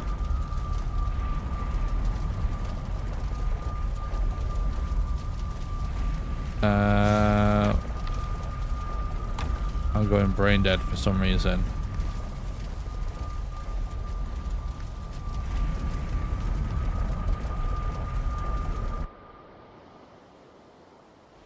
I used to kind of be a lunatic on stream.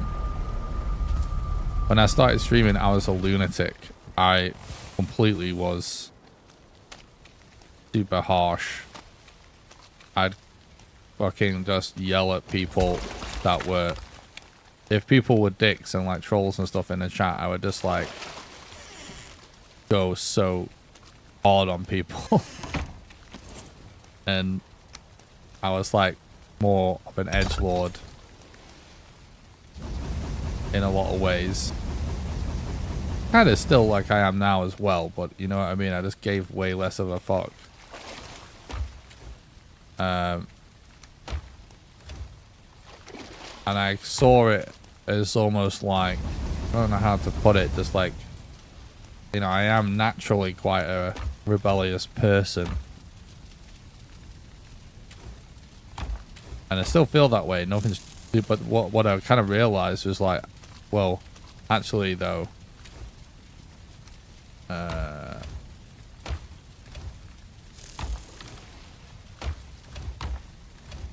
just bad content. You know what I mean? Someone's just, you know, I don't know. And like I said, you just kind of could wind up being like a dick.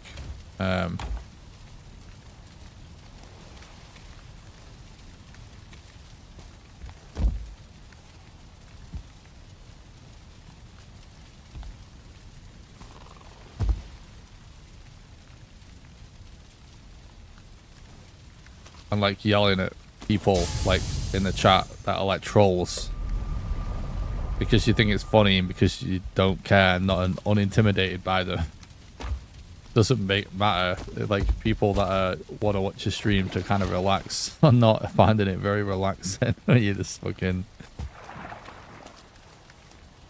saying crazy shit to some guy in the chat for being a troll or something.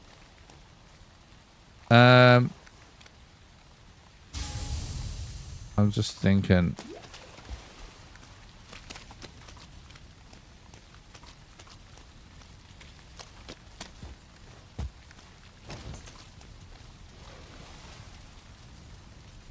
Oh, it's only 2 iron.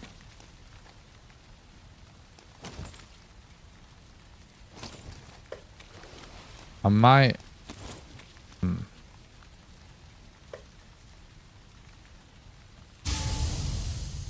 Wait, what's... Oh. Fuck, we can't do... a blast furnace, can we, until we get modder?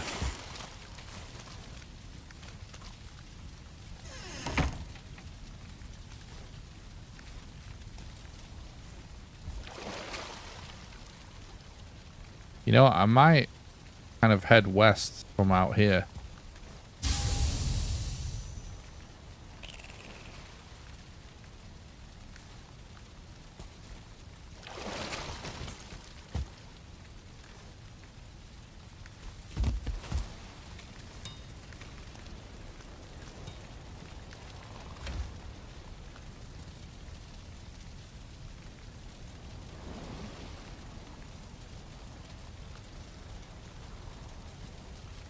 I'm trying to think, like, if we should just save...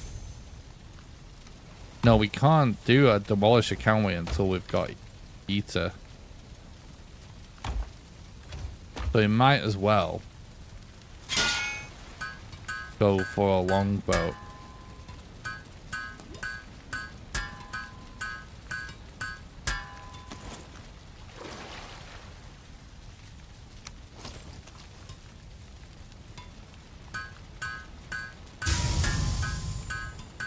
Because it's not worth going, like, we can't do a carve.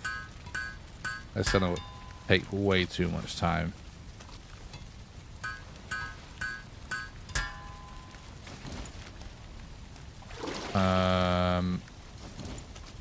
Yeah, that's what we do. Go longbow, and then what I'm gonna do is I'm gonna take 2 iron with me. We're going to leave from here so that then I can make a stone cutter so I can deconstruct marble structures. Get a load of marble. that we can then take back for a portal, so that then we can actually craft some better stuff again. And that's the plan.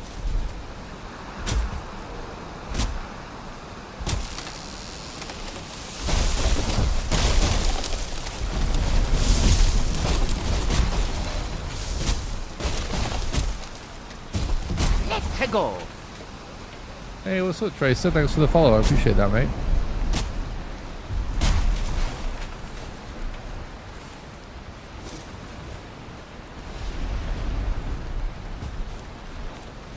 I think I saw you in the chat in Sobe's stream the other day, right? We were both watching at the same time.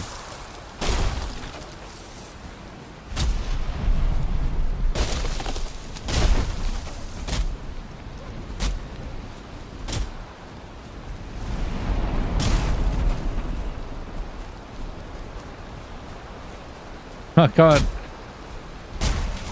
This vine was dodging me.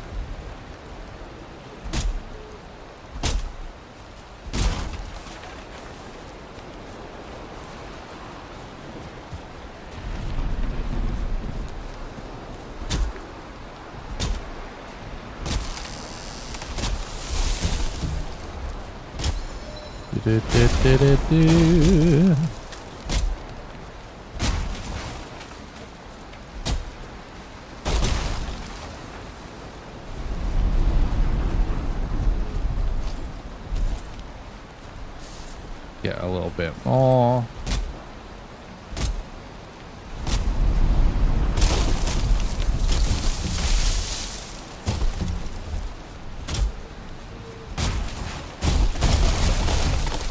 Haha, I knew you were coming.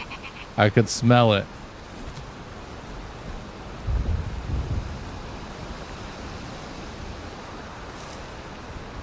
Sneaky little motherfucker.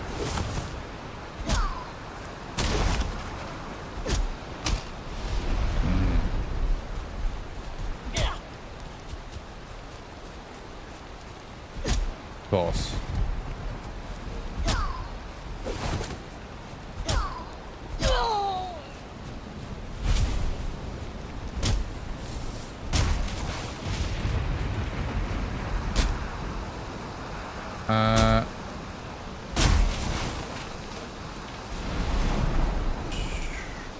Would probably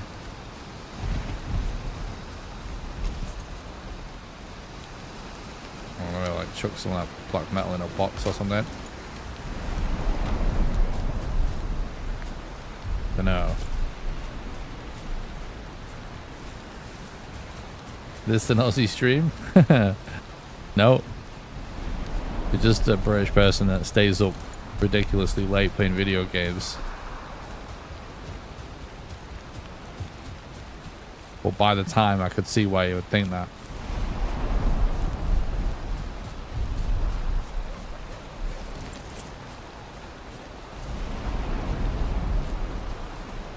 I'm here, so it is.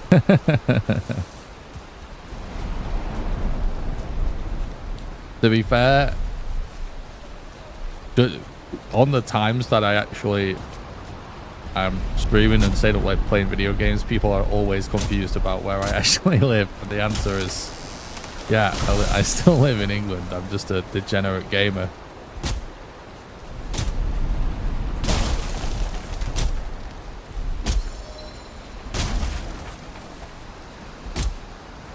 Yes, in that way, yes. Multinational, multicultural, multi-hemispherical.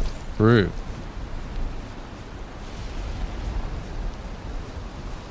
True.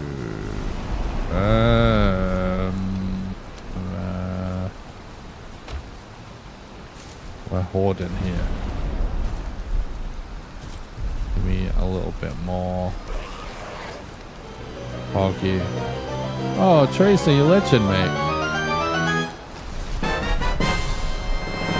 Oh wow, with a tier 2 Twitch sub. Legend, bud. I really appreciate that. Thanks for supporting the content, keeping the stream alive.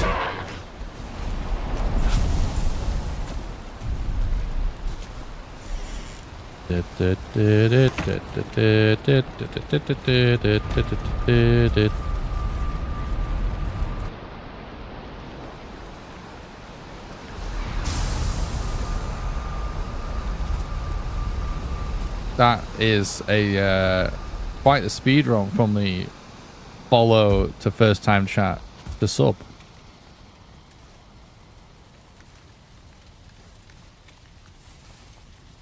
Yes, give me this, give me this, give me this.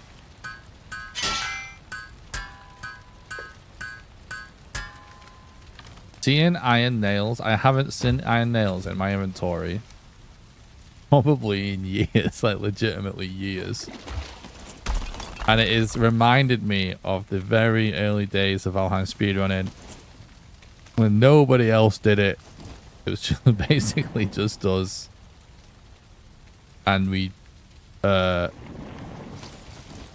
would do New Game Plus runs because it took way too long to beat the game normally back in the day. And I remember first running this category when it was 5 boss back in the day, right? And I remember like setting aside, oh my god, what's happening? Oh shit, that's the sound that I made for a gifty. Thank you so much, Tracer, for the tier 1 gifted sub. Little palindrome. That's really generous. Thanks so much, bud. Very nice of you. Thank you so much.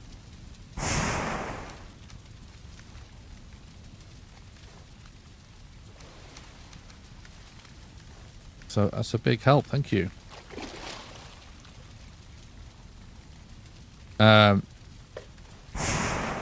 Yeah, I remember it.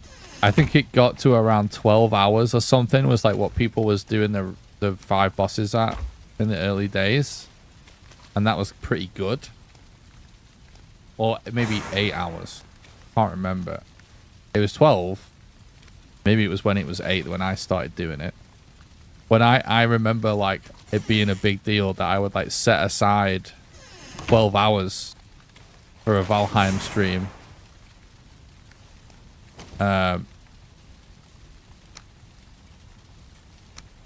Just to even do an attempt.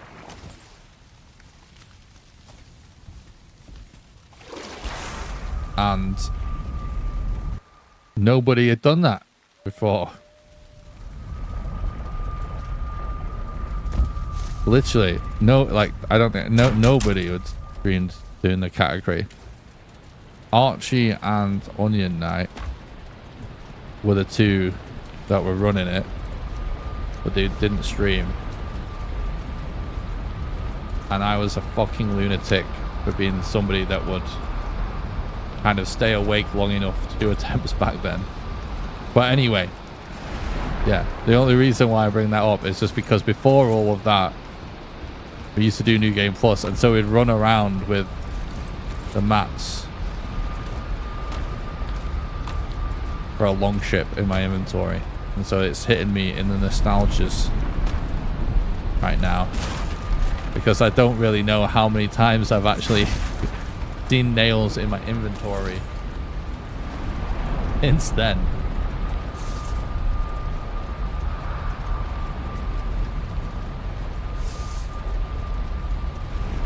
And you were streaming and talking to chat while she set world records.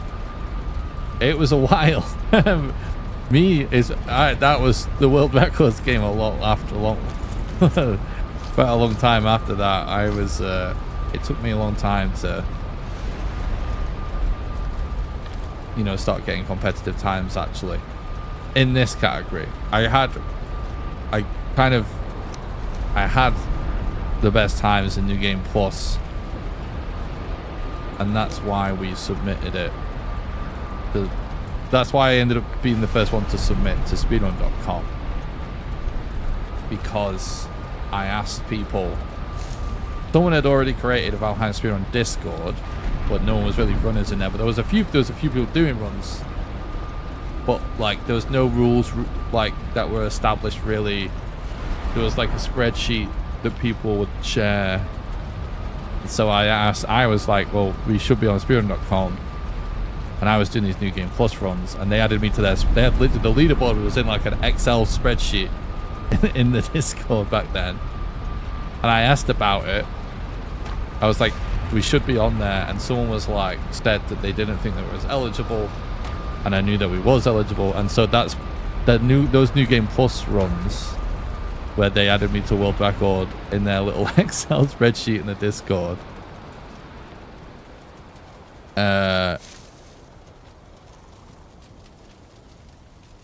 That run is what I ended up sending speedrun.com, and where you basically have to write like a little pitch for why you think the game and like should be on speedrun.com and this, that, and the other.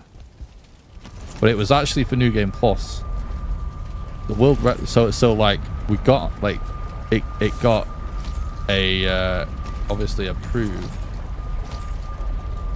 I'm just thinking right now how I want to do this, because we are heavy. It got approved and stuff, and so what that does, it basically makes you the only moderator. Like as the first runner, you're like the moderator. And so you do with what you want with it from then. And so I kind of thought like, well, seems like the right thing to do, to just like have all of these people in the Speedrun Discord that are already doing it help decide all these rules. And there's a little bit of chat backwards and forwards. But basically we went with the similar rules that already existed. Actually, you know what? Before we do this, chat, we need to hunt a bit. Yeah, and so anyway, all of that was actually became before. I mean, I had, like I said, the New Game Plus world record. Technically, it was like in an Excel spreadsheet. Then we got on there, and it was like the only run on the page. So it's technically world record, but it's the only run on the page. So then we get organized. Did the tuber mod get approved? I actually was nothing to do with any of the mods being approved. I don't know about that. That's a little bit after my time. Thanks for the follow, Death by Snoo Snoo. I appreciate that. And then actually to this day, aren't like, are mods even approved for the main categories? I think it's just a trophy hunt and stuff. But I'm not sure about that. But anyway, then, you know, after, it was quite a long time. I feel like it was like, was it a year or more? I don't know. Like, I just did New Game Plus for like a really long time. A really long time. Like starting this category was like almost seemed insane at that time. That's why nobody did it. You know what I mean? But to do that on stream, it just seemed like ridiculous because it was such a big investment. So it took me a long time really, and I just kind of wanted to try it, and so it was quite a long time from that point of starting this category, or when it was 5 bosses, to then getting world records in that category. In fact,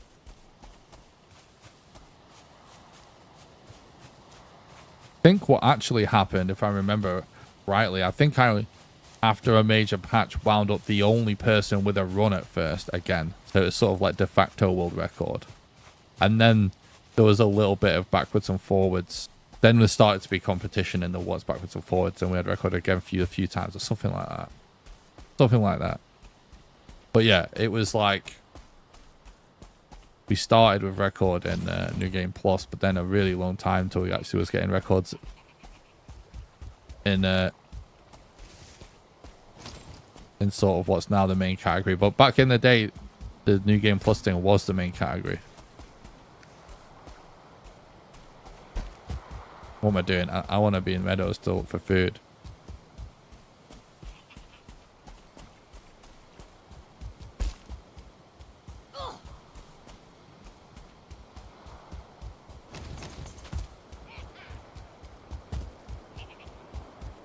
Yeah, unless they've changed it without my knowledge, which is definitely possible.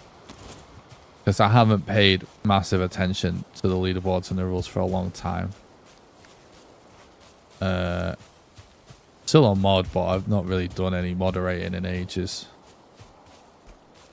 Just dealing with all the health stuff, I've kind of been focused on myself. But yeah, I'm pretty sure there are no authorized mods still.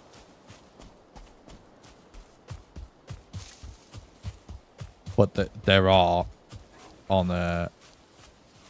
for the trophy hunt stuff. Which I've been convinced, chat. I'm going to, like, next time they start doing trophy hunt tournaments again, I'll start doing it. Because the thing is, I've been like so like not caring about it for so long, or it's not really been my thing, you know. And wanting to just keep doing my own thing without having to go up and stream at a specific date and time and this, that, and the other. But I've been asked to do it so many times now. That I decided I should just do it. I should just do it.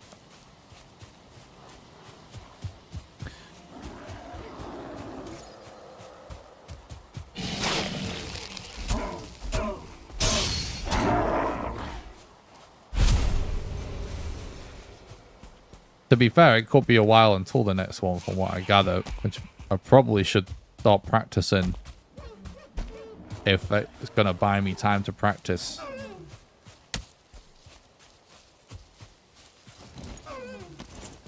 But, yeah. I think we all want to think we'd be a real tough guy if it came... Wait, hang on. What's happening? I watched your video on tackling the Ashlands. Good tips in there. Oh, thank you. Appreciate that. I think we all think we'd be a real tough guy if it came down to that. But I think I'm probably dead by snooze to 11 or 12. There's no way I make it to 77. Good on you. What the fuck?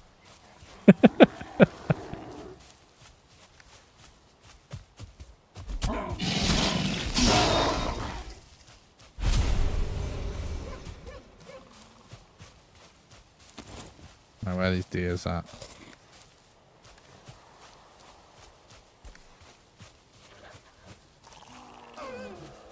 Oh god. Of course. Oh, of course he turns. Oh. Motherfucker.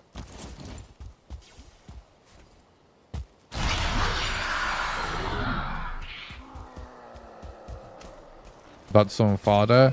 Feeling a bit burned out, to be honest. Going to take a break after it's over. Yeah. That's sensible.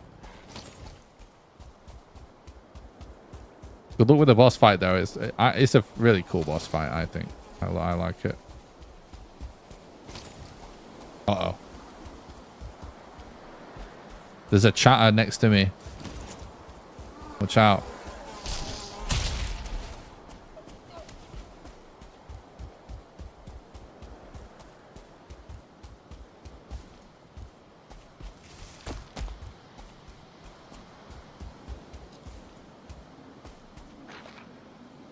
I think that deer is no longer with us.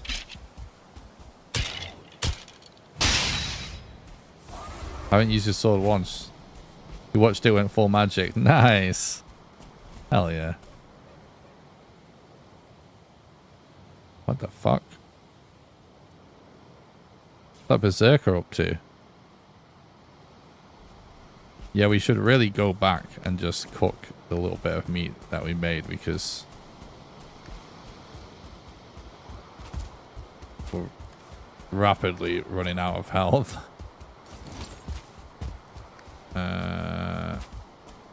Yes.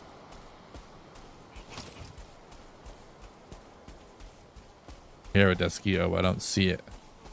Never a good place to be. Look at that. If I didn't, oh my god. That was like the most rigged Desquito attack. Going down to drop on my head.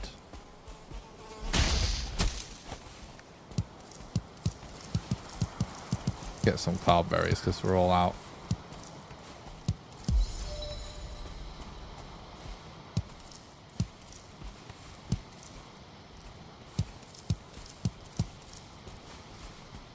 Every speedrunner's favorite food, I feel like. Only time I didn't hate the mosquitoes was one to help me during a wolf hunt. Look out. A lot of them. Nice.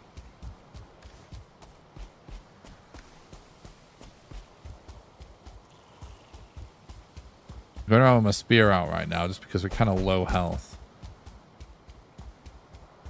So I want to be able to kill a Desquito right away.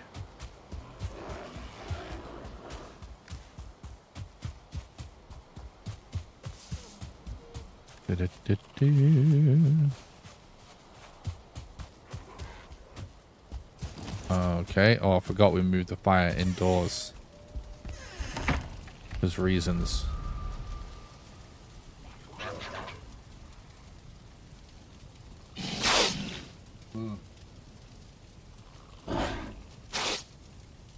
That didn't sound good. Oh god. Oh god, oh god. My fingers are in the wrong place on the keyboard.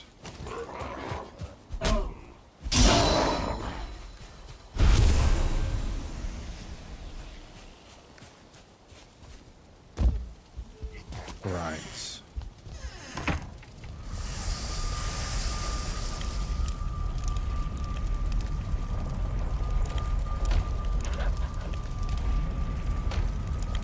What a mess.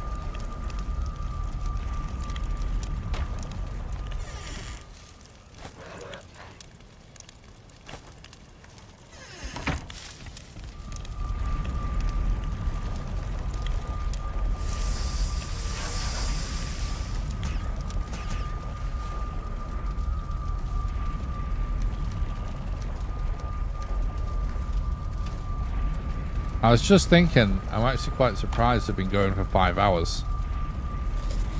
I sort of feel alright. Tell you this noise suppression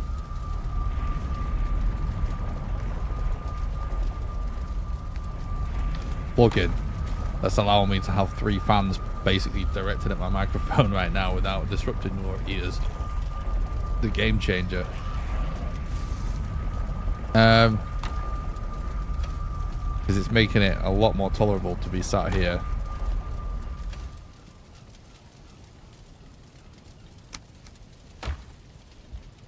During, you know, a British heat wave in a tiny box room with computers in it. Right, what did I want to do before I set sail? I actually don't remember. I know food and stuff, right? Is that all it was? Because we still have fuck all food.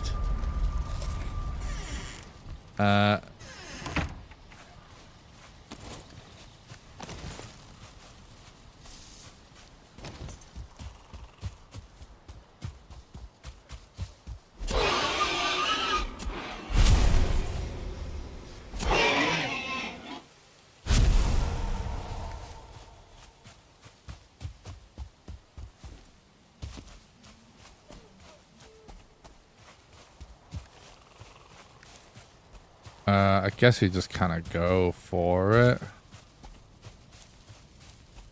More food would be nice, but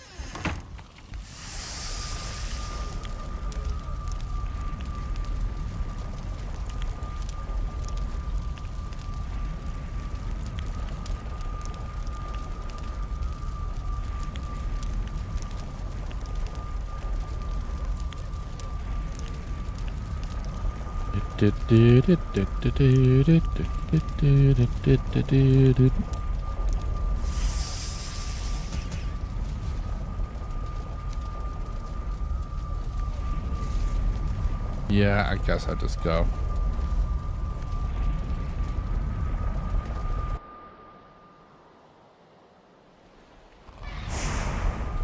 I forgot how shit it is to go around with a longship without the making yard. But it is what it is. You know, yeah.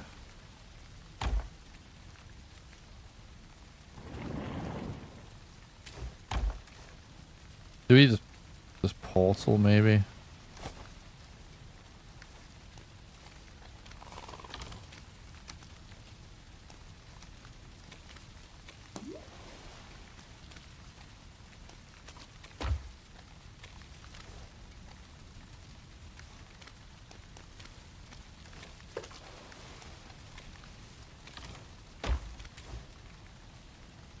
Wait a minute. Where did I portal from initially?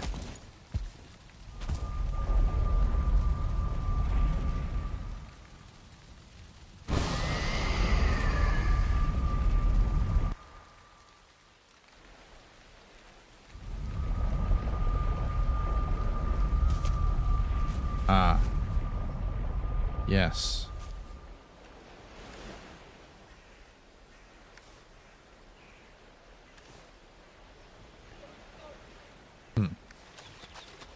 Well, yeah, this is a problem, right? Is that we want this to come with us.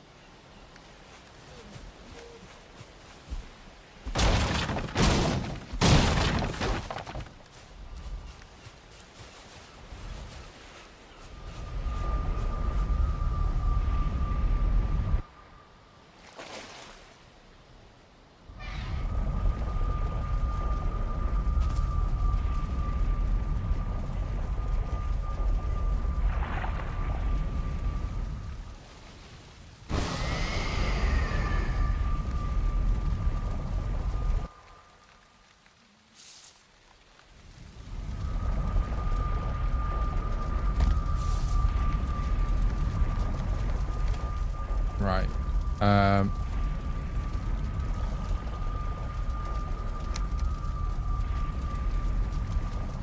Yeah.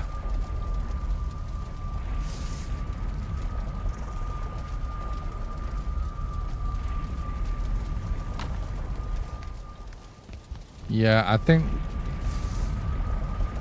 I don't know. I don't want to play this, honestly.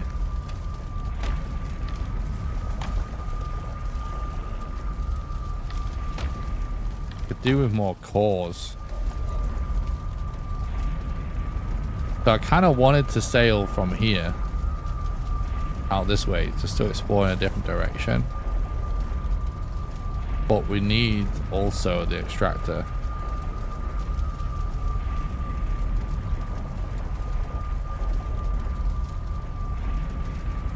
But we don't, if we go from here, we don't have any iron with us. I think we still probably just go from there.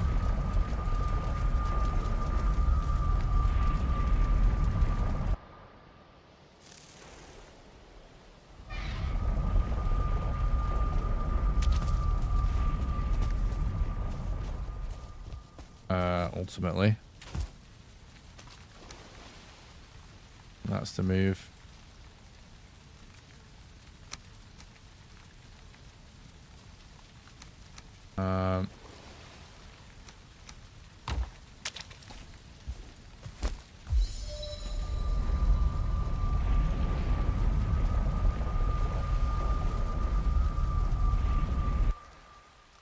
Trying not to get too confused with my portals. I'm going back through this one, because this is the original one that was labeled 1.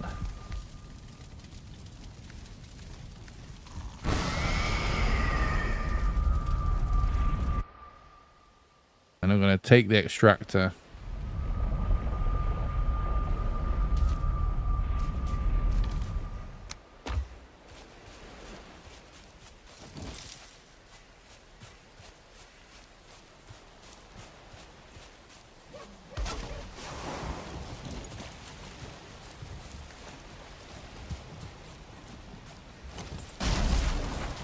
Okay, let's just not die, because that won't be good.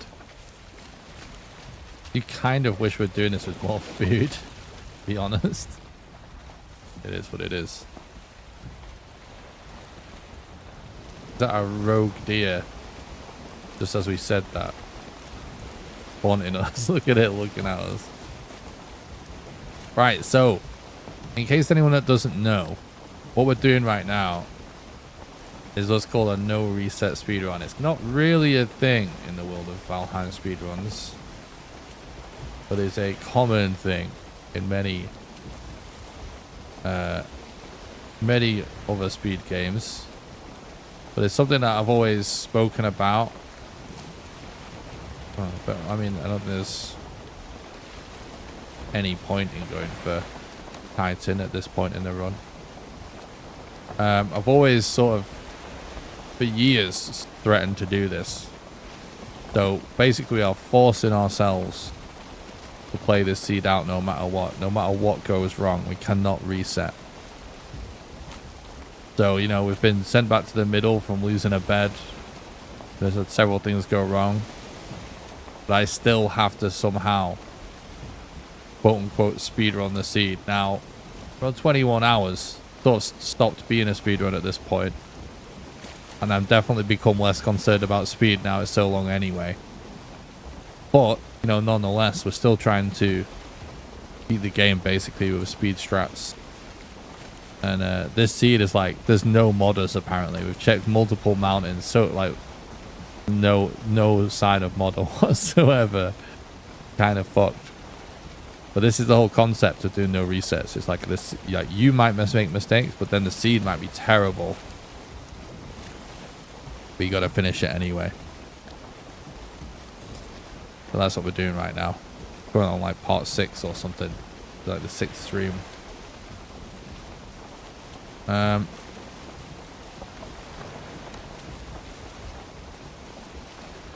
guess we go this way.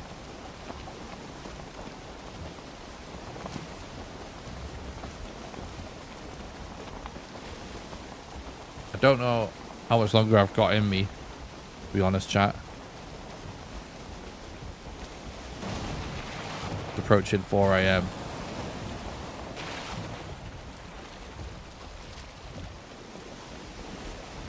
I might wrap up soon.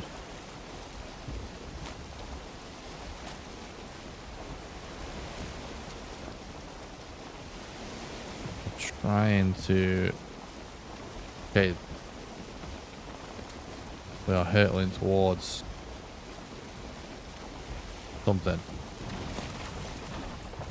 Oh, fuck.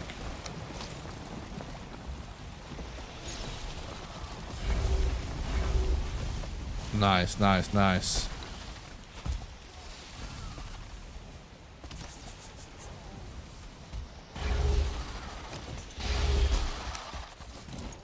Let me...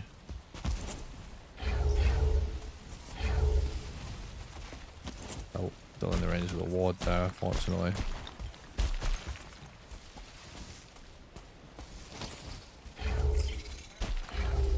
Seriously? The range is so overkill.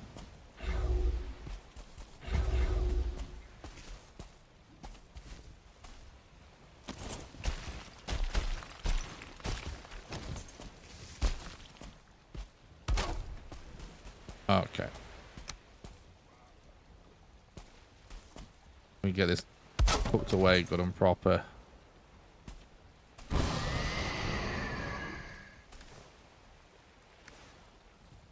Okay.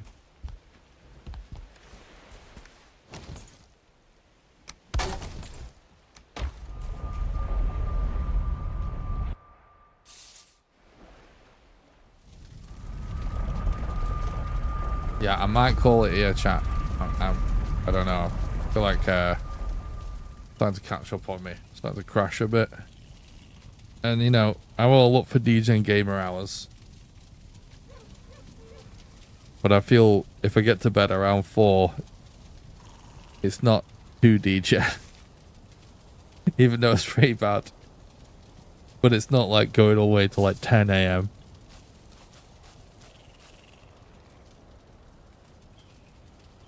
something farther to definitely play Metallica when the bell tolls. True. That would be pretty sick.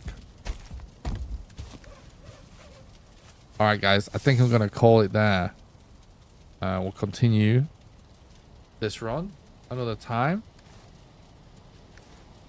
But thank you so much for watching the stream. I really appreciate it.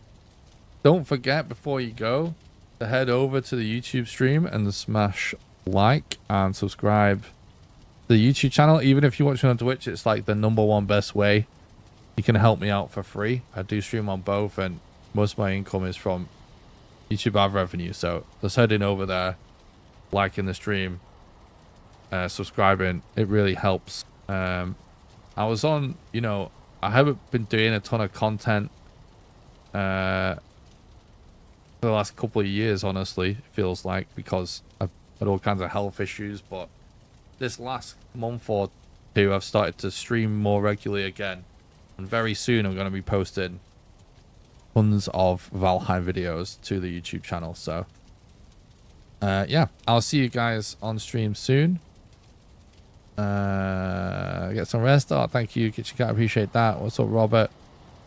Thank you for the stream. Have a great sleep and a wonderful day. Oh, thanks. I appreciate that, guys. Yeah, I'm getting tired. But yeah, I hope everyone has a good time as well. I'll be back soon with some more Valheim. Yeah. Oh, before I forget. Yeah, it is 4 a.m. Pretty tired. I was feeling like I could go even later, but I'm pretty tired, honestly, now. It's hit me all at once. Before I forget, to any long-time viewers, Twitch subs, memberships, patrons, all that good stuff, I've decided to make some changes. Previously, you had to be a patron to play on the private server. We've got 2 private Valheim servers. One's a build server, one's a survival server. You had to be a patron before.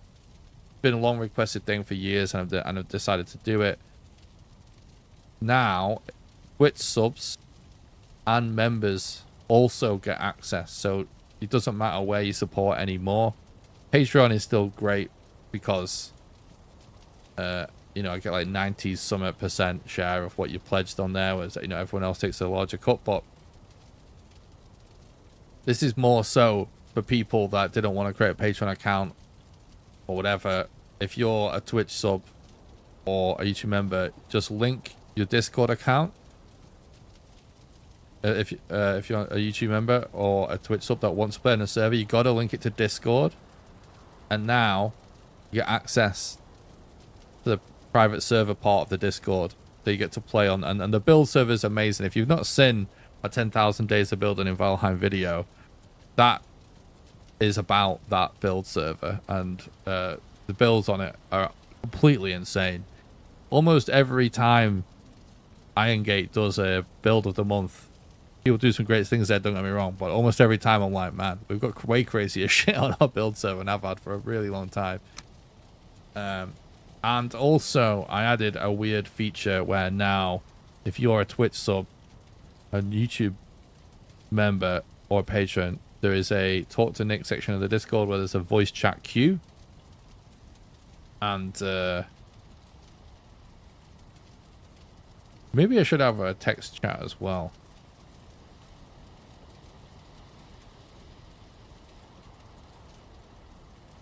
Yeah, let's do that as well, so I remember right now.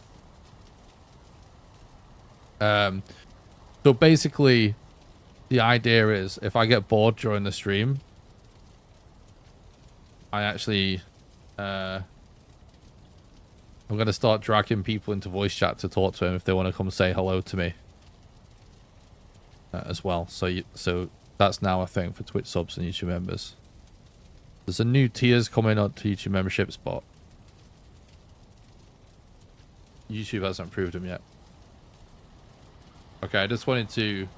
I don't normally do this spiel at the end of the stream. But